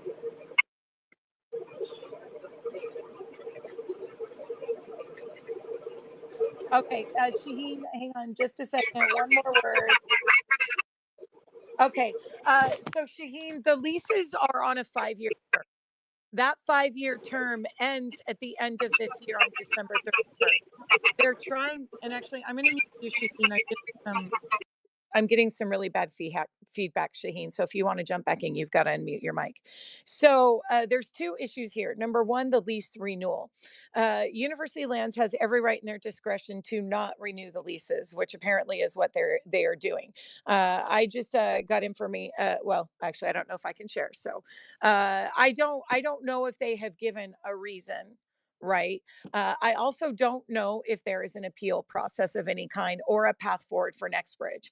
I am guessing, again, because of the statements within the PR where Mr. McCabe indicates the second issue that they're trying to terminate the current lease immediately, he is not agreeing to that. I don't know if they have the right to terminate it. Mr. McCabe, as of now, is not in violation of the lease terms, but I don't know if there's a particular clause within the lease terms that gives them the right to do that. Again, there's so much that is not known at this point. But those are certainly questions that Mr. McCabe could, in any sort of investor presentation, answer. But all that to say is they were not obligated to renew the leases. I will say, in talking to people in the industry, this is an unusual situation. Again, another unusual situation that typically, if you are fulfilling the lease requirements and you are paying your fees, they continue to renew them. Well, apparently this is not the case this time. So this certainly needs some more effort to figure out why. And we may never get those answers. University Lands may just take the position, we don't owe you an answer, goodbye. So, you know, this is fresh. This is new. This is as of yesterday that we were made aware. McCabe knew on the 2nd, Wednesday of last week. So again, we need to take a step back, see what kind of action Nextbridge does or doesn't take, and then go from there. But we are definitely going to continue to advocate for Mr. McCabe to address this community in some manner, and maybe we can get some answers to these questions. But my guess is that there is a path forward. I have a small thing to add. Let's say hypothetically that we start producing oil and we pumping a lot of oil. We making a ton of money every day. And the university land, they came and they terminate our lease and kick us out. Is that normal? That's the same thing. No, that's certainly not normal. But let me say this. First of all, we're not producing anything. And so we still have the commitment to lease. We still have like we still, if he did not producing, if he just raised cattle in that land and he did not violate the lease agreement, they can't come and kick him out from the lease. But Shaheen, that's my point. They can. The question is they can choose not to renew the lease, which they've done. The question is whether they have the right to terminate the current lease. Now, Shaheen, this is done at the end of this year. We don't honestly, we really don't, in my opinion, have the time to tap oil and be producing oil in 3 months. But is it possible that we could produce some of the gas that they've discovered? That I don't know. I don't know the mechanics of it.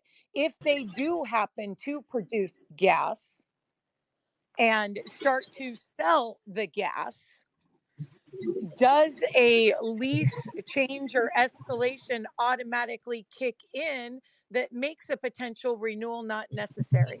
That requires some investigation, but time is not on our side, Shaheen. But, you know, miracles have happened. I don't know. Anyway, I don't want to add too much frustration. If he just add 2 wells or 1 well, he can support the company financially, and he can get there. He can, from 1 well, he can dig another hundreds of wells. They are like month after month, but he been having land, and since we have that torchlight when we turn to a private company, before that they've been saying that they're gonna sell the land and give us the dividend. After that, they're gonna develop the land. So he has 2 years to develop the land and make money. Why he did not did that? Okay. So let's say this. Nextbridge is not entitled to sell the land. They don't own the land. They own the mineral rights of the leases. Okay. Could they potentially do a partnership agreement in the next 3 months that may potentially change University Lands' decision? I don't know. Honestly, Shaheen, I don't know. But and when you say he had a contract to develop for 2 years, I'm not certain what you're speaking of, because The leases are on a 5-year term. So, and that 5-year term ends December 31st of this year. And University Lands is in no position to, they've already indicated they're not going to take the option of renewing the leases next year for Exactly. So the university land, they did not have a patient for 3 months and come and said at the end of the year, hey, we're gonna terminate the lease. They just jumped now when the cases, when everybody. That's not unusual. With something like this, those lease negotiations would happen before they're actually terminated. And so the timing of this is actually not unusual. I've even heard people say that it's probably about 3 months behind, that they would have been negotiating this months ago. But it is not unusual for them to. If they negotiated last year, they're gonna have the negotiation end as we're not gonna renew your lease. Okay, when you finish your lease, you're not gonna be renewed. When we finish the lease at the end of the year, why they come now? And now immediately. Well, because typically the companies need time to prepare and make financial decisions. And why it was disclosed to us is they are required to disclose. NextBridge is required when they have a material event to disclose it to their shareholders and the public within a certain amount of time. I think it's 2 or 3 days.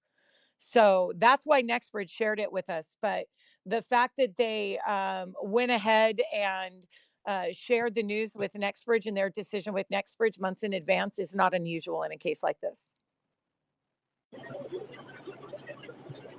Anyway, okay. I don't know. Is this going to affect the value of our shares or the cases been sued? It will when the value of those shares are established. Remember, we still don't have a share value determined by the company yet. So right now, our shares are valued no differently than they were a week ago. 0. Yeah, but here, what his name, Scott Trade, he's suing Schwab, and he might have negotiation with them. So instead of he asking for 290, they gonna come and tell him you don't have a land, your shares worth dollars. The one we closed 2 years ago. That's not the terms on which Scott is suing. So, and what the value of the shares was at the time of the harm that was done to us is relevant, but when you consider the massive amount of manipulation that was happening, it tempers that relevance. So lots of legal intricacies. The law is rarely black and white, and Scott is certainly making a good faith argument, and we'll see. We've got a lot of decisions pending, so we'll see what the judge does. Thank you, Shaheen. Thank you. Yeah. Busy, go ahead. Hey, good morning, Savy. Good morning, Busy. Did you sleep? We were texting late into the night, so I don't know if you actually got some sleep or not. No, I got some sleep, but I was, you know what took place last night, and I'm gonna share with the community. My wife and kids were threatened last night because either I'm ruffling too many feathers, or my post, or my little interaction that I had yesterday on Jack's Space and Glass Sky Space. To those that want to threaten me, busy, just to clarify, they were not threatened by Jack or Glass. No. Okay, I want to clarify. Thank you. Go ahead. But to those that think that your threats are gonna make an impact, you actually motivated me this morning. And you know, I had a couple of meetings this morning. Savvy, I shared some of those with you via screenshots. Let me remind, if you're listening and you want to make threats, I'm a U.S. Marine Corps veteran. I was a 3-time expert. That means that I had to get an expert badge to shoot over 500 yards away. What makes you think I can't hit you from 20 fucking feet away? 20 feet away, I could hit you. So your threats to me or my family, it's not going to work, period. But that being said, there's a lot of individuals in the community that got to work late last night. We had several meetings. I had two positive meetings today, this morning. We're continuing to fight. I'm not going away. These threats are laughable. There's just, I just feel like we're, I ruffle some feathers and we're over the target. In regards of the university lands, the statement that I made yesterday on Jack's space, um, we kind of figured that there was interference.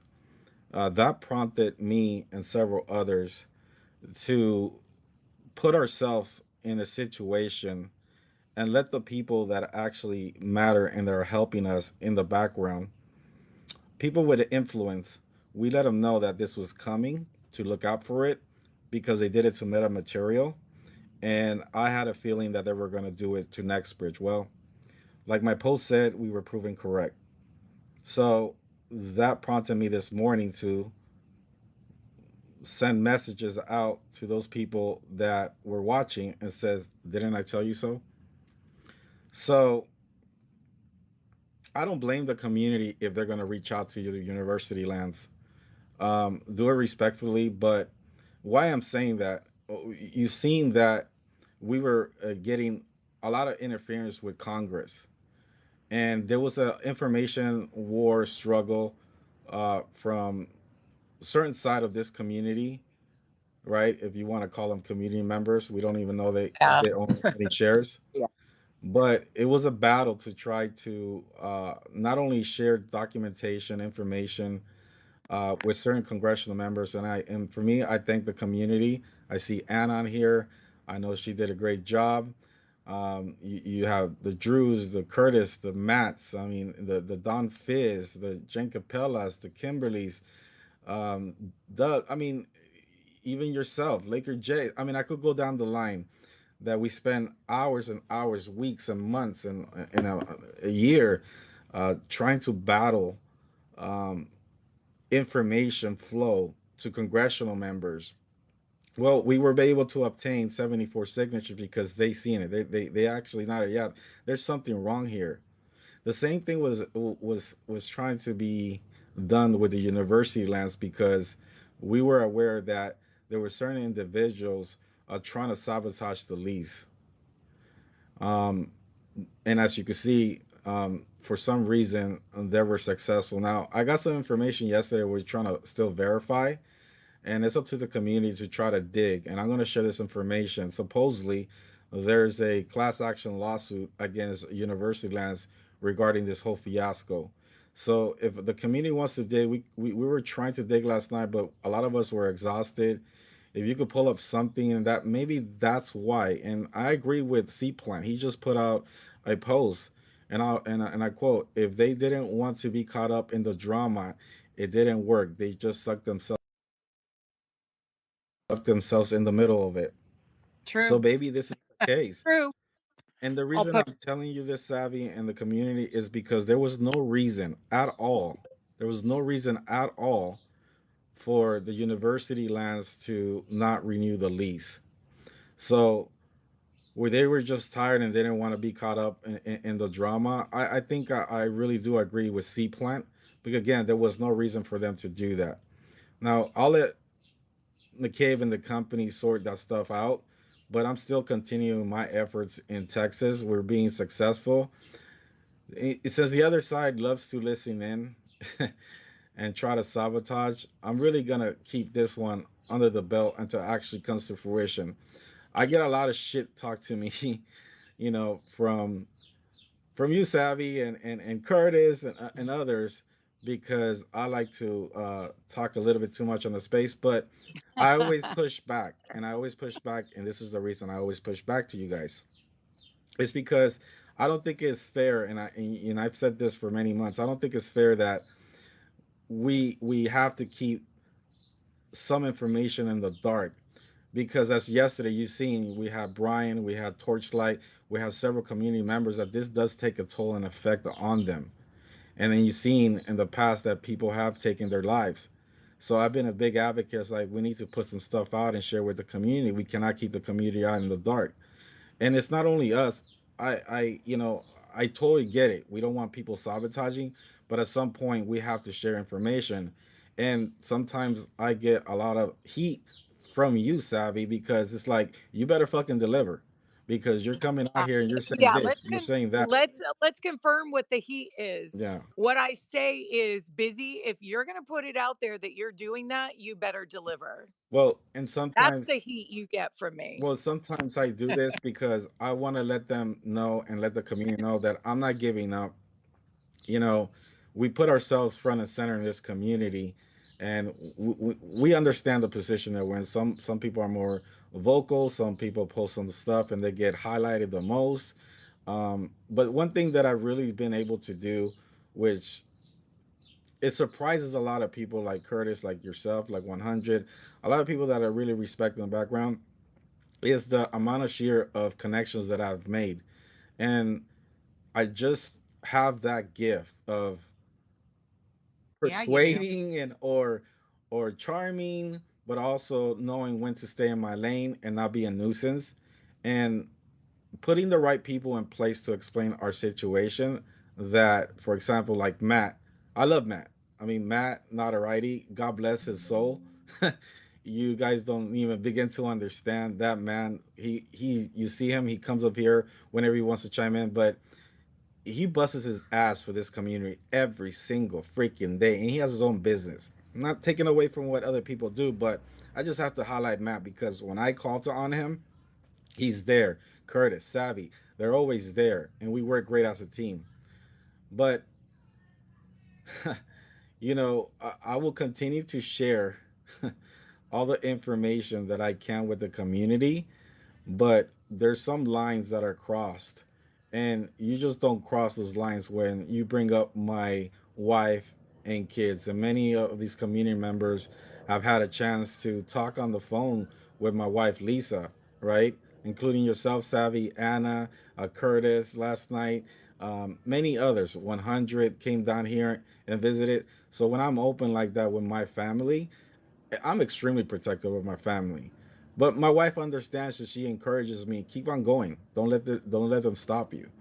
And that's why I love her so much. She motivates me. Right in the morning, she made me coffee. She's like, "Let's go. You got those 2 meetings to go." So God bless her, and she understands, and she's not afraid. She knows I'm packing heat. I got one right here, right next to my chair on my desk. So stuff like that. Does it annoy me? Yes. Does it make me afraid? No. No, it does not. But it goes to show you that we are ruffling some feathers, even though the other side got a win last night. It's still not going to deter us because it doesn't matter if you're going to go after the CEO of this company, or the two former CEOs. There's still a problem here. There's a share imbalance, and there's a lot of documentation that, again, I took a lot of heat with the 600 million, and I'll explain it again. This was told to various us in the community from different states of how much the share imbalance was, and this is why I put Correct. that out. After that, because I got so much heat, Savvy, including Savvy, why the hell did you want to come out and say that? Why? Because I feel like we should share some stuff with the community. So after that, we learned our lesson, but there's documentation out there, and this is why I'm so calm. I know it's frustrating for some of you that you see me post. Keep calm, and I also said maybe that wasn't the right wording, but no. The reason I'm telling you keep calm because I know what certain individuals, and I earn their respect that they tell me what they're working, so I get briefed over and over and over every single day on what's going on. So since I know what's going on, I could address the community and be like, hey, keep calm, this was expected. Not that I'm a magician or I'm going to be able to change things, but we have the Let proper. me say this, Busy. It wasn't expected, it was Yeah, suspected. well, it's suspected, but I was really being loud in the back and saying, hey, this S1 is not going to get approved because of this. This is what's happening, and this is the way that they're going to do it. And I was proven right because I told you guys yesterday, okay, am I correct? Now, I suspect now they're going to approve the S1 because guess what? They managed to do what they wanted to do, okay? So And again, you and I disagree on we that. disagree on that, but watch That's when it okay. happens that it should not come out and be like, okay, let's freaking why? Because Hey, if if you it happens, I will come out and tell you I was wrong. And if it doesn't happen, you can come out and tell me I wasn't wrong. well, you have to look at It all of does. the stuff that's happening via common sense. You seen, for example, what was happening with GTII. Richard Hoffman and I and another gentleman were on the phone, and there was no reason why GTI should not continue on with that LOI with a deal that I helped that company bring together. So when I was on the phone, it's like it looks like this company is putting LOI just to pump the stock. Sure enough, Richard was like, you know what, you may be right. I said, well, Richard, go ahead and investigate, and look what Richard did. So I suspected the same thing with metamaterial. I seen a trend, just like I told Whiskier, shit, about a year and a half ago, look to a consulting company coming in and trying to destroy that company within. I think it was like 3 months later, Whiskey was like, holy shit, Busy, you were right. It's Owens Consulting Group. And look what happened to Mirror Material. So sometimes it's common sense. I see it coming. They're telegraphing it, right? So when I understood that that's what we're doing, we started digging and trying to put the proper pieces in place to let them know this is what they're going to do because they were telegraphing it.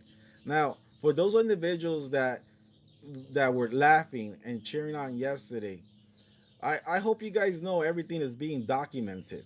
I'm telling you, everything is being documented. Let me repeat this again to you fuckers. Everything is being documented. So you think that you're going to be getting away with trying to sabotage a lease to this oil and gas company out of Texas? What do I always tell these people? And I always tell these people out of Texas, excuse my language, but this is a fucking an oil gas company out of Texas, and this is happening in your own backyard. That's how direct I am sometimes with them to come through. I have to sometimes pull out the veteran card. I'm a veteran. I'm fighting on the behalf of 140 veterans and active duty members that are stuck in this place with $12 million stolen or frozen. You are a big advocate for the veterans. Well, show me.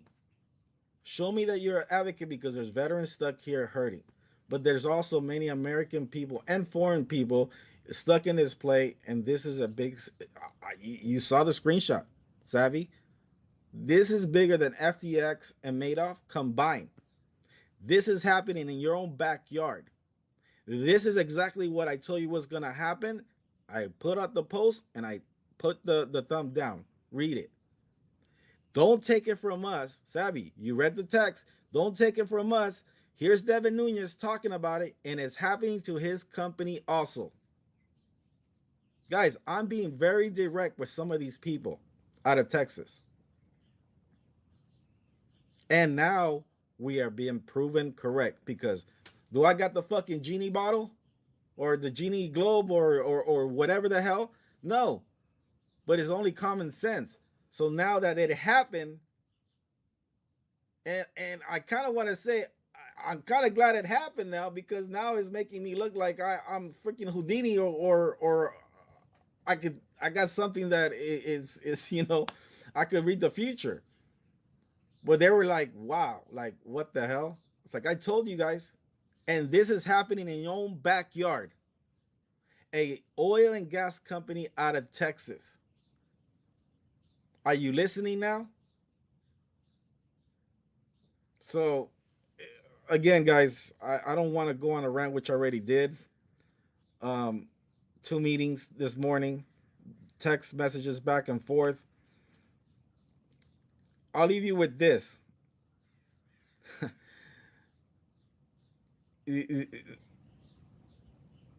Pete Pete Sessions, and I'm not gonna name others. If you don't help out the people that you look straight in the eyes in that town hall, and Pete, I know that your staff does listen in. I'm gonna expose you. I am gonna expose you. You're not gonna look at these community members that travel to a town hall and tell them that you're going to actually get the share count. You're not going to sit there and tell the people of this community that worked overnight to get these questions and you didn't ask Ari Rubenstein the questions that you promised that you would ask Ari Rubenstein. There's a big podcast coming out that I'm working on, and it's in your backyard, and you will get exposed. And the same thing goes with Ken Paxton. Either you're gonna help us, or we're gonna expose something that's happening in your backyard, and you did not act on it. I'm done playing. I'm done playing, Sab. Seriously, this has to stop. We cannot let these nefarious actors continue to sabotage, get away with it, just because they had an imbalance. They wanted U3 halt us because they didn't want to get wrecked. They were painted in a corner, and then that what they're gonna do to the next company. They're gonna do the same thing. We are front and center for many other companies in the future for this not to happen to them. Because if we let them get away with this, they're gonna do it every single time they're stuck in a and they're painted in a corner, or they're stuck in a situation that they're about to get wrecked or go out of business because they need to cover the naked shorts that were created here. And for you guys to think that I'm a conspiracy theorist, that there's not an imbalance here, then why the hell haven't not they shared their share count for over 2 years? See, like, here, fuckers, here's the share imbalance, here's the blue sheets. Here, well, you guys are conspiracy theorists. There's nothing wrong here. They're hiring 11 attorneys for a guy that's working pro se to prevent transparency. Miss me with that shit. That tells me right there that they're scared shitless. Why? Because they don't want to be exposed. This is why Devin Nunes attached our open letter. Why? Because if we expose the system, then you're telling the American investors, the people from overseas, that there is a problem here with naked shorting. Look what's happening overseas. They're stopping the naked shorting. Why can't our own government stop or help this oil and gas company to actually put an end to these nefarious actors overflating using loopholes every single day, Savvy? Tom Ronk said it. They're leasing out their MPID to people that are not supposed to be market makers, so they're continuing to do it. So they're overinflated the whole stock market. We were just the tip of the spears because we spun out to a private company. They hit the oh shit button after they seen those blue sheets. Now you have FOIA requests coming out with meetings gathering, and Gary Gensler is in those meetings along with some other individuals, possibly talking about MMTLP. How are we going to rectify the situation? So what are these politicians going to do now, Savvy? They can't say that they don't know about MMTLP. Are we going to have multiple? And I'm telling you, there's multiple attorney generals. Multiple. You hear me talk about Texas, but there's multiple attorney generals either. And I'll tell you one that has already been told here, Idaho. They're willing to assist. I just got one yesterday at the night, in the nighttime. I shared that with you. I'm not going to name the state, but I got direct contact with attorney generals. Why? Because they are interested. So again, SEC and SEC, they're trying to threaten me that I don't have nothing to hide. The SEC wants to go after me. Good luck. That'll make a very good story. I am faithful to this community. I don't get paid by anybody to do what I do every single day. SEC wants to investigate me, have at it. I don't give a shit. I ain't got nothing to hide. But I tell you this much, SEC, FINRA, if you're listening, Pete Sessions, if you're listening, if I have it my way, there's not only going to be one attorney general. There's going to be multiple attorney generals on this.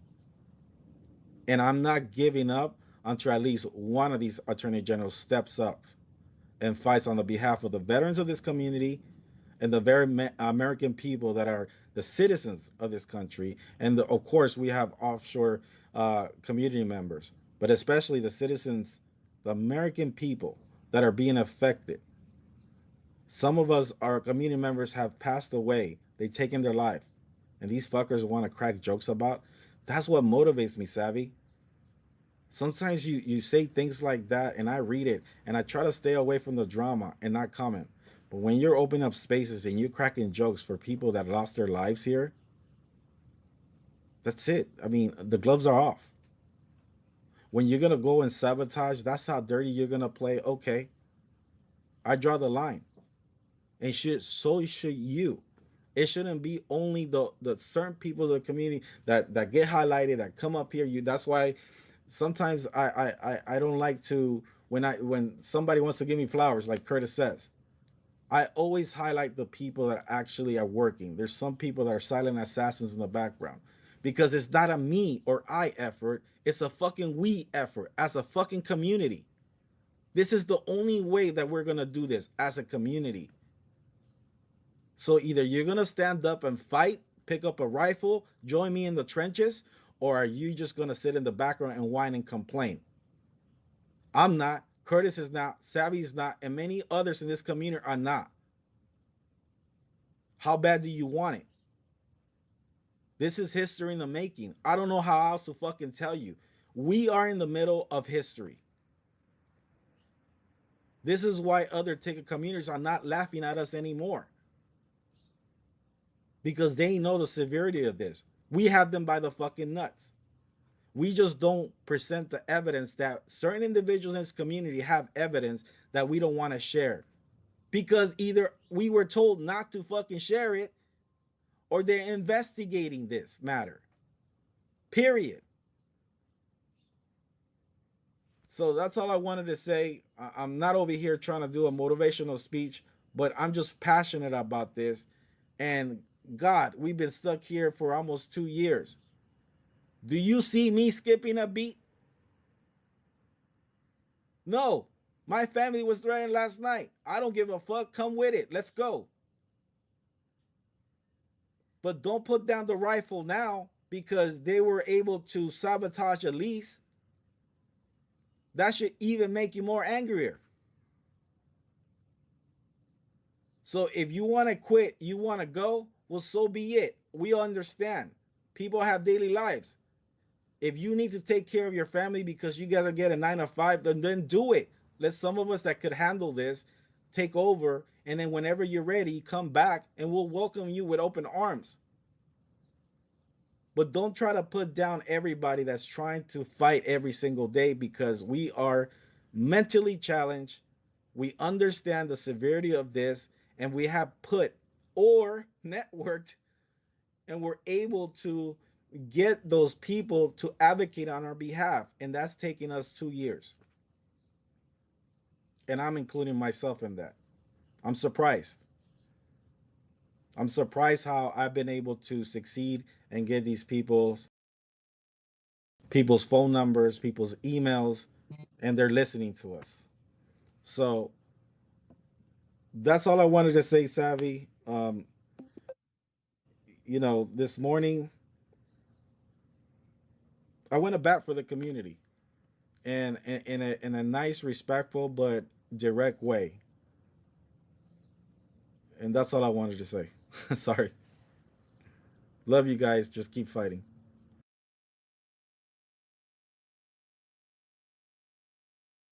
And Savvy, you're muted. Oh, thanks. I was just rolling with it, busy. But I did tout the incredible skills and gift that you have for connecting people. And I know that you're leveraging that for the community. And I appreciate it. In regards to the 600 million number, busy, the challenge was we could not bring receipts with that. And, in this community, people beg for information, but then demand that we have receipts. And sometimes we don't have them, or at least not receipts that we can share. Because of confidentiality agreements, verbal or otherwise, that members of the community have with members of Congress, because of the sensitivity of the work that's being done.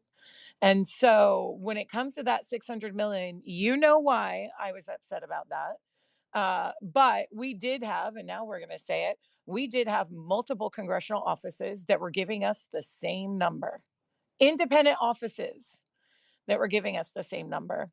Now, I will say, I don't know that that number is actually true. I think there is potential it is much bigger than that, based on the verified information that we have. So just want to put that out there as well. But, We're going to continue to do what we do. I certainly am not going away. I know Busy's not. I know John is not. Curtis isn't. Many others are. Guys, I want to hit on a couple of the Savvy, comments. real quick, Wow, real quick, the Savvy, shills are out there in force this morning. Go real ahead. quick, Savvy. You know, in the very beginning, yeah, I wanted this thing resolved, but maybe shit happens for a reason. Yeah. And we talk about this because if it didn't take this long, the amount of evidence that and the documentation that we've been able to gather, maybe this was meant for a reason to, you know, not only expose, but not only rectify the situation, but actually expose the whole entire system or bring about change. I think about that sometimes because, man, if this thing that would, I think by now, I think they wish they had just swept it underneath the rug, because now you're talking about many attorney generals could actually get a RICO case. I mean, so much shit that's coming out. The time is 2 I mean, o'clock and p.m. including the various actors that are contacting or contacted university lands trying to sabotage. That may be put in the pile, because now I got the attorney general's attention in regards of that. So maybe we'll start seeing who's behind the curtain here if an attorney general's office decides to go take a deep dive. Who knows? Maybe this was meant for a reason. But I am kind of curious to see who's behind the curtain. If there is somebody behind the curtain, I don't know. Anyways, I gotta go. Savvy, thank you so much for the mic. I gotta go pick up my wife from school. Yep. Thanks, Busy. We'll talk. I know we need to talk about some stuff. So I'm going to end the space here soon, guys. It is 11. We've been here for 5 hours. I'm sure that there are more feelings to be had and more information to be shared. You know, like I said, there are some people in this community that believe it's over. If you're ready to throw in the towel and walk away, that's up to you.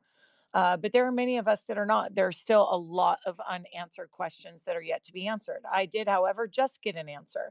Apparently, and I am not going to name the source, but apparently there was no reason given for the denial of the lease renewal. So hopefully we will get something official on that. Take it for what it's worth. Believe me, don't believe me. I really don't care. So, but there's certainly, again, I believe that there is possibly a path forward. There's got to be some sort of appeal process, something like that. Whether it be an official process within university lands or legally. So I am certain in my belief that if that is a possibility, that Greg McCabe and NextBridge are looking into those options, and hopefully we will get some more information soon. Again, so many questions that are left to be had. I want to answer this one. Lawrence, give me just a minute. Hang on just a second. 401J saying, hey, Junk Savvy, could they use T0 to raise money? They could, but those would have to be, I believe on T0, they would have to be registered shares with the SEC. And so they would have to be tokenized but registered. So again, we're in the same conundrum with the 40 million share offering. So again, you know, Busy believes that they are going to make it effective and allow it to move forward. I don't. I think this actually gives them more of a reason, which I think they already did on the grounds of the current investigation that's happening. But since the fundamentals of the company are potentially damaged severely, material change, I think the SEC could say, no, we don't have faith in this company as an ongoing concern. There's an ongoing investigation, and they could potentially deny those leases. That is my opinion until I'm proven differently or have any additional information. I'm sticking to that. But we'll see. If Busy's right, I hope he's right. I will certainly acknowledge that. So, Lawrence, go ahead while I look for some more comments. Right on. Thank you, Junk Savvy. And Busy, I'm sorry you had those problems. It demonstrates it demonstrates that you know, all our efforts combined. And I know that you're probably standing out, but this is going to happen. But it also shows you, Lawrence, the character of the people that we're dealing with. Like I said, you know, our chat is blown up with shills, and you know what? I ain't going to delete them. I ain't going to hide them, because I want you to see who they are. People that have never communicated with this community now all of a sudden come out and post 15 different posts in our chats about how stupid and liars we are and all this kind of stuff, guys, we know who they are. So anyway, and I ain't lying to anyone. I'm asking questions. I'm giving possibilities and potentialities. So go ahead, Lawrence, though. Thank you, Junk. Listen, we've been pushing this football all up and down the field, and we scored. We're like 7 touchdowns ahead. I wouldn't call this lease situation a score for them. I would just say, yeah, they moved the ball on their side. That's all. But I wouldn't count it a score. Actually, you know what I see? This is probably corruption too, and this will probably be exposed some way or another at some point. But what I want to remind everybody is, look, we've been very successful continuously with all of this. If this was happening in another country right now, these people would be serving life sentences or be put to death. Look, Yeah. this is going to get straightened out here. We'll be more civilized and more professional with our oversight and market maker responsibilities and all of that. This will happen. This is going to happen. We're so far ahead in this game, it's just unreal. You have to expect, yes, they're going to push the ball here and there, but we're so far way ahead of this. And what's more, McCabe and Nextbridge, they found the largest oil reserves on land in 30 years. This is a successful company. There is oil everywhere, and I'm I'm I'm going to put it out there, man. There's a lot of offshore oil there too, yet to be discovered. This company that we are part of is just an incredibly successful, well-run company, and it is because it is so good that everybody in all the criminal enterprises trying to they're sucking the blood out of it. They're vampires, and that's just about it. So please just remind yourselves that, hey, we got a good thing going on. We got a winning team, and it's not over. I mean, it's getting close to being over, and it's not going to be pretty, but you know what, we're a winning team, and that's just what I want to say. Thanks, Lawrence. Appreciate that. Let me say this. It's actually CPO said this down in the chat. The Orogrande might be the biggest asset, but this does not bank the company yet. So shorts still owe an obligation. And that is 100% correct, guys. The obligation has not gone away. If indeed the leases are going to be stripped away from the company, time will tell.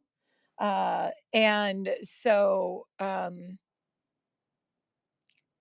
will tell if there is potentially a path forward at all for Nextbridge. But until the company is no longer a company, even in bankruptcy, there are still opportunities, as Sorrento Therapeutics proved, as I believe Memmat's going to prove. But they still owe this obligation. We are still owed a reconciliation. And the leases, though, may be, somebody said it was a stone thrown in our path and we just use it as a stepping stone. The leases may complicate the issue, but it also may bring more attention from the very people that Busy was talking about. There are good people out there in positions holding authority who fight this level of corruption. Robert F. Kennedy Jr. has a history of it.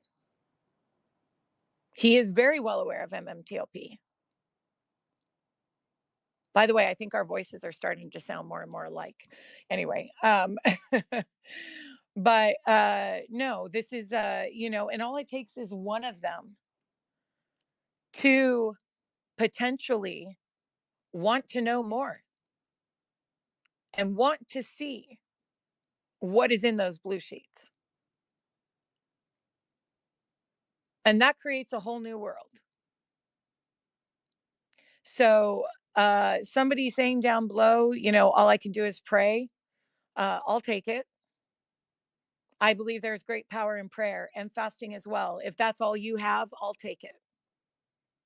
I would encourage everyone to do that. That the darkness will be brought into the light, and that we will have a profitable resolution, and that a good person in a position of power, will be emboldened to fight alongside this community and to get us the information that we need. We're going to keep pushing, guys. We're going to keep pushing. So let's see. Just want to go down a little bit. I'm skipping some because, like I said, there's a ton of crap down the chat. But hey, thanks for showing us who you are. Thanks for showing us who you are. Hang on just a second. Can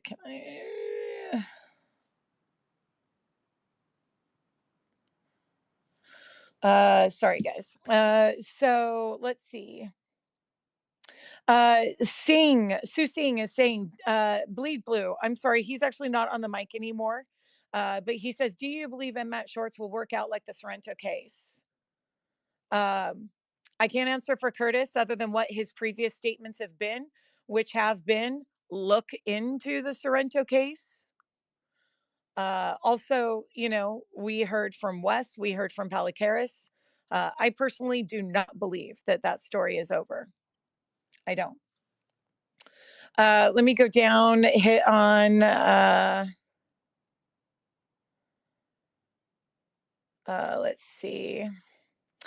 Yeah, Pocahontas saying, sorry to hear your family was threatened by bad actors. I have to tell you guys something. I did another interview yesterday, and the sentiment was, I can't believe that you're putting your name to this. The next article is going to be include MMTLP, but we'll branch out from there. And this is somebody who they themselves, through their work, have been threatened and have their life threatened. And he was like, I can't believe you're putting it out there. And I said, I'm to the point now that these guys can, Elon Musk. Let's just say that. I'll try and keep it G. I'm trying to be better, guys. But GT, let's say GFY.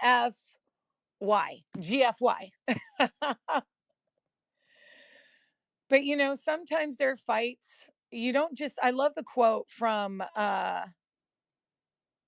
yeah, see, we got another one. Hey, Frankie Fish. No, we're not done. But nice try. Try harder. I love the quote from the American president where he says, sometimes you have to fight the fights, not that you can win necessarily, but the fights that are worth fighting. I believe that there were people in this community that were put in this community to fight this fight. And like I said before, until every possibility is exhausted, in one way or another, maybe not on Spaces, I'm going to continue to fight that fight. I know that there are others in the community that are going to do the same. We did nothing wrong. We bought shares in a company. Doesn't even matter what the company is, depending on what your claim of harm is. Torchlight guys, I get it. You guys have a different complaint or an additional complaint.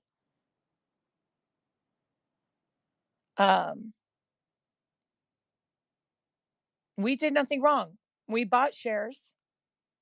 We were told by the regulators, by our brokers, who have fiduciary responsibilities to, number one, tell us the truth.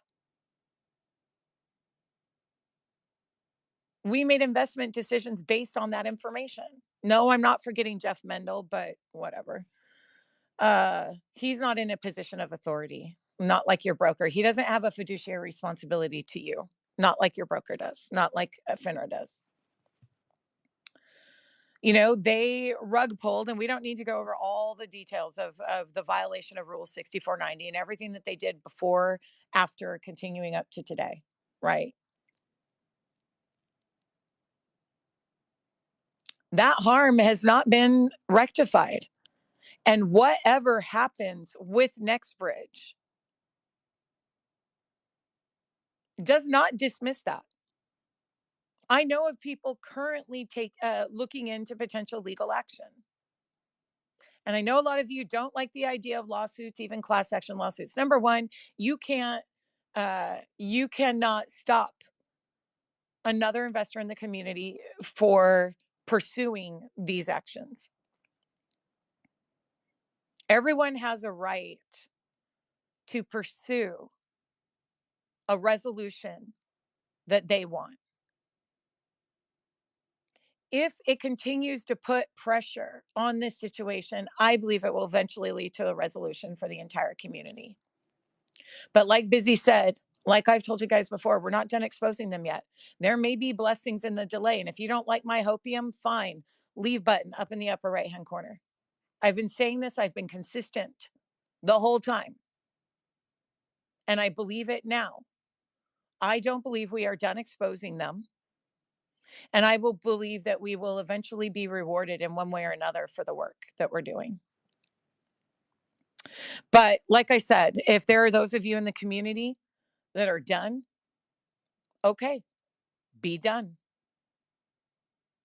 But don't criticize those of us. Well, you have free speech, but don't criticize those of us that are still fighting, because we're not just fighting for ourselves. We're still fighting for you. For those that want to criticize, what are you doing to affect your resolution? What have you done? There is still an enormous amount of work to be done. Do something. Do something. Okay, let me say, okay, 401. I'm going to actually address this as well. Junk Savvy, just throwing this out there. GME has cash close to $5 billion. What are your thoughts about GME acquiring MMAT in bankruptcy and NextBridge? Ain't gonna lie, 401. Busy can attest to this. Busy shoot a thumbs up. We've had conversations. We have conversations with people that are connected to Ryan Cohen, and I will confirm that we have shot those ideas up the ladder.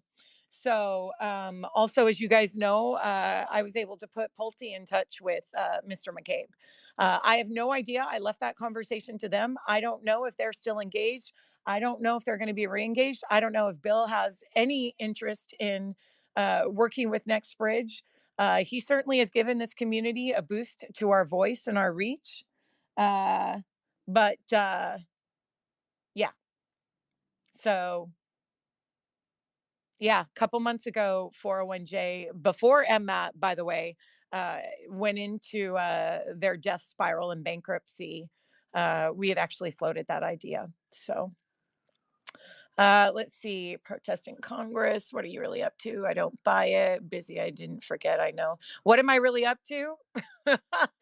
Well, first of all, I'm 3 days a week sitting here on the space, engaging in conversation and forming the community. So, yeah.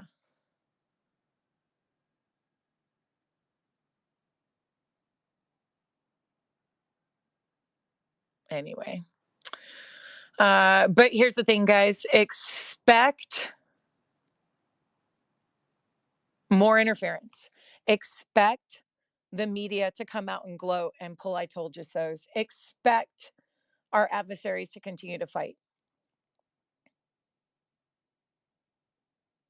Expect it. Be prepared for it. But continue to do the work. We deal with it one step at a time, right? And we continue to do the work. So anyway, anyone else want to share some, I just went through the comments. You guys can peruse them as well. I've been blocking people. And so, especially those that are posting like 15, 20 times that I've never seen before that, open their accounts not too long ago that have nothing to do with MMTLP. And so once I block them, I can't see their comments. But guys, just don't engage. Don't waste the energy. Let's work smarter, not harder. And let's not waste the energy that we have. But just know that work is continuing. Hang on just a second.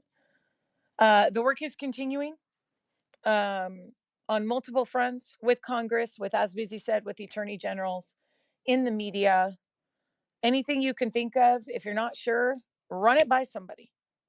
Share these ideas, form a group, develop a Telegram or a DM group of people that work well together.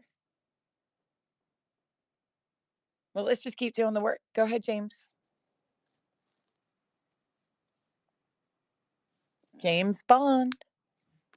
Oh, it would help if I would actually give you a mic, right? Sorry, James. I will say though to Zakib, who goes by Wolverine, and to Dub Fan, if you guys reach out to Hollywood Henry and get that organized, just let the community know, so that we can move forward with that. Go ahead, James. James Bond. Oh, he would disappeared on me, guys. No worries. Let's see. Somebody sending me a message, something that you could take on. I do know that, Terry came on earlier and let us know that he did make a request for information to the university lands. I'm also receiving messages saying that you should be requesting the information for the conversations between Nextbridge and university lands to potentially see, what efforts were made on behalf of Greg McCabe, what pushback, if any, there was received. But this is what this person said. Sorry, just reading it now. Says the Texas Public Information Act entitles each person to complete information about the affairs of government and the official acts and public officials and employees unless otherwise expressly provided by law. The University of Texas system is committed to providing customer-friendly service when responding to requests for public information. Make a request. A request for public information from the UT system administration should be directed to, and it gives a name, Mr. Daniel Sharphorn, Vice Chancellor of General Counsel. So thanks for that info, guys. I can imagine it will be on the website. So thanks for that. Yeah, there is a process through a state FOIA system. Also, as Biddy has indicated, that we are in contact with multiple AGs and are requesting full investigations, which would include subpoenas for the information. So the work is continuing, guys. Hang on just a second, looking at a post.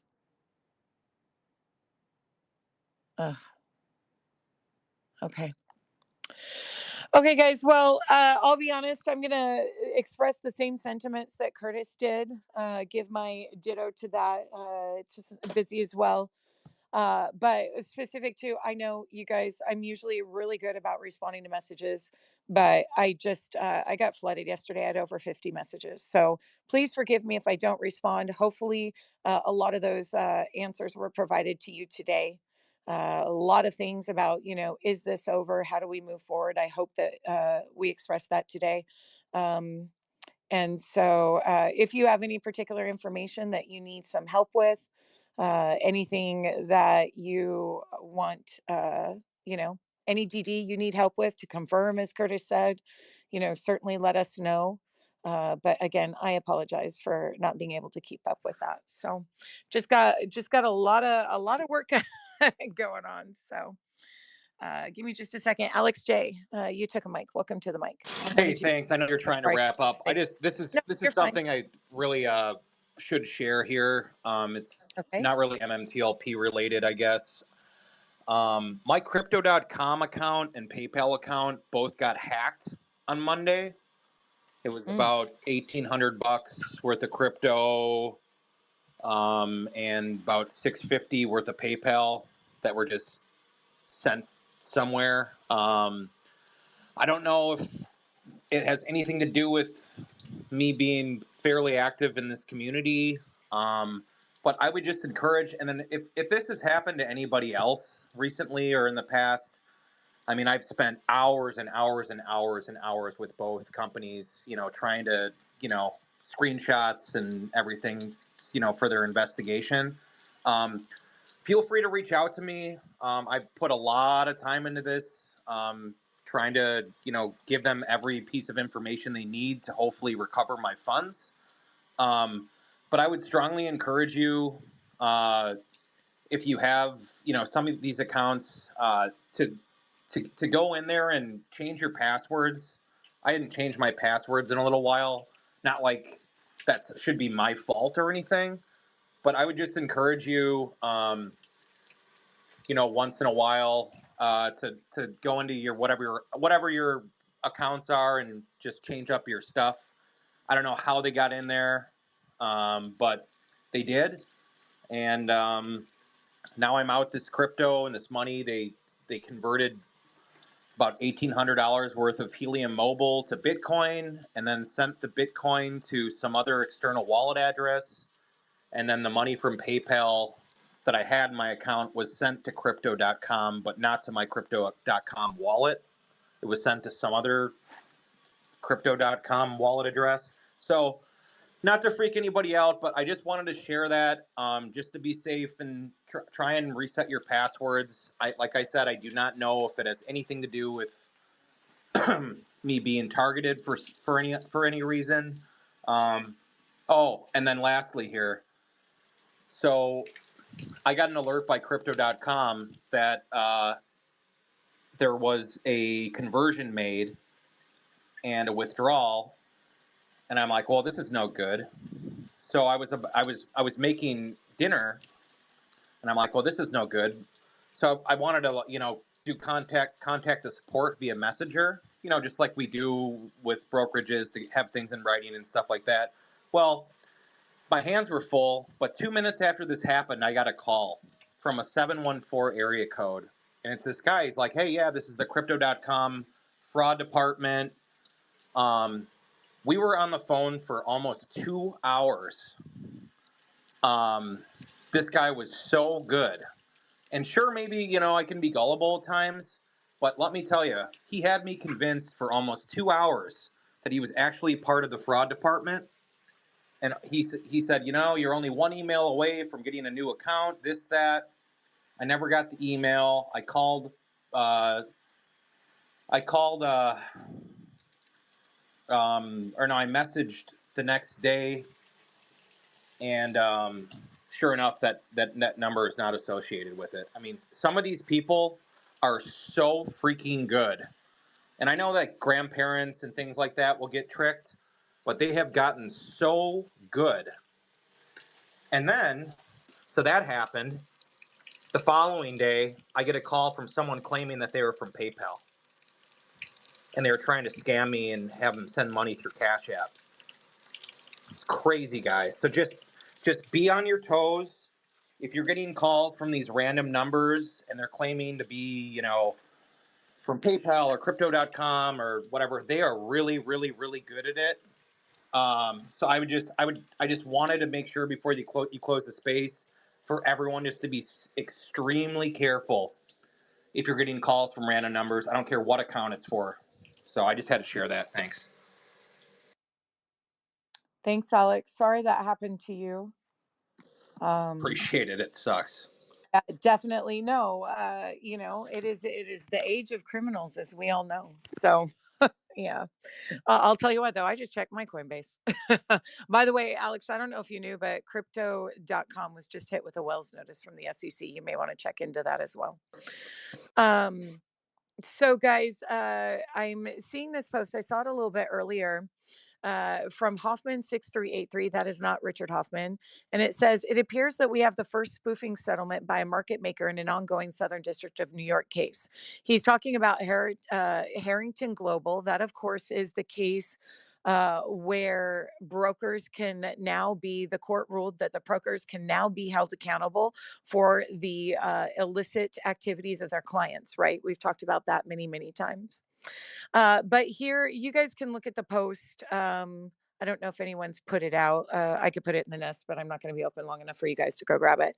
But here's my concern, though. It says that there is a motion, an order of dismissal with a prejudiced. Which when a case is dismissed with prejudice, it means they can't bring it forward again, right? We've seen that in several of the cases with MMTLP Rose's case, for example. And this is in the Northwest Bio case. My understanding, though, and you guys can check into this and maybe we can talk about it again. I mean, if it is true and there was a settlement, yeah, this is big news and it's historic. But typically when I have seen settlements in cases, it is a motion to dismiss, not a motion to withdraw the complaint. We saw this in the Dyer case, right? So I'm concerned. I'm confused as to why there would be a motion to dismiss with prejudice if there was indeed a settlement, because typically they would ask you to withdraw the complaint. It wouldn't be with prejudice. So, guys, I'm a little confused, but maybe you guys can dig into that a little bit more and let me know. So, surely, I believe that Mark was working on that case. He may have some words on that. I don't know if he's posted about that. Harrington is Warshaw Bernstein. And I believe West Christian works with that. So keep an eye on Warshaw Bernstein. I can imagine if Warshaw Bernstein was involved and that was the case, well, I actually guess it wouldn't, because they're not allowed to say if it's done under confidentiality. Hang on just a second. Kristen Shaughnessy posted about it as well. So let me see what she says. But yeah, it seems odd that it would be a motion to dismiss with prejudice, but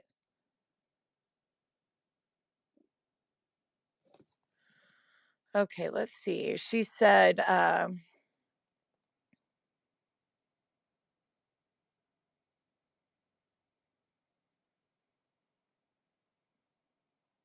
okay, so she's again questioning why a company would short and distort and try and destroy a company treating cancer. We, of course, saw that in the Wall Street conspiracy with Darren.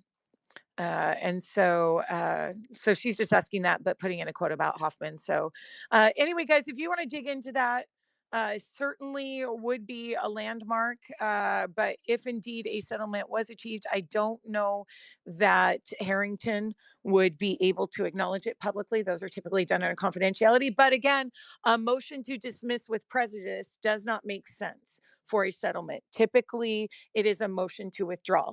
But maybe somebody else can reach out to Richard and see his thoughts on that. Anyway, guys.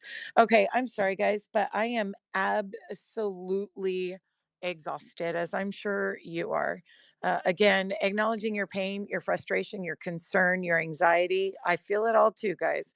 I'm just choosing to channel it into work. My work is continuing. Like I said, I've got a couple media opportunities on deck that hopefully will bring greater attention to our situation. I know Busy is working on stuff. I know many other people, Curtis, Matt, Jen, are all working.